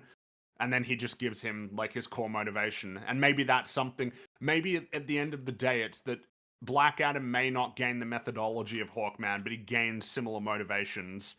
Like a motivation that's more altruistic and rooted in something that is unshakable. Damn. All right, I'm getting a little bit sad now. I feel like there's a story. I feel like I don't even mean that story specifically, but I feel like there's a story that was there that they didn't identify. I mean, it's rare that we'll come across something that's like unsalvageable, you know. No, I don't think this film is unsalvageable at all. There's potential. I just don't think it was realized. So he gives himself up, and they head over to, I don't know, it's like Task Force X Black Site prison place, and Harcourt shows up because she's dating James Gunn, and Wait, oh, like, why else is she Ooh. there? Like, it's kind of funny to think because we were talking about this before. It's like, by dating the guy who's now in charge of DC, it's unfortunate you got Harcourt because at this point he probably could have given you something bigger. And it's like, you'll make her bigger. You'll push Harcourt into like all these films for makes no him reason at bigger. all. Ah, nice. Not even shots fired. It's like I imagine that she would probably even admit. I mean, that it's they true would at this both point. probably agree. Yeah, Yeah. they have a healthy sexual relationship, I imagine, and they probably like each other a fair amount. I think it's a normal thing to say. It's fair enough. That Yeah, would I'd be be a curious if change she on ends up leading the Justice Society. All right, let's see. We'll see. Harcourt, Yeah, she'll get laser eyes. oh, it's laser eye. Yeah, and then Pierce Brosnan says, "Sure you can handle it," and she says, "You're the one who can tell the future. You tell me if we can't." And I don't know, something about that line clunked as fuck to me. Yeah. There's a way better way to say what that line is instead of that. That's like, oh, so badly written. Why can't you get James Gunn to write it? He probably would have come up with something. Make him write everything. That's his job. Funny that the first time I heard her say it, I was confused. I was like, the point is that he can tell the future and that he'll know, right? That's what you try to say? I don't know, the words you used, I got lost by the end of it. You could have, yeah, as someone just said, it's like, you could have just had her say, "Why don't you tell me?" Like, and that's it. Because he can tell the future, we know. You know? We watch the film. Watch the film, yeah. And then as she's walking off, she says, "You know, they say the gods created us, but we always end up burying them." Okay. Oh, shut up now, please. So I was like, first of all, are you talking about Superman and that's it? He came back. Like, so, Yeah, he came back from the dead, and also he could destroy the Earth if he wanted to. Also, so, Superman's I mean, not a god. He's an stop alien. it. He's a man. He's a man, not a god. And then- that's the reference. Jesus. But then Kahndaq Man isn't a god either. That's just a dude who was bestowed powers by wizards. Isn't that like known? I thought that was like a thing in the texts and stuff. So what does she even say? What like, shut up. Stop it.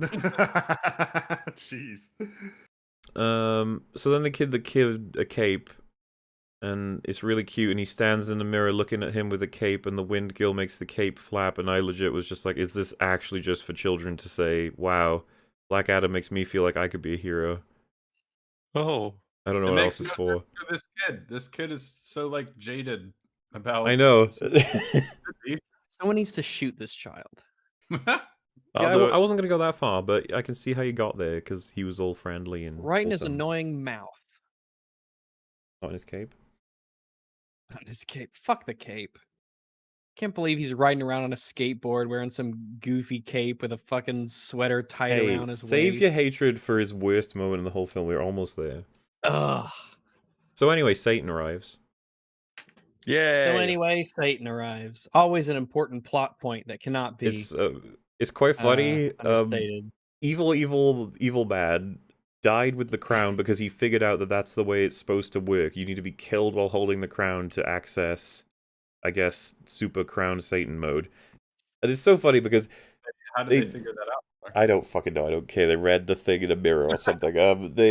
So you have this really like, you know, you go to the wizards and there's this like this mystical place and they shoot their wands at you and you go, "Oh, I'm powerful now." They try and make the equivalent underworld version, and he like wakes up and he's like upside down and it's like raining, but also there's fire and brimstone everywhere. And then these like horrible demon creatures are like, "Blah, you are the new king of the demons." It's like, what the fuck is going on? I love the idea that he thought he was dealing with like King of the demons. that's right, like he maybe didn't realize what he was getting into. Like, You wear the crown of the back. One of us. this like We've you been will wondering where that become- fucking thing's been for 5,000 years. How the fuck did you get it? Where was it? Behind the sofa? And one of them Can we have says it to back? him, "Take the throne and unleash hell on Earth." And I had to pause for a moment. I was like, "Does he want that?" Do you want that? Yeah. Also, you can't do that yourself? I He's like, get- no, I want to rule like a nice place. And like, no, I know that hell. he wants power, but why would he want to unleash hell on it? Doesn't he like Earth? He lives on No, he Earth. wants to swim in lava. Yeah, there's that meme. So The this Guardians might of be the the Galaxy time to memes. mention that this villain is incredibly thin. Well, that's kind of where I was leading into. I was like, what is his motivation again? It's like power? I guess. And power corrupts and all that. Well, yeah, shit. because the character that is Satan isn't even close to the guy that we've met in this movie. So, like, he's like a new character. We can talk about him soon because he has some credible dialogue. He has some Ant-Man and the Wasp. No, not fucking. It is Ant-Man, isn't it?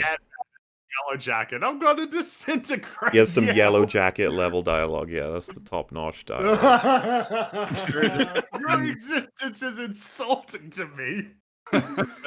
Did he say something like, "I'm gonna kill everybody you love" or something like that? Yeah, he does because he's evil, man. Because he is evil, man. He makes sheep. The sheep turns into goop, and he's like, "All right, next sheep." That's how evil, you can tell yep. he's a piece of shit. That was It's way true. worse than when he turned that actual human being into goop. It Oh, sure yeah. is interesting when the guy who gets the mirror version of Black Adam's powers that he just turns into a different person entirely. Yeah. Basically. Are you excited for how Ant-Man and the Wasp: Quantumania, they're going to be going to a place that is smaller than particles, but they can breathe? Yes. So excited. They shrink the Like, particles yeah. too, isn't that idiot. fantastic? They're in the quantum realm. An How do they oxygen breathe? molecule could fall on them and crush them to death. What is the temperature in the quantum realm? Like, Three. is that It's about Oh, what it's is- really cool. what is the nature? Because I don't know if you've seen the trailer, Rags, but like, there's a whole I have not. civilization in the quantum realm, like a What whole the civilization fuck? with spaceships. Yeah, and there's like stuff. this The bunch of aliens and Lilliputians. stuff, yeah. Yeah, and Kang is, and Bill Murray's in there too. He's in the quantum realm. So that's like in-universe Bill Murray just hangs out. Bill Murray's just chilling out. I in the shrunk down to the quantum size so that I wouldn't get thrown out of a window by a ghost. realm. He went to the quantum realm to escape Ghostbusters 2016. Yeah. Wouldn't you? Yeah, maybe. Wouldn't I we all? don't know if I could fault him for that. You know, Marvel is We've all been there. man. There's always a new thing because we're in Black Panther. It's going to be there was an underwater civilization that didn't care about Yeah. Thanos. Now it's going to be that there's a whole civilization that lived in the quantum realm, and Kang was there just hanging out. Was Well, Tiny Kang. Tiny King. So anyway, Dr. Fate is like, man, I was trying to avoid a horrible future, but by locking away Adam, it didn't change anything. And he says, my vision has always showed me a world in flame, but we can stop it. And he looks at Mr. Hawkman and he's like, but you're gonna die. And then he says, oh, you should have told me sooner. I have no fear of death. He's like, precisely why I didn't tell you. The world needs you. Which, is interesting in my head, because I'm like, does that even line up? Like, telling him he's going to die wouldn't change fate of him dying. Like Well, maybe. Well, I guess it doesn't, right? Because you just told him. So I exactly. guess it Like, doesn't. that's kind of where I was going to go. Since, it's a bit 50-50 to explain my issue with that line. It's just that it's him saying, well, I have no fear of death. And he's like, that's why I didn't tell you. And it's just like, that doesn't really... Yeah, that Yeah, I doesn't- don't know. You see, what I thought they were doing there is because Hawkman's supposed to have this reincarnation thing going, right? So I thought they were going like, oh, are they leaning into that with the I have no fear of death line because I'll just get reincarnated into another life or something. But that just never think comes it's up just again. the- So I think it's Oh, just weird that line. he isn't afraid of dying. He's Yeah, a he's- super brave boy. Yeah, he's fine, that's fine. Whatever. I've Yeah. done it before. mm. and I know it was kind of funny to breeze past it, but I do want to talk about how they discover the correct way to read. Oh, we haven't. Sorry, I've done it sort of weirdly, and I'm saying we're not quite there yet because that's we're not there. yeah, it's soon Oh, though. okay. I got Don't worry. confused. Because one Continue. last thing for this scene is that the Dr. Fate says, I remember seeing my first airplane RAF deployment heading to the Western Front. Everyone came to see them off, but I didn't cheer. I knew where they were going, even as a boy. I knew what awaited them. I've lived longer than I could have hoped for, and the scene changed more than I could have ever imagined. I'm still a sentimental old fool. I just don't want to see my friend die. I was like, oh, I like that. I like all of Really that. like Yeah, that it was scene, nice, it was actually. neat. Yeah. Yeah. Where was the films leading into that line? I want more. Well, I just want more of this guy. It's like that's super interesting. a You've been around for movie, that come long. on. Before you even got the helmet, you're a person who has a bit of perception about where things are going and what things are going to happen, and you have opinions about it that are that are controversial. It's like, oh, there's a whole movie. Yeah, you're right. There's a whole fucking movie there. What are you doing? Character here. Pierce Yeah. Brosnan. How did this get here? Yeah. Also, his delivery is great. Oh yeah. So That's my yeah, next thing is that. So go ahead, Cap. Yeah, the how do they find it out? Oh, okay. So they're trying to determine what the line could mean. What's the line they think it is at first? That life leads to death, or Yeah. something like that. And then they're spitballing, and it's like, oh, well, maybe it's like backwards or something. And then out of nowhere, this expert in this country's lore is like, oh, they have a mirror dimension, so maybe we have to look at it in a mirror. They I do think have a it's mirror even dimension. worse than what you just said. Like It's that hell is like reversed or yeah, something. the Wind Lady I think opens with saying maybe he read it in a mirror. Like for no reason at all, she just says it that way. It's like, oh yeah, maybe that's. Oh my god, that's it. Oh, It makes sense that he would just read it in a mirror, really, if you think I about think it. so. But it's so strange because it's if you think about the sentence "life leads to death" or whatever it is, like Allegedly. you don't Allegedly. literally read it backwards. You just replace the two words at the beginning and the end. Yeah, but have you considered the Kandakian proverb, backwards leads to forwards? Yeah. There you go. I mean, I guess you have to assume the word order is strange that it allows for that, but okay, fine. So they Yeah, like anyone picking a blat, it's like insula magna est. Pff, what do you mean island big is? That's fucking retarded. they detect big evil. I think their ship even says like Prince of Demons detected or some shit like that. I remember. It's it's funny. like we've detected a demon. What the hell? Yeah, he pops up out of the ocean or wherever he comes from, and The he's scanners like, were calibrated to demon. yeah. And so yeah, We're they talking about the sign of the demon and like how on the nose It's- it is with the pentagram, upside down pentagram on his chest. oh, it's and the horn. ridiculous. And I love how they just head over to him and start shooting at him with a machine gun. That's just what they do. They're just like, I don't know, he looks pretty evil. Don't tell me this guy's not evil. Come on. Come on now, yeah. It does We nothing. should ask first. And then he like grabs the part of their ship that disconnects that they are in and tosses that over into the city, and the other part goes into the water, and they fucking crash through. I don't know if that place had been evacuated at this point for all the bullshit that's been happening, but they would have killed a shit ton from that part. Not their fault, they were thrown, but still, it just... You always expect, like, maybe they'll have one shot where you can just see the bottom of the ship where it's just covered in flesh and blood from all the people they splattered across the floor. And No, it's like, not oh, when no. it's PG-13. Blood on the shield, damn it! It's there. Oh It's yeah, there always was never there. blood before. Not like when he can, whatever. The real tragedy is Sabak is not Shazam backwards. And yeah, so they all get out, they're ready to fight, and it gets like a tight shot on Satan, and he delivers one of his lines, which is, "Now prepare to die."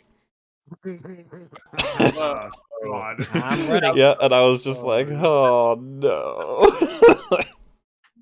I will kill you with my evil. That's what you need to We do. meet again, Buzz I will seal Lightyear. your doom. For the last time. Not today, sir. No, Even, sir, I can't.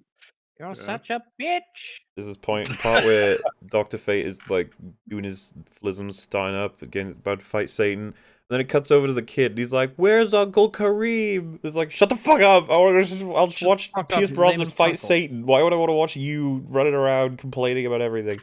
To think that you even can begin to compare to Pierce Brosnan Exactly. is what folly. Pierce You Brosnan fool. as Doctor Strange. You the fake fuck you twat You kid. damned fool. So they're all like trying to beat him up, Satan, and They vaguely look like As they're you getting do. somewhere, and then he goes invisible, and Hawkman is like, activate infrared. And then he's like, come on, Satan, what are you doing? Come out. He You're should have being a little dick. activated infradead.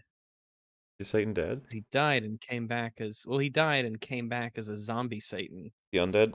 I guess so. I assume so because he died and came back from hell, right? I assume that puts you underneath the broad umbrella that Oh. is undeath. Because vampire, they're Did undead. they go to hell? I don't Sort think of. so. He did. Not all vampires. Mm-hmm. I mean, because being a vampire is morally neutral, I would assume. But it depends on what prick god you worship. Well, it depends you on know? your law, right? Yeah, it's like does your whoever sets the rules of these things, be it God or otherwise, do they think that you're a vampire, so you're just going to hell? No context necessary. Well, Giga Chad. he fucks them all up. Beats them up. They're all getting slaughtered. Oh my. They're like boom, boom, boom, boom, boom. Real quick. It's a really small nitpick, but I Oh. don't like that this movie thinks that infrared means X-ray vision. That's not what infrared light is. Are you a scientist? Yeah. What would you know about this? Yeah. Do you have a PhD in vision? Or X-rays? Actually, it's not X-rays. Those are much higher. Visionology? Are you a faster. visionologist? Have you even can look- used a camera? Yes. Okay, have. fine. So that's one thing Did you you've study done. truthology? No, but you can Signs look actually like they're you can look up infrared photography and stuff like that. It's actually really interesting looking. It's not Madness. X-ray vision. I already did. You know why I know that? Because Hawkman did too, and that's why he's right. The C is always right. We haven't had Maybe- a debate in a long time on this show, and there you go. One. Yeah, you got me good. I am the only optical engineer here, as stated. Optical engineer. So, I'm yeah. the only visionologist with a It's- master's degree in seeing. Well, if you knew anything about cameras, you'd know that there's a whole spectrum of colors on there. And when infrared refers to detecting reddish type colors, and Satan is like made of fire, which is red. So Very true. And he uses it earlier to try to look at the motorcycles to try to figure out which one the boy's in. I'm just like, that's not what that is. Stop. well, that's because the Bulls boy was hate. wearing red, so he would have detected him with red. Very true. Again, that's why. It's like a Robin. this is in the director's commentary. You need to check it out. It's really good. They talk about the film and why it was written, or how, or Why it To was make written just in money. general. Just what motivated you to put these words on the page? It's like, I don't know, man. How could you? I don't know, man. Money. Like, what do I you ask want me to myself say? that every day. So yeah, then so he beats them all up and he starts heading off, and you're like, oh, where's Satan going? And we'll speed ahead and come back a little bit. Satan's goal is to get to the throne to engage the undead army assaulting Earth. He needs to sit on the throne to have this happen. Why? I almost no forgot idea. that there was an undead army. I don't know why. I have I no almost idea. totally why that's forgot. right. This is Yeah. clearly a matter of something got cut, because when I was giving it the old checkout with Rungo, I legit was like, That's wait, me. did they explain this at some point, that like the throne leads to the armies of the undead coming to Earth? No. Why? It's just a The it's throne. not like a special. Why is this throne like? So if you just punch the throne and it crumbles, is that it? The hell armies can't do Hell shit. hell cannot conquer the planet Earth if you destroy the ancient Kandakian throne, which luckily it wasn't in that 5,000-year period of it just sort of hanging around. It wasn't, destroyed or dismantled or But those are our stakes. Like, you got to stop him from getting to the throne, otherwise hell's on it. It's like, oh. And then they have this shot of how, they've all been beaten, so it's kind of fucked now. He slowly floats toward the building with the throne in it. Really slowly floating. he wants to enjoy the world before hell takes over. He just wants to take a few Yes. last moments Breathing to it in, enjoy what you know? he wants to savor the sight of what he thought he was going to rule when it turns out Yeah. lol nope, rivers of fire and brimstone castles and whatnot. And Dr. Fate realizes, oh boy, this is it.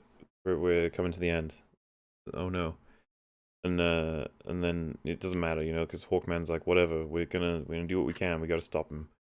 But then they realize there's a barrier around the building. What's going on? And it's Dr. Fate, and he's like, you guys can't come in. I'm gonna go in because I didn't tell you my whole vision. I found a way to prevent your death. And the clear indication being it's going to be him that dies instead. And he says he's had an extraordinary life, always with one foot in the future, and that for the first time in 100 years he can look ahead and see nothing, and it's beautiful. Which I really liked as I a like that. line from him. Yeah, I am pro that line. It would have meant a hell of a lot more if we had like a whole Dr. Fate movie. A whole Dr. Fate movie where he perhaps. tries to make that choice, but unfortunately, no. God, that's lame. Yeah. Oh, that's really Very lame. lame. So Very, lame. very late. And yeah, and he has a big old final fight with Satan that I quite like as well.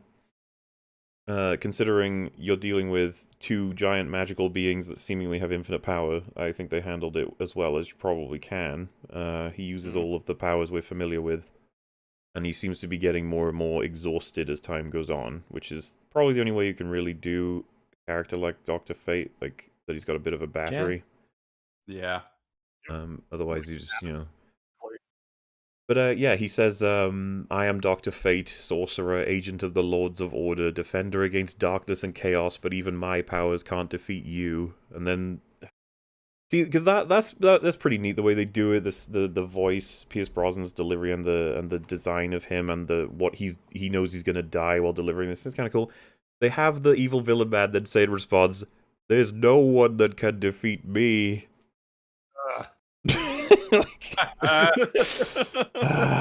Yep.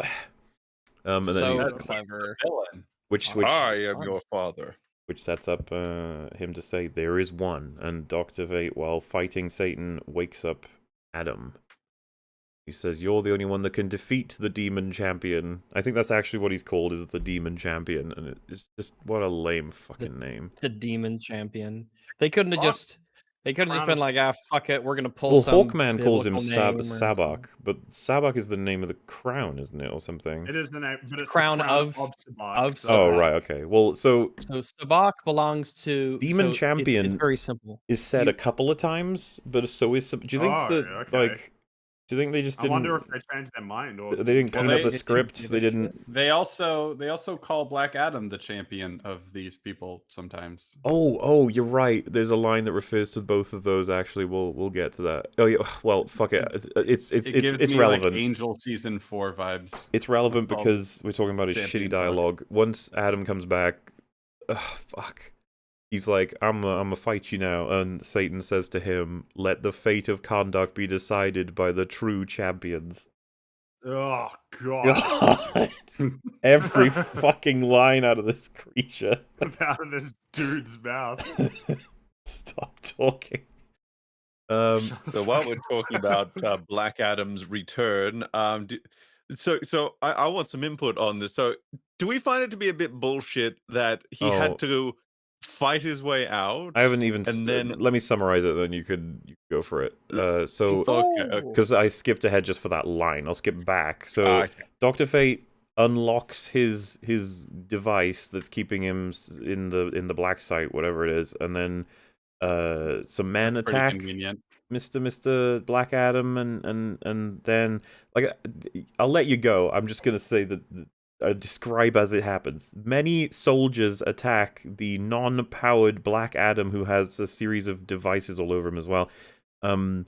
He defeats all of them, and then tries to swim away, but gets shot twice, I think. Once in the back, once in the arm, or something like that. And says Shazam because he manages to just reach the surface, and with his last breath has the chance to do that and becomes superpowered again. That's the summary of that scene. Why don't you go ahead with the 17 problems?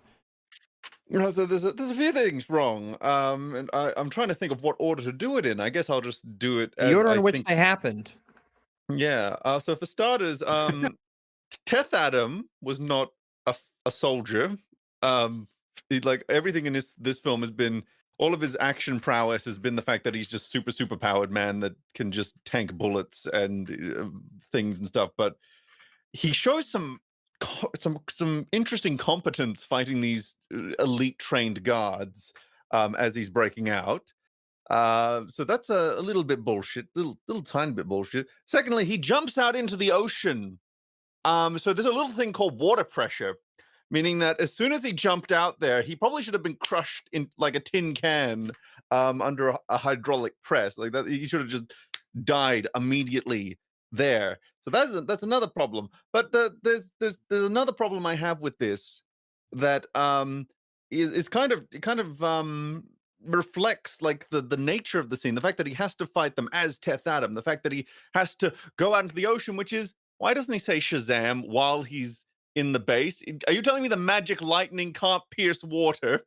The magic lightning can't go down into the ocean. That's the limit. When was this established? Why is this the case? Like it's just taken as a given that he has to go up to the surface to get his Shazami powers back. But really, he could have just, as soon as he broke out, he could have just ripped the thing out of his throat and gone Shazam, and that would have been all she wrote for that. So those were the things that I spotted. But I get the feeling there's even more wrong with it that you guys might want to go into. I feel mean, like yeah. you pretty much you got like a lot of the main ones basically. It's just a stupid sequence. How Yes. could he beat those guys? Like I don't see him beating those guys. Yeah, they I have thought he was guns just a and little gadgets weakling. and armor, and there's a bunch of them. And he's just some guy from 5,000 years ago. He's not a soldier. Not to mention what the shock of the water hitting him. He's probably never been that cold in his life. Not to mention he probably doesn't know how to swim. Honestly, He doesn't know. No, lot of he's in a fucking desert. Yeah, looks like he lives in the desert. Who knows? Maybe he learned to swim in the ocean. It was a Kandakian pastime. Dumb scene. Very dumb. Well, I will say, what I think the film wanted to argue was that he couldn't get that face mask off until he was already in the water, and then in the water he can't speak, and so he had to wait until he's at the surface. I think that's what they want you to think. Still doesn't really I don't see function. why. I don't see why you couldn't have just taken it off earlier, yeah. And then I saw someone in chat saying it's a superhero movie, of course combat skill is a given. No. Oh, for actually. fuck's No, sake. it literally isn't. Like, So- is that a meme? No, I think they're very upset. Let the newbies are here. The way, so like, you could even maybe see agreeing with the statement, maybe in a very shallowy In a way, but it's like, past no, there's lots of stories in superhero stories that we need characters who are not powered up and not skilled to make other characters matter and mean They more have to learn. by comparison. Mm-hmm. The whole idea with this is that he's like a shitty slave person, and then he got given incredible power to be able to fight for Whoa. what? Call him a shitty slave person? It's person of slave. Just to I be clear. I am referring to the quality of the slavery. Like it's a really shitty situation. Okay? It's very low okay. quality slavery. There are really good It's not like- slaves It's not like situations. Samuel L. Jackson and Django Unchained, which is very high quality slavery. This is So very is- low quality slavery. Isn't that racist much? Is slavery now like it belongs to just one race? I or something? What is refuse. I this? refuse to give any particular race ownership of slavery. I'm just not going to do it. If you want to, Everyone can be a I'm not shitty doing it. slave person in my world of You get to be a freedom. slave. I'm an The words are confusing, all of egalitarian when this. it comes to slavery. Yeah, when it comes to slave, everyone You can the be Oprah slaves. of I'm all about slavery. Anyone can freedom. be The enslaved. freedom to be a slave. Anyway, Enslaving continue. based on race is it's so fucking basic. Like, ugh. No. Enslave people you conquer, and you enslave to pay off debts. Come on, we gotta Pokemon little count, bit right? creative here. Absolutely, Pokemon are enslaved. Those poor little shits, even if they smile. Gotta chain them all. Gotta Oh, whip them no. all. Sometimes eat them. Whips and chains, whips and chains. The slowpoke tails, right? They eat the slowpoke tails or something. Not really fucked up. The shells do. That is. It's Jeez, just wow, it's like a what delicacy in one of the places or something, and it's just like, oh What an awful no. hell world the Pokemon world is. Yep, horrible. Anyway, he does it. He activates. And he's like yo, and flies away as Shazam. No wait, Black Adam. That's it. Shazam's a different guy. Yeah. Delicious tail. Yeah, it's an item that appears in Pokemon Gold and Silver. That's what I know it from, yeah. The tail of a God. Slowpoke's been cut off or removed. They're considered a delicacy. Jesus! Oh wow. Wow, wow, wow. Cut Well, off or removed. Oh my good god! Wait, what does that mean? Wait, yeah, what does that mean? It could have happened naturally. They're just Ripped people. off. There's a whole legion of gourmands, and they are just sitting there waiting, watching all those slowpokes out there, just ready to pounce, just in case its tail falls off or is removed in some way. what, They're they just scramble waiting. towards it like the zombies in Left 4 Dead. It just falls off and They he gotta grabs beat it each and other runs off away. with frying pans. Just No, go away. This tail is mine. I've waited here the longest in this bush. Why? Go away. Now, why are they French now? What's happened? Well, of course Because they're I've, French. of course, they're Everyone's French. French in Bias, Pokemon. your prejudice is just like that was. No, I'm saying that's that a the French are Freudian- hardworking and they're passionate for their craft. That's what I'm saying. I'm not insulting the French. passionate Yeah, for the they're- craft of chasing tails. Of, Look, all right, the French. I'm they passionate for the too. craft of They like chasing their tail. There's nothing cuisine, wrong with that. all right, you know they like delicacies, things of that sort. God, I don't Maybe like it's like a this lizard's conversation. tail, It where makes if me you just hold on to it enough, Let's it'll go break back to off the on its own. race. Let's go back to the slavery conversation. Yeah, let's Eating talk more slowpoke about. tails is too fucked up. Let's talk more It's about. too the real. shitty- the We're actually shitty slave we're close people. to the end though. I'm just saying. It's Just saying. true. It's It's very tempting. true. Get to that credit sequence, especially to talk about Henry a little bit. Pretty neat. But yeah, Dr. Fate, this is the last thing he says to him is, you don't believe yourself worthy because you weren't chosen, but fate does not make mistakes, and neither did your son. Which I think is pretty effective to get him motivated. And probably cuts a little bit to what Adam thinks of himself, being that he wasn't given the power by the wizard people. His son was. And then Dr. Fate's like, yeah, but your son believes in you, man, so you should go and do Son did a stuff. good thing. Yeah. Yes. And yeah, and I think that's sufficient to get him like, oh fuck, you're probably right, because he has a little moment of vision themes with his talking to his son as well, and his son is like, hey, go do stuff. Go. That's what I'm saying. There's this stuff there to make him be like, okay, maybe I will stop all the zombies from taking over Earth. Maybe. Seems like something like. And then he says that sometimes the world doesn't need a white knight; it needs something darker. Don't you dare give up on us now. The world needs you. Needs a black knight. Like what do you? I think that one's. I think that line's a little bit cringy. It is Yes. a cringe line. It is clunky and it needs to be redone. I Yes. wouldn't even Also, hesitate it's to say not- that you might not need it. You could just cut all of that. Yeah, you're probably right. Yeah, No, get rid of you it. You need to stop insisting that he's some anti-hero at this point. Like I don't know. I just find this movie so like confused. It's like, Cringe. oh, you don't need to be a white knight. You just need to do the heroic thing and save the world from the evil demon, like a white knight would. I don't Yeah, but you don't have to be motivated by whiteness. You can be motivated by blackness. Wow, Mahler with the hard opinions. I see. Are you you're telling Can't this, be you're talking motivated about by the guy from whiteness. Africa, Mauler? Are you telling me he's not motivated by whiteness? I in have Africa? no Is Kandak clue. in Africa? I don't know where Kandak is. I thought It's it in was Africa. generic. It's in elite. Africa at the beginning of the film, I'm pretty sure. Oh, okay. Oh, I thought it was- Another okay. secret African nation that's actually Cool. really amazing. We didn't know about it the whole time. Huh, it's And a interesting. different secret. fictional metal that comes from there that's magical too. Huh? Crazy. How about Well, that? the thing is, it's Yeah. not really Karen was- secret because it's clearly got all the modern things. Well, I guess It's yeah. just I guess people now choose it's not a to go secret. Yeah, Karen Yeah. was motivated by her whiteness. that's true. Where is Karen 2? Fucking Chad? Good Karen. question. It'd be so cool to have Cyborg Karen. They Well, won't there do you go, it. playing the race card again. Chad. Those Mahler. cowards won't do it. Won't do it. So anyway, I mean, obvious question. Hey, what are you doing, man? Why didn't you release him? Like, how does your future shit work? I guess because you should have released him ages ago. That shit should have been started. It feels like his plan was known, like the second he was planning on killing it, like some of the barriers. Like, you should have been saving Adam then. If you had, he might have gotten to you in time, you know? Yeah, you should have done that quicker. But yeah, a problem with a character like Dr. Fate is going to be like, so he knew as much as he knew in order to do the things that he did instead of doing any of them earlier or knowing any of this stuff earlier. Yeah. Is there any reason for that? It's like, you get what you get. You can see the future sometimes to some degree. Yeah, I don't know. Whatever. I guess that's the general take with a lot of stuff that happens in this movie. Like, I guess that's Yeah. how that goes. Okay, sure. And then he dies. He gets punched real hard in the belly, Boo. and he looks up, and all the other characters, they all have a reaction shot to it, and then he vaporizes. And that is the end of Dr. Fate. Yeah, so fuck Which- this movie.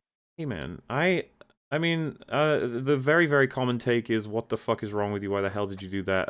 I'll just go as far as saying this would have been fine if we had everything is fine about, like, the death. I think it's just that we didn't get enough of him, and just that's Should've got more frustrating. time Yeah. with, So with apparently there was a Dr. Fate. deleted post-credit scene that was going to indicate that there was going to be more Dr. Fate in the future or something. Well, I they figure changed there'll it. be- Their mind on that. I figure there'll be more Doctor Yeah. Fate, but will it be Pierce Brosnan? Probably not. It won't be Kent, right? Maybe Oh, not.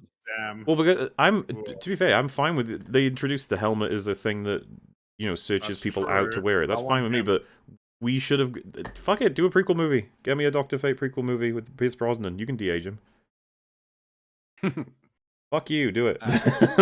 Or yeah, and we don't know how a prequel where he looks that way would be totally normal. Probably. Well, because he Depending said on he's how- lived for considering 100 how old he years, is. right? So yeah, Yeah. that's true. you can Go back to make a period piece. You do could like do World War an, II. 70s, 80s, Do the World War II, Dr. Fate. That'd be crazy cool.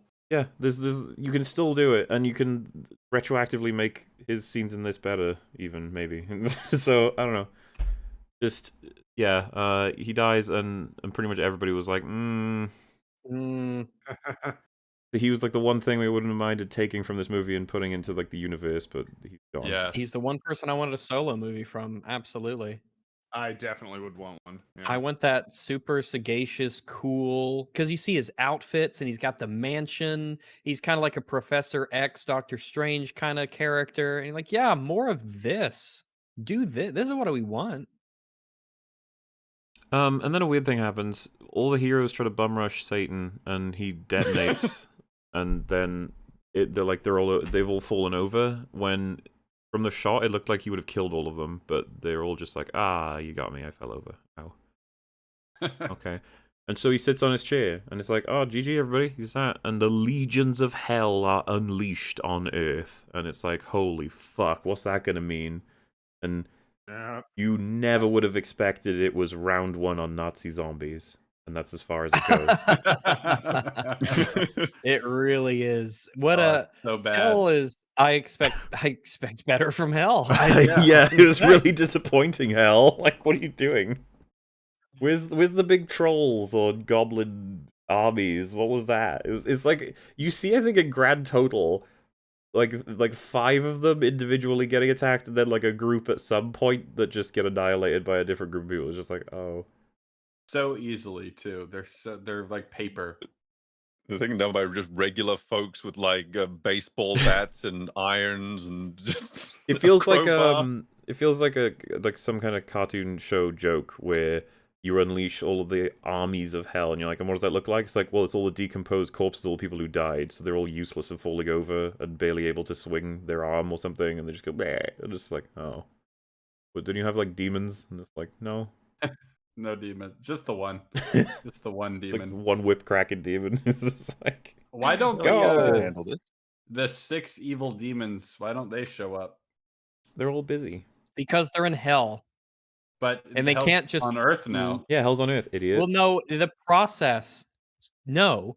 Hell on Earth No. is a process that has not been finished yet. All right. How They long can't does it just take? come to Earth. It Why doesn't not? matter how long it takes. It hasn't It happened certainly yet. does. It It does certainly not. does. It does not matter because it's not finished yet. You saying it's If like it takes 27 seconds or 18 years or a millennia, it hasn't finished yet, so they can't come to Earth because hell isn't on Earth yet. They have to stay in hell. But what about the until- legions of the damned?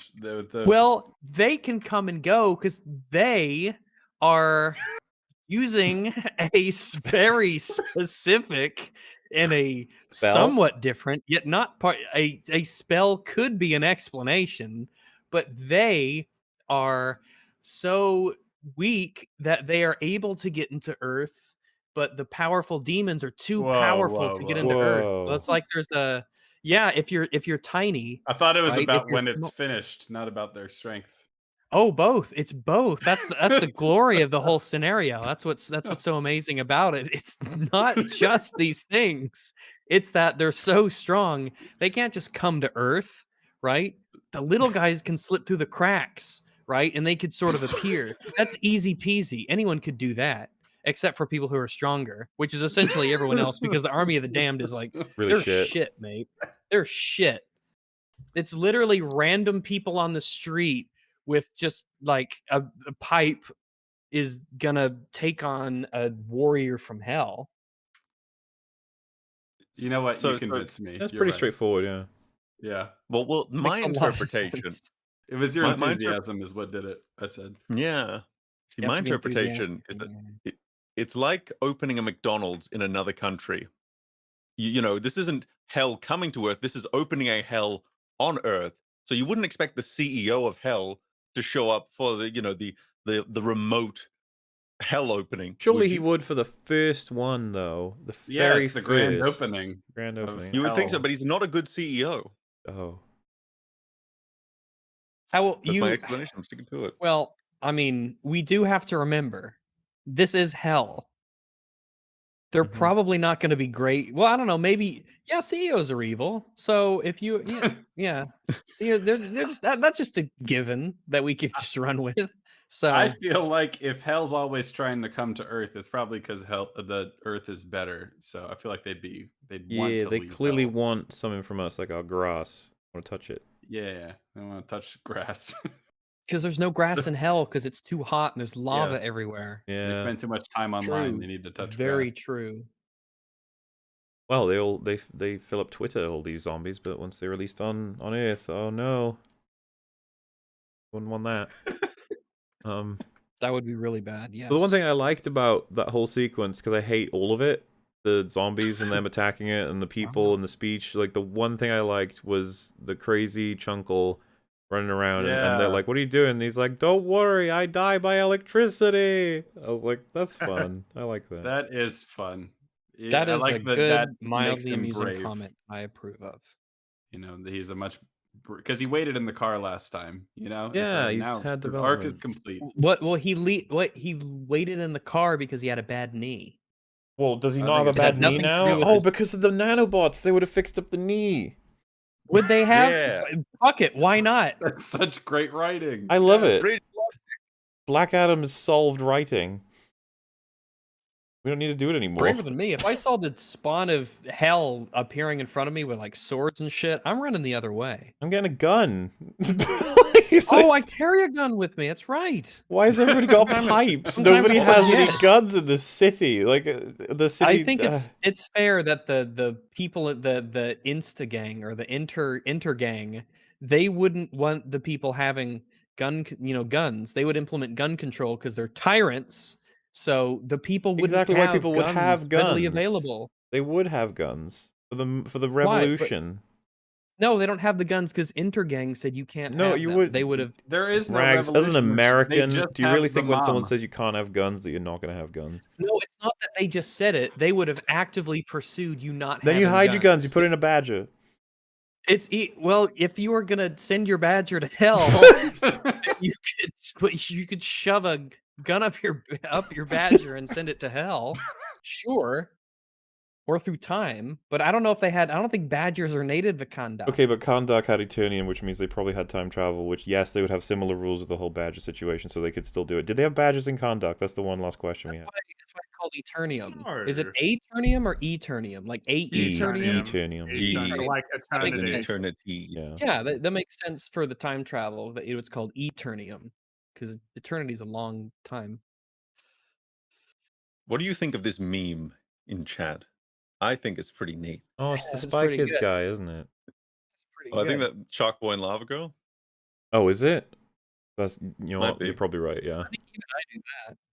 I'm I sorry. haven't seen any of the Spy Kids or Spy Kids adjacent movies. I hear Like they're Machete? great. Dude, excellent. Machete. I didn't see Machete, but I did see the Brisk tea commercial of Danny Trejo recounting the events of Machete. Ooh. Ooh. Yeah, it was Um, really good. up. Agents of That's Brisk, baby. Hell. Zombies. Oh, the speech. So the kid delivers a speech. Oh yes. And Here we go. it's like the most demonic combination of possible ADR and the least giving a shit. They encouraged him to sound awful. They really did. They were like, you have to not give a fuck. Like, otherwise we're firing you. This is going to be a really good meme. Like, that's the only way I can explain it. Fuck, we're going to send you to hell. He's legit delivering it like, come on, everyone. We have to fight in order to get freedom for all of us. Come on, let's go. I wish we could play it because it's that bad. It's so awful, the whole thing. And I don't know what they were thinking. Like, anyone can hear that. Everybody I know who's talked about this movie has said that speech at the end was hideous. It's like, yep. Yeah. And there's a really interesting contrast because as soon as he gives the speech, there's a random guy in the crowd who's like, "Yeah, come on, guys!" And suddenly he has like energy and emotion and charisma. Yeah. Yeah. If you added stuttering into that speech, it would sound like Justin Roiland is doing it. That's oh geez! Come on, everyone. Go. Oh, we can do it. Okay, all right. We gotta fight for conduct. Oh jeez, Rick. It would be. Come on, guys. We gotta fight for. We gotta. I can't burp. Didn't you want to die, Rags, when he showed up leading the army on his skateboard with his cape? Yeah, I repressed all of this. I wanted him to be. We're dragging it out, man. We're dragging it out of your subconscious. This is happening. I wanted to see this little fucker, this little skateboard kid piece of shit, this little lost in time 90s kid. I wanted to see him so full of energy and he's so happy and yeah, I'm going to do it. I'm going to fight the demons of hell. I'm going to go get him. And he picks up his skateboard or whatever the fuck he's going to use. And then the first guy he comes across just fucking kills him just right in front of everyone. Just fucking bisects him or cuts off his... The zombie some shit. It hardcore like bites into him, just tears all the flesh apart, blood and guts flying everywhere. Draw it out. Terrible death. Oh, you know what? You should get the death from Dead Space that shocked everybody when they finally saw it. Is one of those creatures that knocks your head off and then takes control of your body. Remember that shit? Yeah. That was like horrifying because there's a lot of cutscene deaths in Dead Space, but that was the one where it makes you walk around and you're like, it's taking control of me. Keeps going and going. Dead Space That could be like a superhero origin demon child. Pretty soon. Callisto Protocol is on the way too. Woohoo! More gaming streams on the way. Ragnarok is the first one. Okay, that's so close now, guys. We're 3 days away. Holy moly! And I've still got a lot of God of War still to play. Oh shit! But you did the part recently that was really, really cool. I did. Really fun. So what do you guys think of this cancer I just found? Let's see. What is this? I was looking at the Dwayne Johnson and the Spy Kids movie. No, I found something else. It haunted me. What is this? And that's like a set photo or something. I don't know. Oh no! For Aya's Suicide Squad. Something like that. I don't know. It might be a toy that might have originally been in the film. It says, would it be amazing to see this? Joker, Batman, Someone and unironically wants this. Stop it. God, never again. The Joker. God, I really wonder who's under that mask. Who could it be? I way prefer Dwayne the Rock Black Adam Johnson as the lava girl monster. That's way better. Yeah, let's stay with those vibes. So anyway, they fight. It's Satan and the Rock wins. It's not a surprise. He just kills him, and it's the one fight where I was just like, just get on with it. I know you win. Come on. Yeah, I know Satan isn't gonna win. Just carry on. I know Satan's not gonna win. You're just gonna knock his block off, and it'll be great. You know what? I'm really annoyed that this movie like missed an opportunity to do something more interesting with the villain because the whole thing that they keep telling you over and over again is that Black Adam is not a hero. He's not a white knight. But then the villain he fights is literally just Satan. Evil Satan demon. Why couldn't it be some sort of villain who at least pretends like he's a good guy but isn't?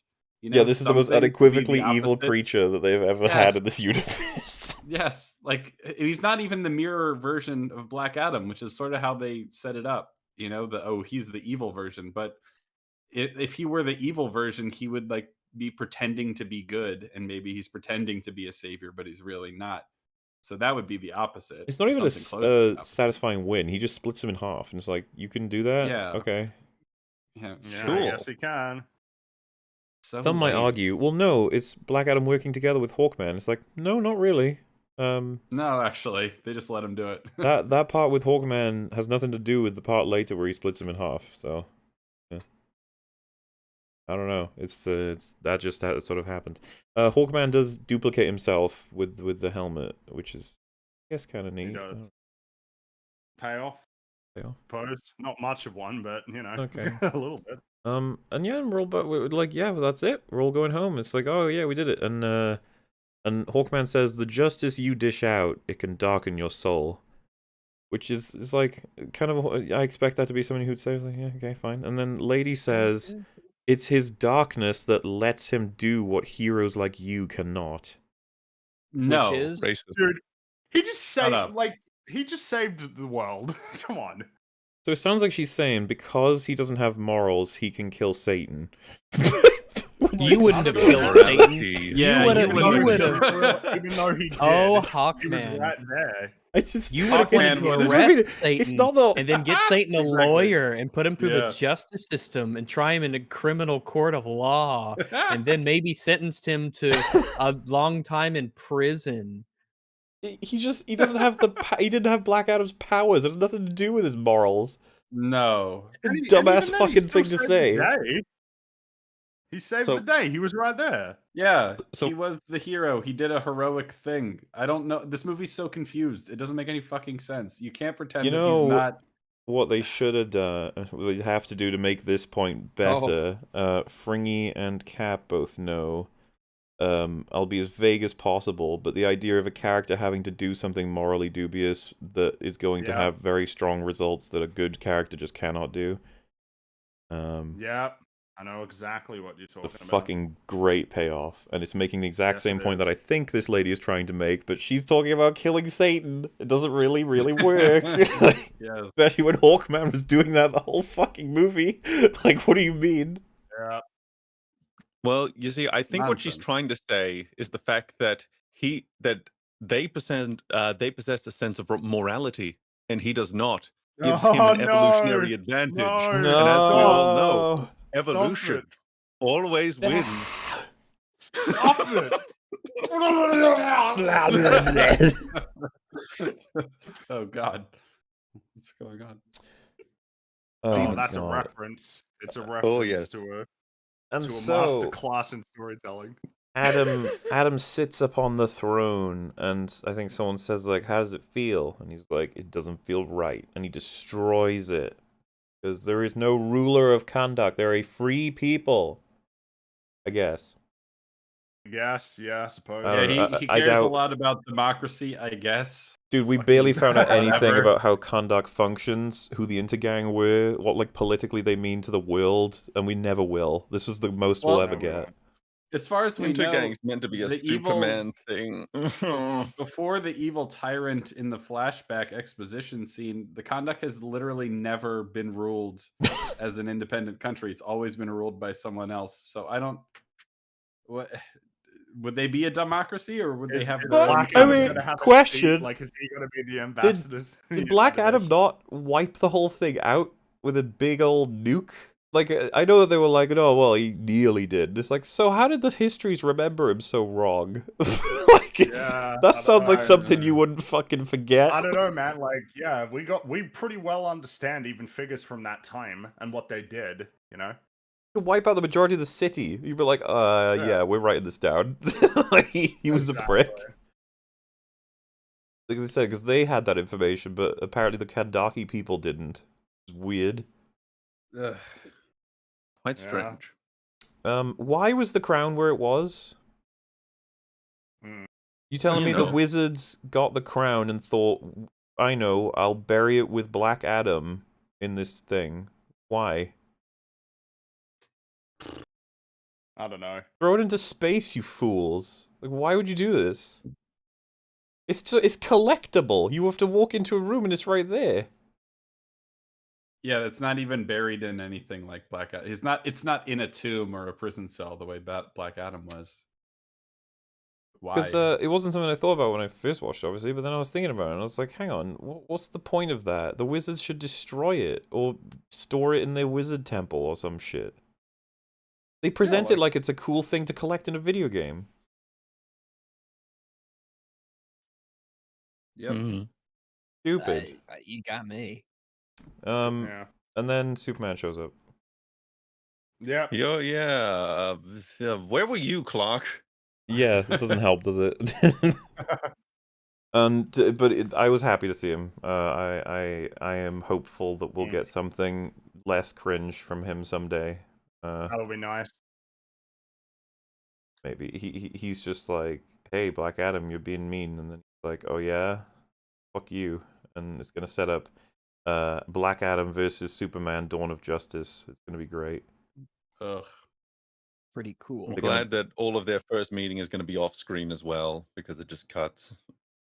Yeah. Yeah, that's right. We don't get to see what they talk about there.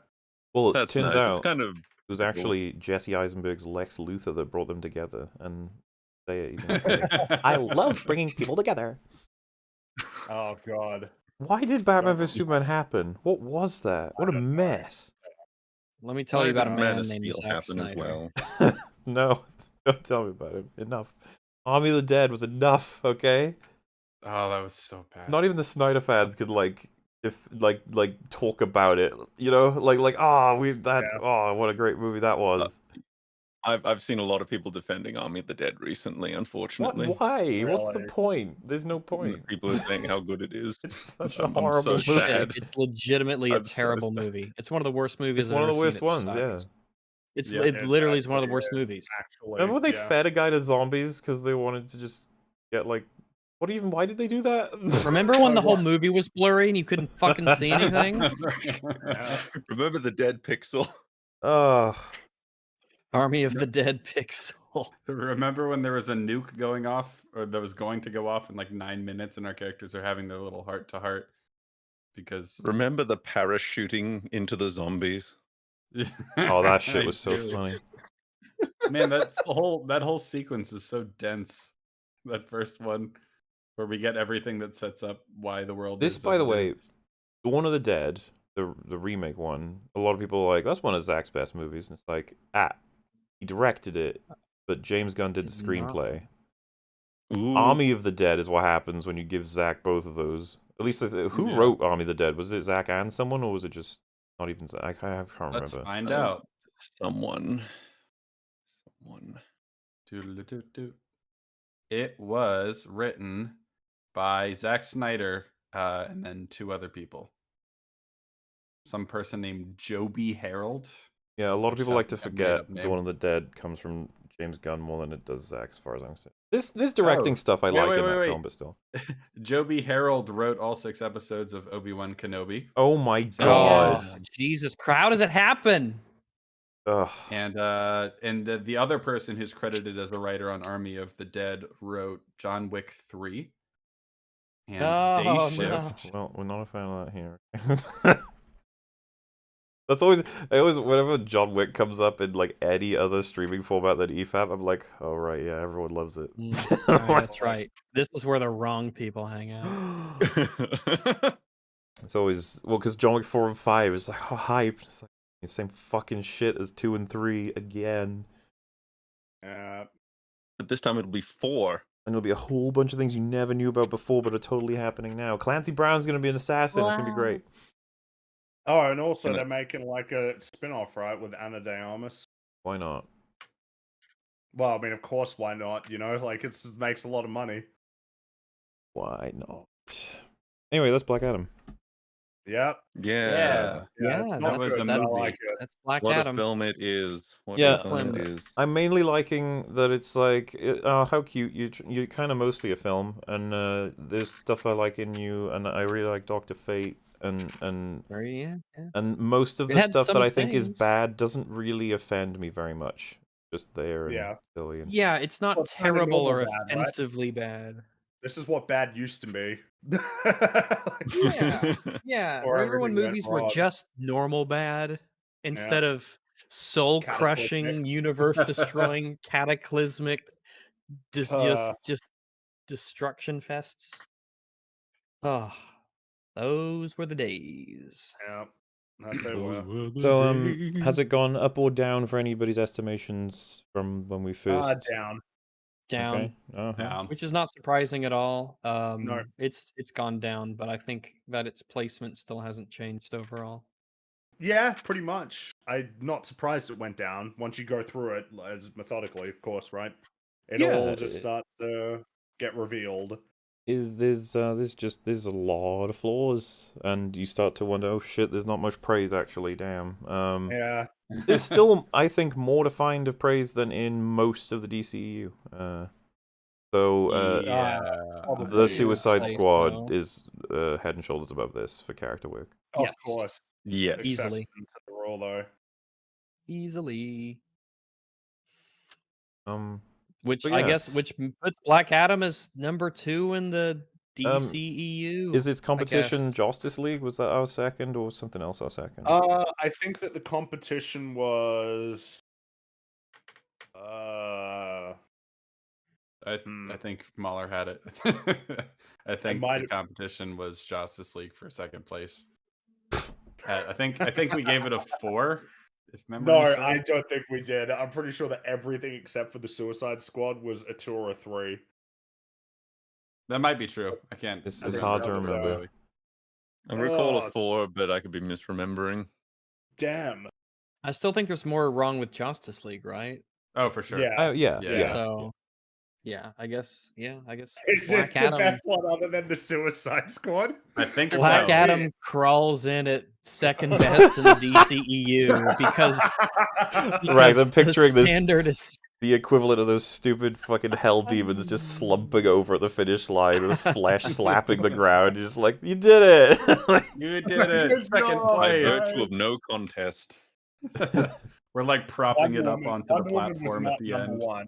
No, Wonder Woman was not number 1. Wonder Woman is deeply flawed. Yeah, no, That film is- Yes. Sometimes we undersell how much Wonder Woman 1 sucks ass. Like, I'm sorry, it does. Go watch our EFAP movies double bill. That's pretty sure good Batman coverage. v Superman was the top contender, actually. I'm pretty sure Batman v Superman was But yeah, high because up didn't on we the list. think the first act was like stable to some degree? Yeah, and Yes. then as it goes on, it deteriorates, and by Act 3 it falls That's apart. the extended edition. Which everyone Yeah, says is and- like a masterpiece, and if it was released in the theaters, then it would have made like billions. No, but it is better than the theatrical cut by quite a bit. It's better. Yes, it is better than It is better in that it had establishing shots. Oh, okay. Well, no, I mean, like, it explains how certain people get from A to B that the theatrical cut just doesn't at all. So it's I remember that definitely being a better. thing, yeah. So, what's next for the DCU? It's the Flash, is it? Yeah. No, Boy. it's Shazam. I Shazam. think it's Shazam. But- then Yeah. the Flash, then Blue Beetle, then Aquaman. I feel like Shazam 2 is going to change nothing at all. No, Correct. it'll just be a movie that exists, and so really it will be the Flash that The Flash is going to be the one that everyone's keeping an eye on. We'll probably cover the Flash is Flash. gonna We're be probably not going to cover such a Shazam mess. 2. The Flash will be hilarious to cover because it's going to be an absolutely bonkers Oh my movie. god, I cannot wait. Yeah. I can't wait. It's gonna And be then, such a like PR nightmare for them too. I get the impression that Aquaman is also going to be like nothing, and maybe Blue Beetle, maybe that'll be cool. I don't know. Maybe. Blue Beetle's kind Have a of good don't- costume. Don't you guys worry. Marvel is coming in with Wakanda Forever in just a couple days. It's going to be great. Oh shit, that's this week. We're That's closing actually out this week. Phase 4. We're bringing in Namor. It's going to be incredible. No, it's I think it's Namor. That's how it's. Well, yeah, pronounced. no, he it's said that, Namor. and I was going to ask about that. How does that work? What am I supposed to say anymore? I I don't thought think Namor was anyone how you knows. pronounce it, I but thought it was Namor too, but he Well, said in the Namor. MCU, it's Namor. Usually, it's Namor. how, but Oh, okay. what happened?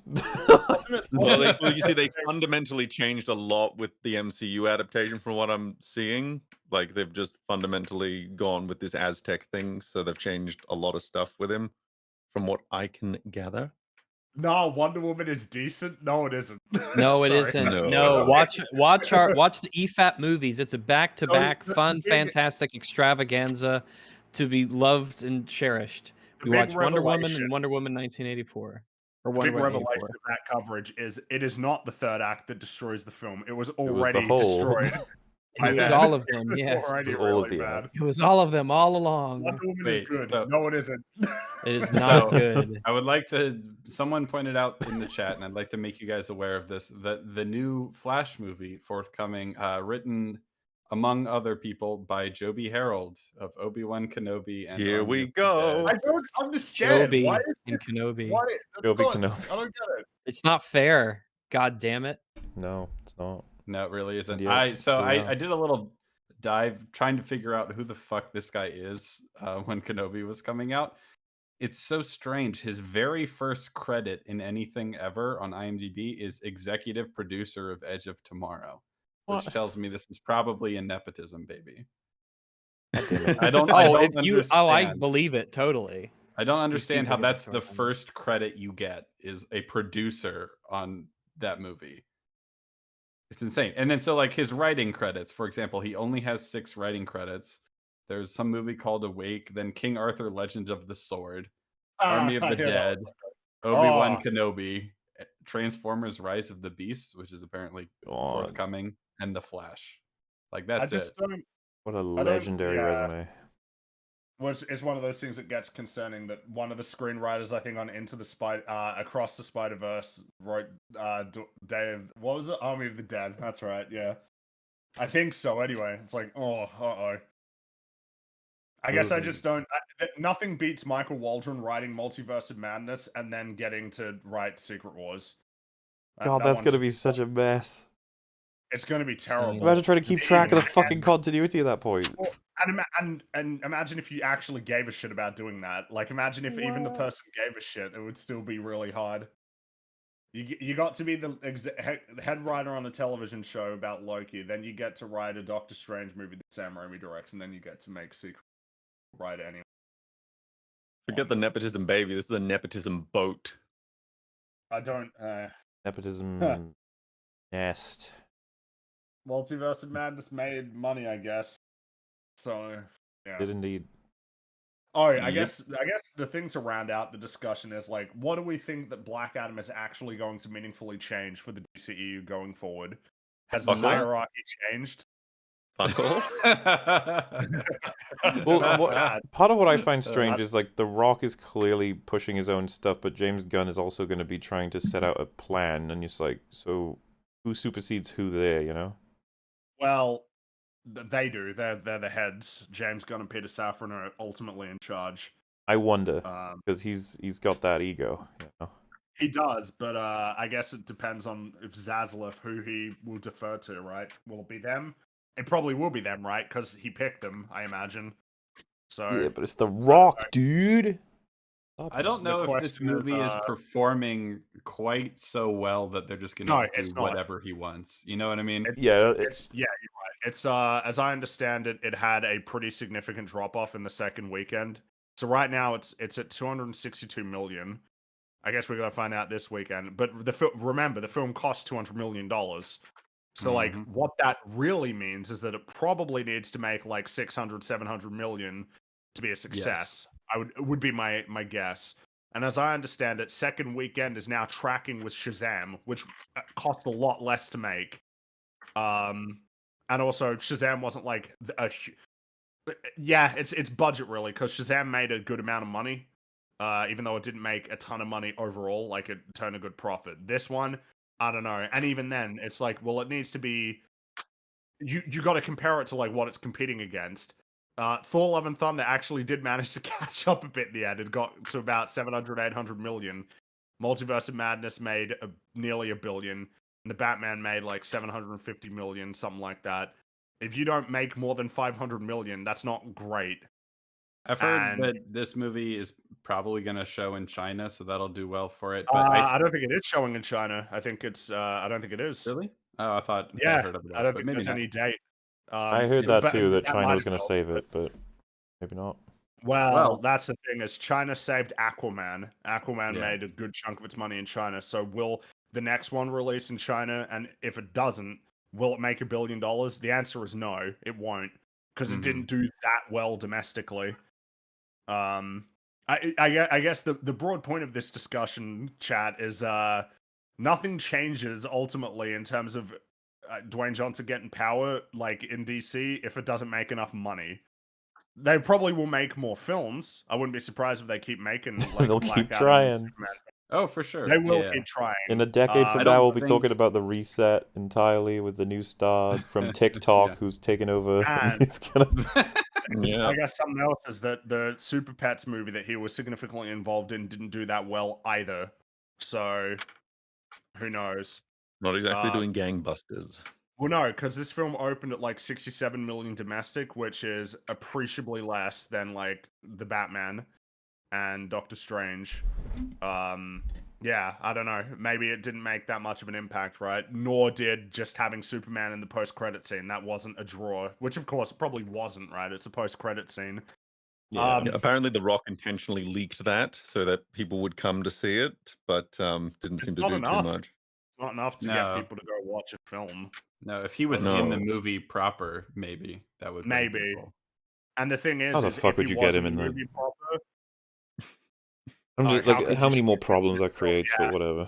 Yeah. Yeah. but I guess That's something I is, wanted like, to say as well. This fucking movie is so ambitious, as are a lot of these, like Thor: Love and Thunder, for example, or Multiverse of Madness. Jesus Christ, your scripts are so incredibly convoluted, complicated, and insane, and adding so many new, huge world-building implications all the time. You can never just calm the fuck down.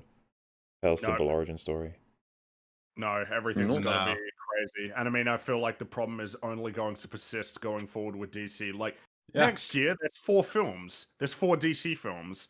You got Shazam, which has its own world-building implications. The Flash is going to be like a multiverse time travel, like, crazy film. It's gonna be a disaster. Yeah, we know they can handle that though. So that's nothing to worry about. probably going to be a It's gonna be disaster. so quick, guys. It's gonna be so And I quick. mean, the question will be, have they even decided what the plan is after that? Is it going to change now that James Gunn and Peter Safran are going to be making some choices about, does it even remain as it is right now? Is a hard reboot actually on the cards? I don't think so, even now, which is No. absurd.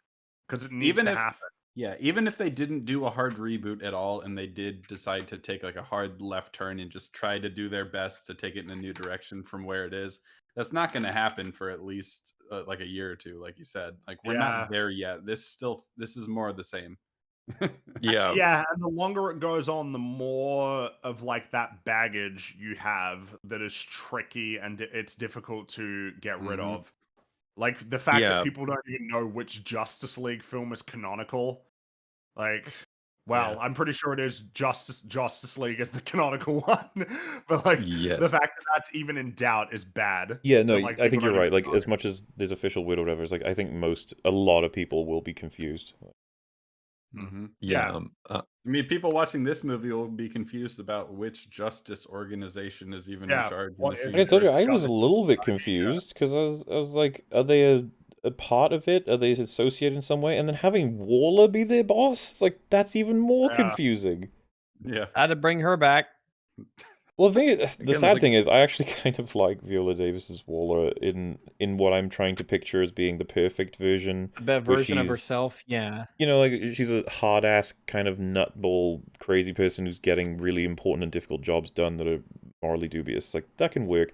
The Suicide Squad is the best version of her, even though it's pretty quick as well. But Suicide Squad is awful.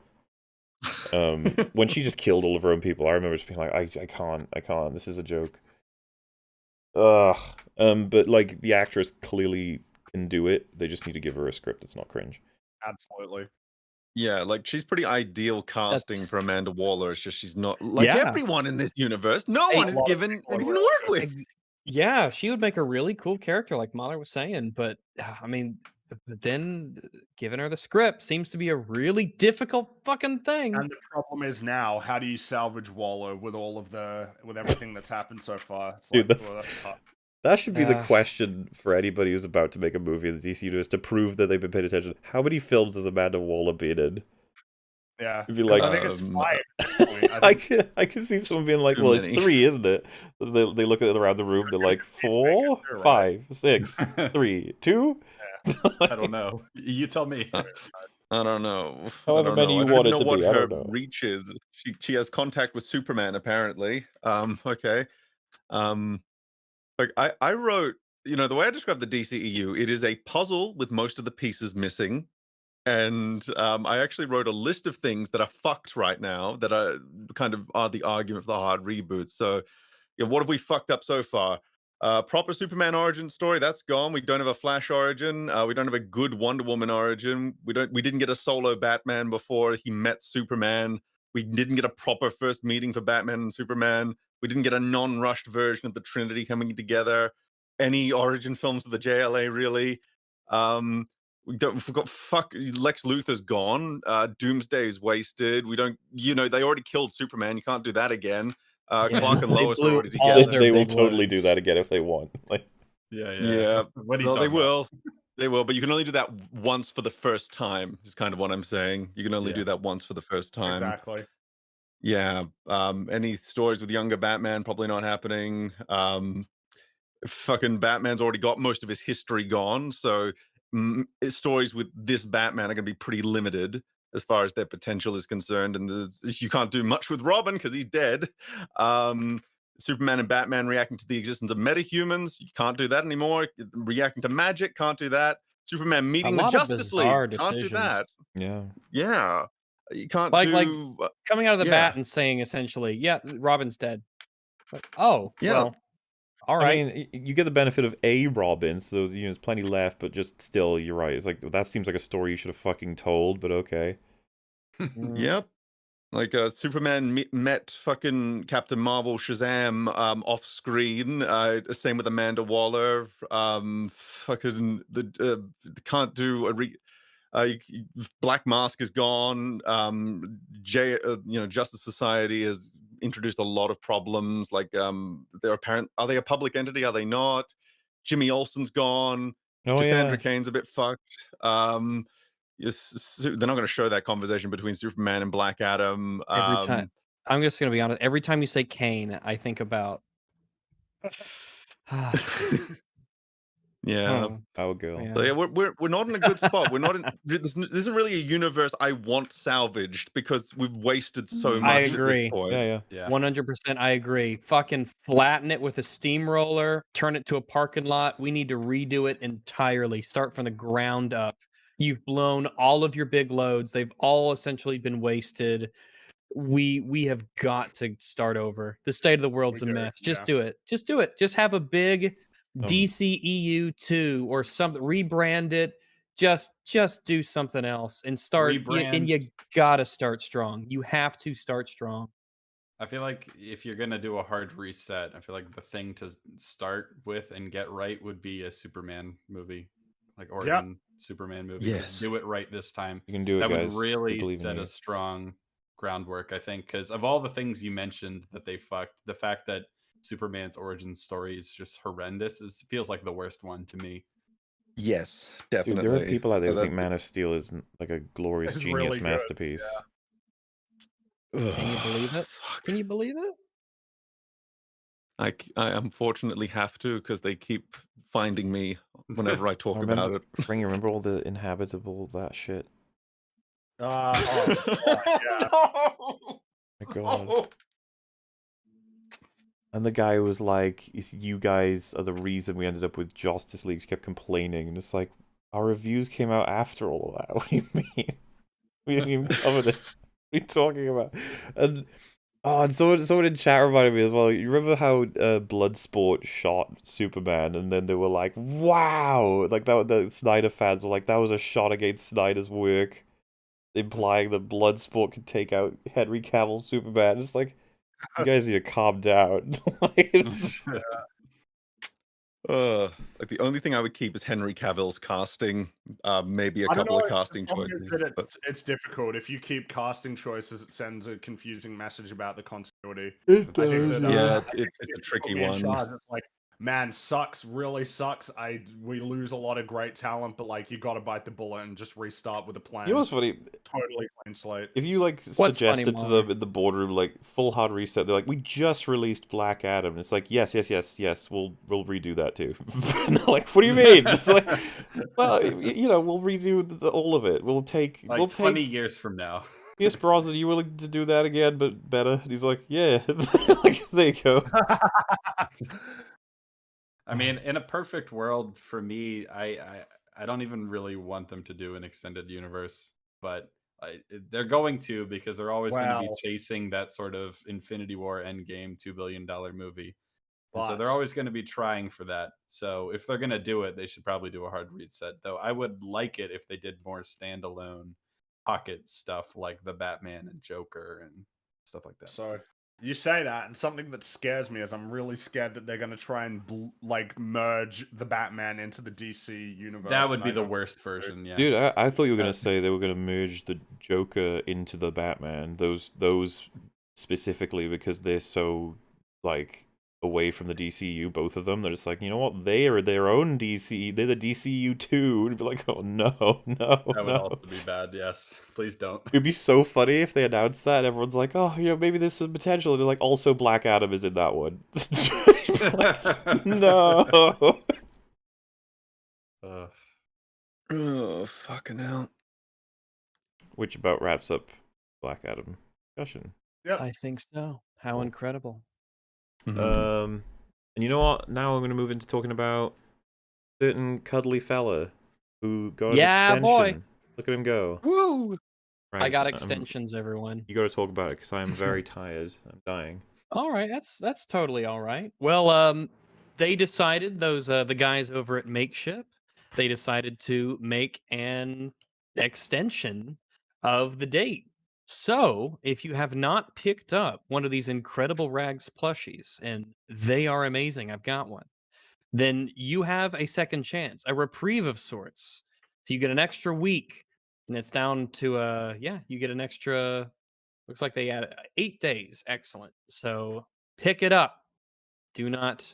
There's not going to be another extension, as far as I know.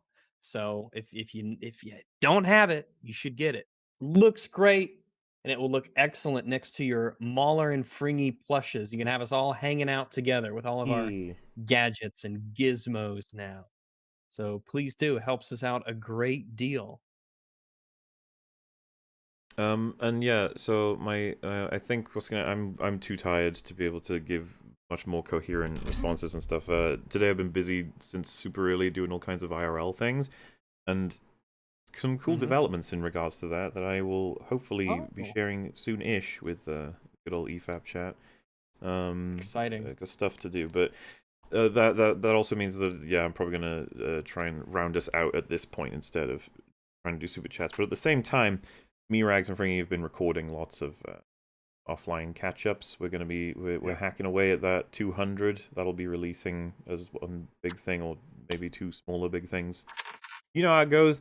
There's other ones to be released, but then there's also games have been actually getting in the way. God of War Ragnarok is probably the next big event now. Me and Metal are going to stream on Tuesday. A special stream where we're just going to talk about God of War 1, 2, 3, 4. And then the following day Ragnarok comes out, I think. At least around then. And I think it's the 9th, so Wednesday, yeah. Well, you know what I mean, like the midnight of Tuesday for I think everyone, right? Does it release it respectively in everyone's time zones on midnight or something like that? Is that how they Well, do I it? guess it depends on whether you're getting it digitally or physically, right? Which means Physically. Oh yeah, true. So but does that mean that would Australia be the first people to get it at that point then? Yeah, of course. Well, New Zealand, but you know, That's kind of neat. usually Good the for first- them. It's nice they win at something, yeah. But yeah, they get that. They're going to be playing it, and then everyone else is going to be playing it. It's going to be super cool. I would picture you'll have a wonderful choice of watching myself, Metal, or Fringy, or all of us, of all the EFAP Sphere people. I'm not sure who else will be streaming it. It's probably going to be a pretty fun, big deal. And because we were so far ahead of EFAP episodes, and it gives us more time to record offline Super Chat catch-ups, the next week EFAP will also not be an EFAP. It'll probably be something else. If not streaming a catch-up, it'll be maybe releasing a mini, maybe releasing nothing and we record something offline. What I'm trying to say, we're going to try and balance the numbers back out. And also, give some more time for me to catch up on all of the housekeeping stuff to do with EFAP, because those TV shows hit us hard. But I know the other thing you guys really want to know about is Andor coverage. What is going on with Andor? That is a What great is going question. on with Andor? Because we're not sure what's going on with Andor, to be honest with you. It's really difficult to Yeah. schedule it in. And the problem is, like, there's passion, but it's not enough to, like, where it barges into your schedule and you allow it to do that sort of thing. It's more so a thing that's, like, patiently waiting in the dentist's room, and you're like, oh, there he is. I'm going to get to him. He is there, and he's been patient. But I know that there's a lot of people who are very, very interested in hearing our perspective on it, because apparently it's good. As in the more stuff that's been coming out, it's apparently good stuff. The problem is, like, nobody's fucking talking about it. You know what I mean? Like all the people in my spheres, all the different streams are going on. Yeah, Nobody's I haven't fucking really heard watching the anything show. about it. This, Yeah, we need to get into it. We like the first 3 episodes, so we need to, well, one to of the these point where I'm days. probably gonna have to rewatch if we ever start watching it again. I hope we do. We're gonna have to rewatch those first 3 again Yeah, to get back in. And so it's So like, busy, okay, so that doesn't sound promising in terms of coverage. It's like, well, it's not. That's the truth there. It doesn't mean we won't be doing coverage, but it means I don't know what our coverage is gonna look like just yet. I keep saying we'll let you know once we know, because we're not sure yet. The Black Adam's really easy because it's just a goofy movie that takes like 2 hours and then we can talk about it.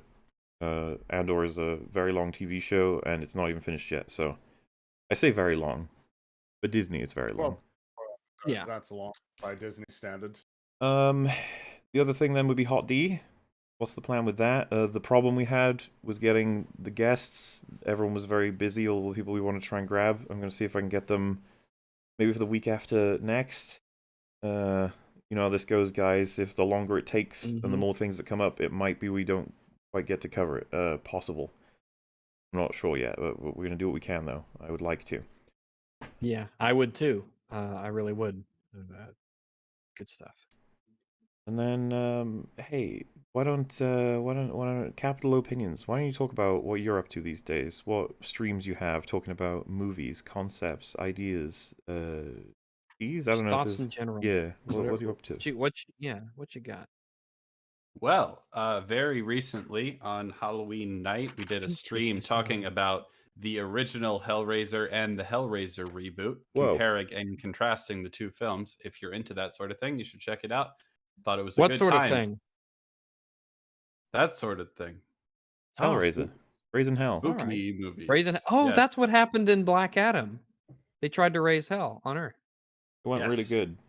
True. It They did. should It have went called very this well. movie Hellraiser. Yeah. Yeah. It's a very interesting stream, I think. Tried to make it that way. And there's some spicy takes for anyone who really likes the original Hellraiser. So Oh my. be warned. Oh. Yeah, we got Devs episode 4 coming out soon. And that show. and then in about like 2 weeks or so from now, I'm gonna be on Metal's Forge talking about a German movie called Victoria that was shot all in one long take. Pretty You're interesting. making him watch movie. German films now? I know, right? Really fucked up, dude. We were in a chat and I said, "Hey, Metal, what are some of your favorite German movies?" And he's like, "Oh, I don't really watch any of those." So I'm like, "Okay, well, maybe you should." You're watch some shitty of the good ones." German. Yeah, so we're gonna talk about that. It's a pretty Cool. good crime thriller, actually shot in one long 2-hour long take. It's pretty neat. Talk about that. That's what I got going on. Awesome. Huh. Very interesting. That Devs. So is that 8 episodes of that show? I can't remember anymore. It sure is. 8 episodes of 8 pain. fucking We're gonna make it episodes. through. Have you completed the scripts for all of it? If you haven't done the production side, is that what it is? Or is I it... have completed the scripts for all 8 episodes. Episode 4, all the audio's done, and I'm working on the video editing now. Like I said before, man, one of the things that fucking frustrates me to no end is when it takes a long time to get a script done, but then production can't take place because it's a commitment and you've got other things that are going on. Like The Boys season 2 script, it's there, it's on my hard drive, it's all complete. Yeah. I can't like, oh god, that one has to become a video someday. Yeah, meme repos blah blah blah blah blah. What are you up to? What's happening? How are you doing? Mwah. I'm doing good. I just started a podcast called The Stream Repository. Oh, Uh we streamed our How do, fourth wait. How do episode. you spell stream? So you spell it S, and then you like move the dials so that it eventually goes STREAM. And that Okay, is you're how not you doing like spell stream. STREME.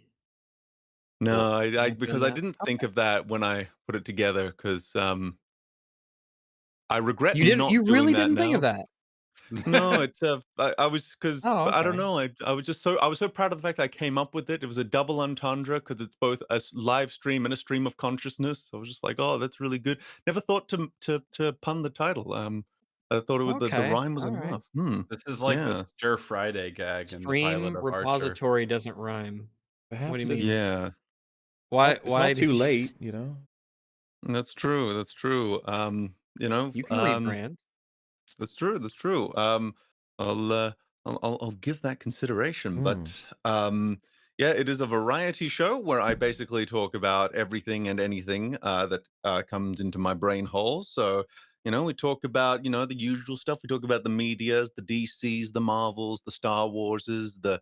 We actually got a little bit of a Transformers kick going at the moment, so I occasionally dip into that. Then Ah. I've I'd also talk about living with ADHD. I got a little bit into that, which a lot of people have actually responded very positively to. So I was quite happy about that. We also spent. We also read about. We also read some comments under a porn video at one point. Yeah. Last week Was a we went porn? through. Yeah. Was it As good? you Yeah, do. yeah. Normal. Yeah, as you do, as you do. We talked about 9/11 last week. We looked through a bunch Oh, of good. forum posts that were, Excellent. after Right. 9/11, and that was after I ranted about Green Lantern for a little bit. So really, it's a show that can go in any direction at any time and can talk about anything. So if that sounds interesting to you, you can see it every Wednesday at 10 a.m. Australian Eastern Time, and I re-upload the VODs to the Stream Repository channel along with clips from the episode, to kind of little bite-sized bits because it's a format that works really well for also putting clips out. So if that sounds like your thing, you should check out the Stream Repository. It's I'm having a lot of fun with it, and I've gotten some positive feedback, so maybe you'll like it as well. So let's see it. Yeah, Do the Stewie here. great.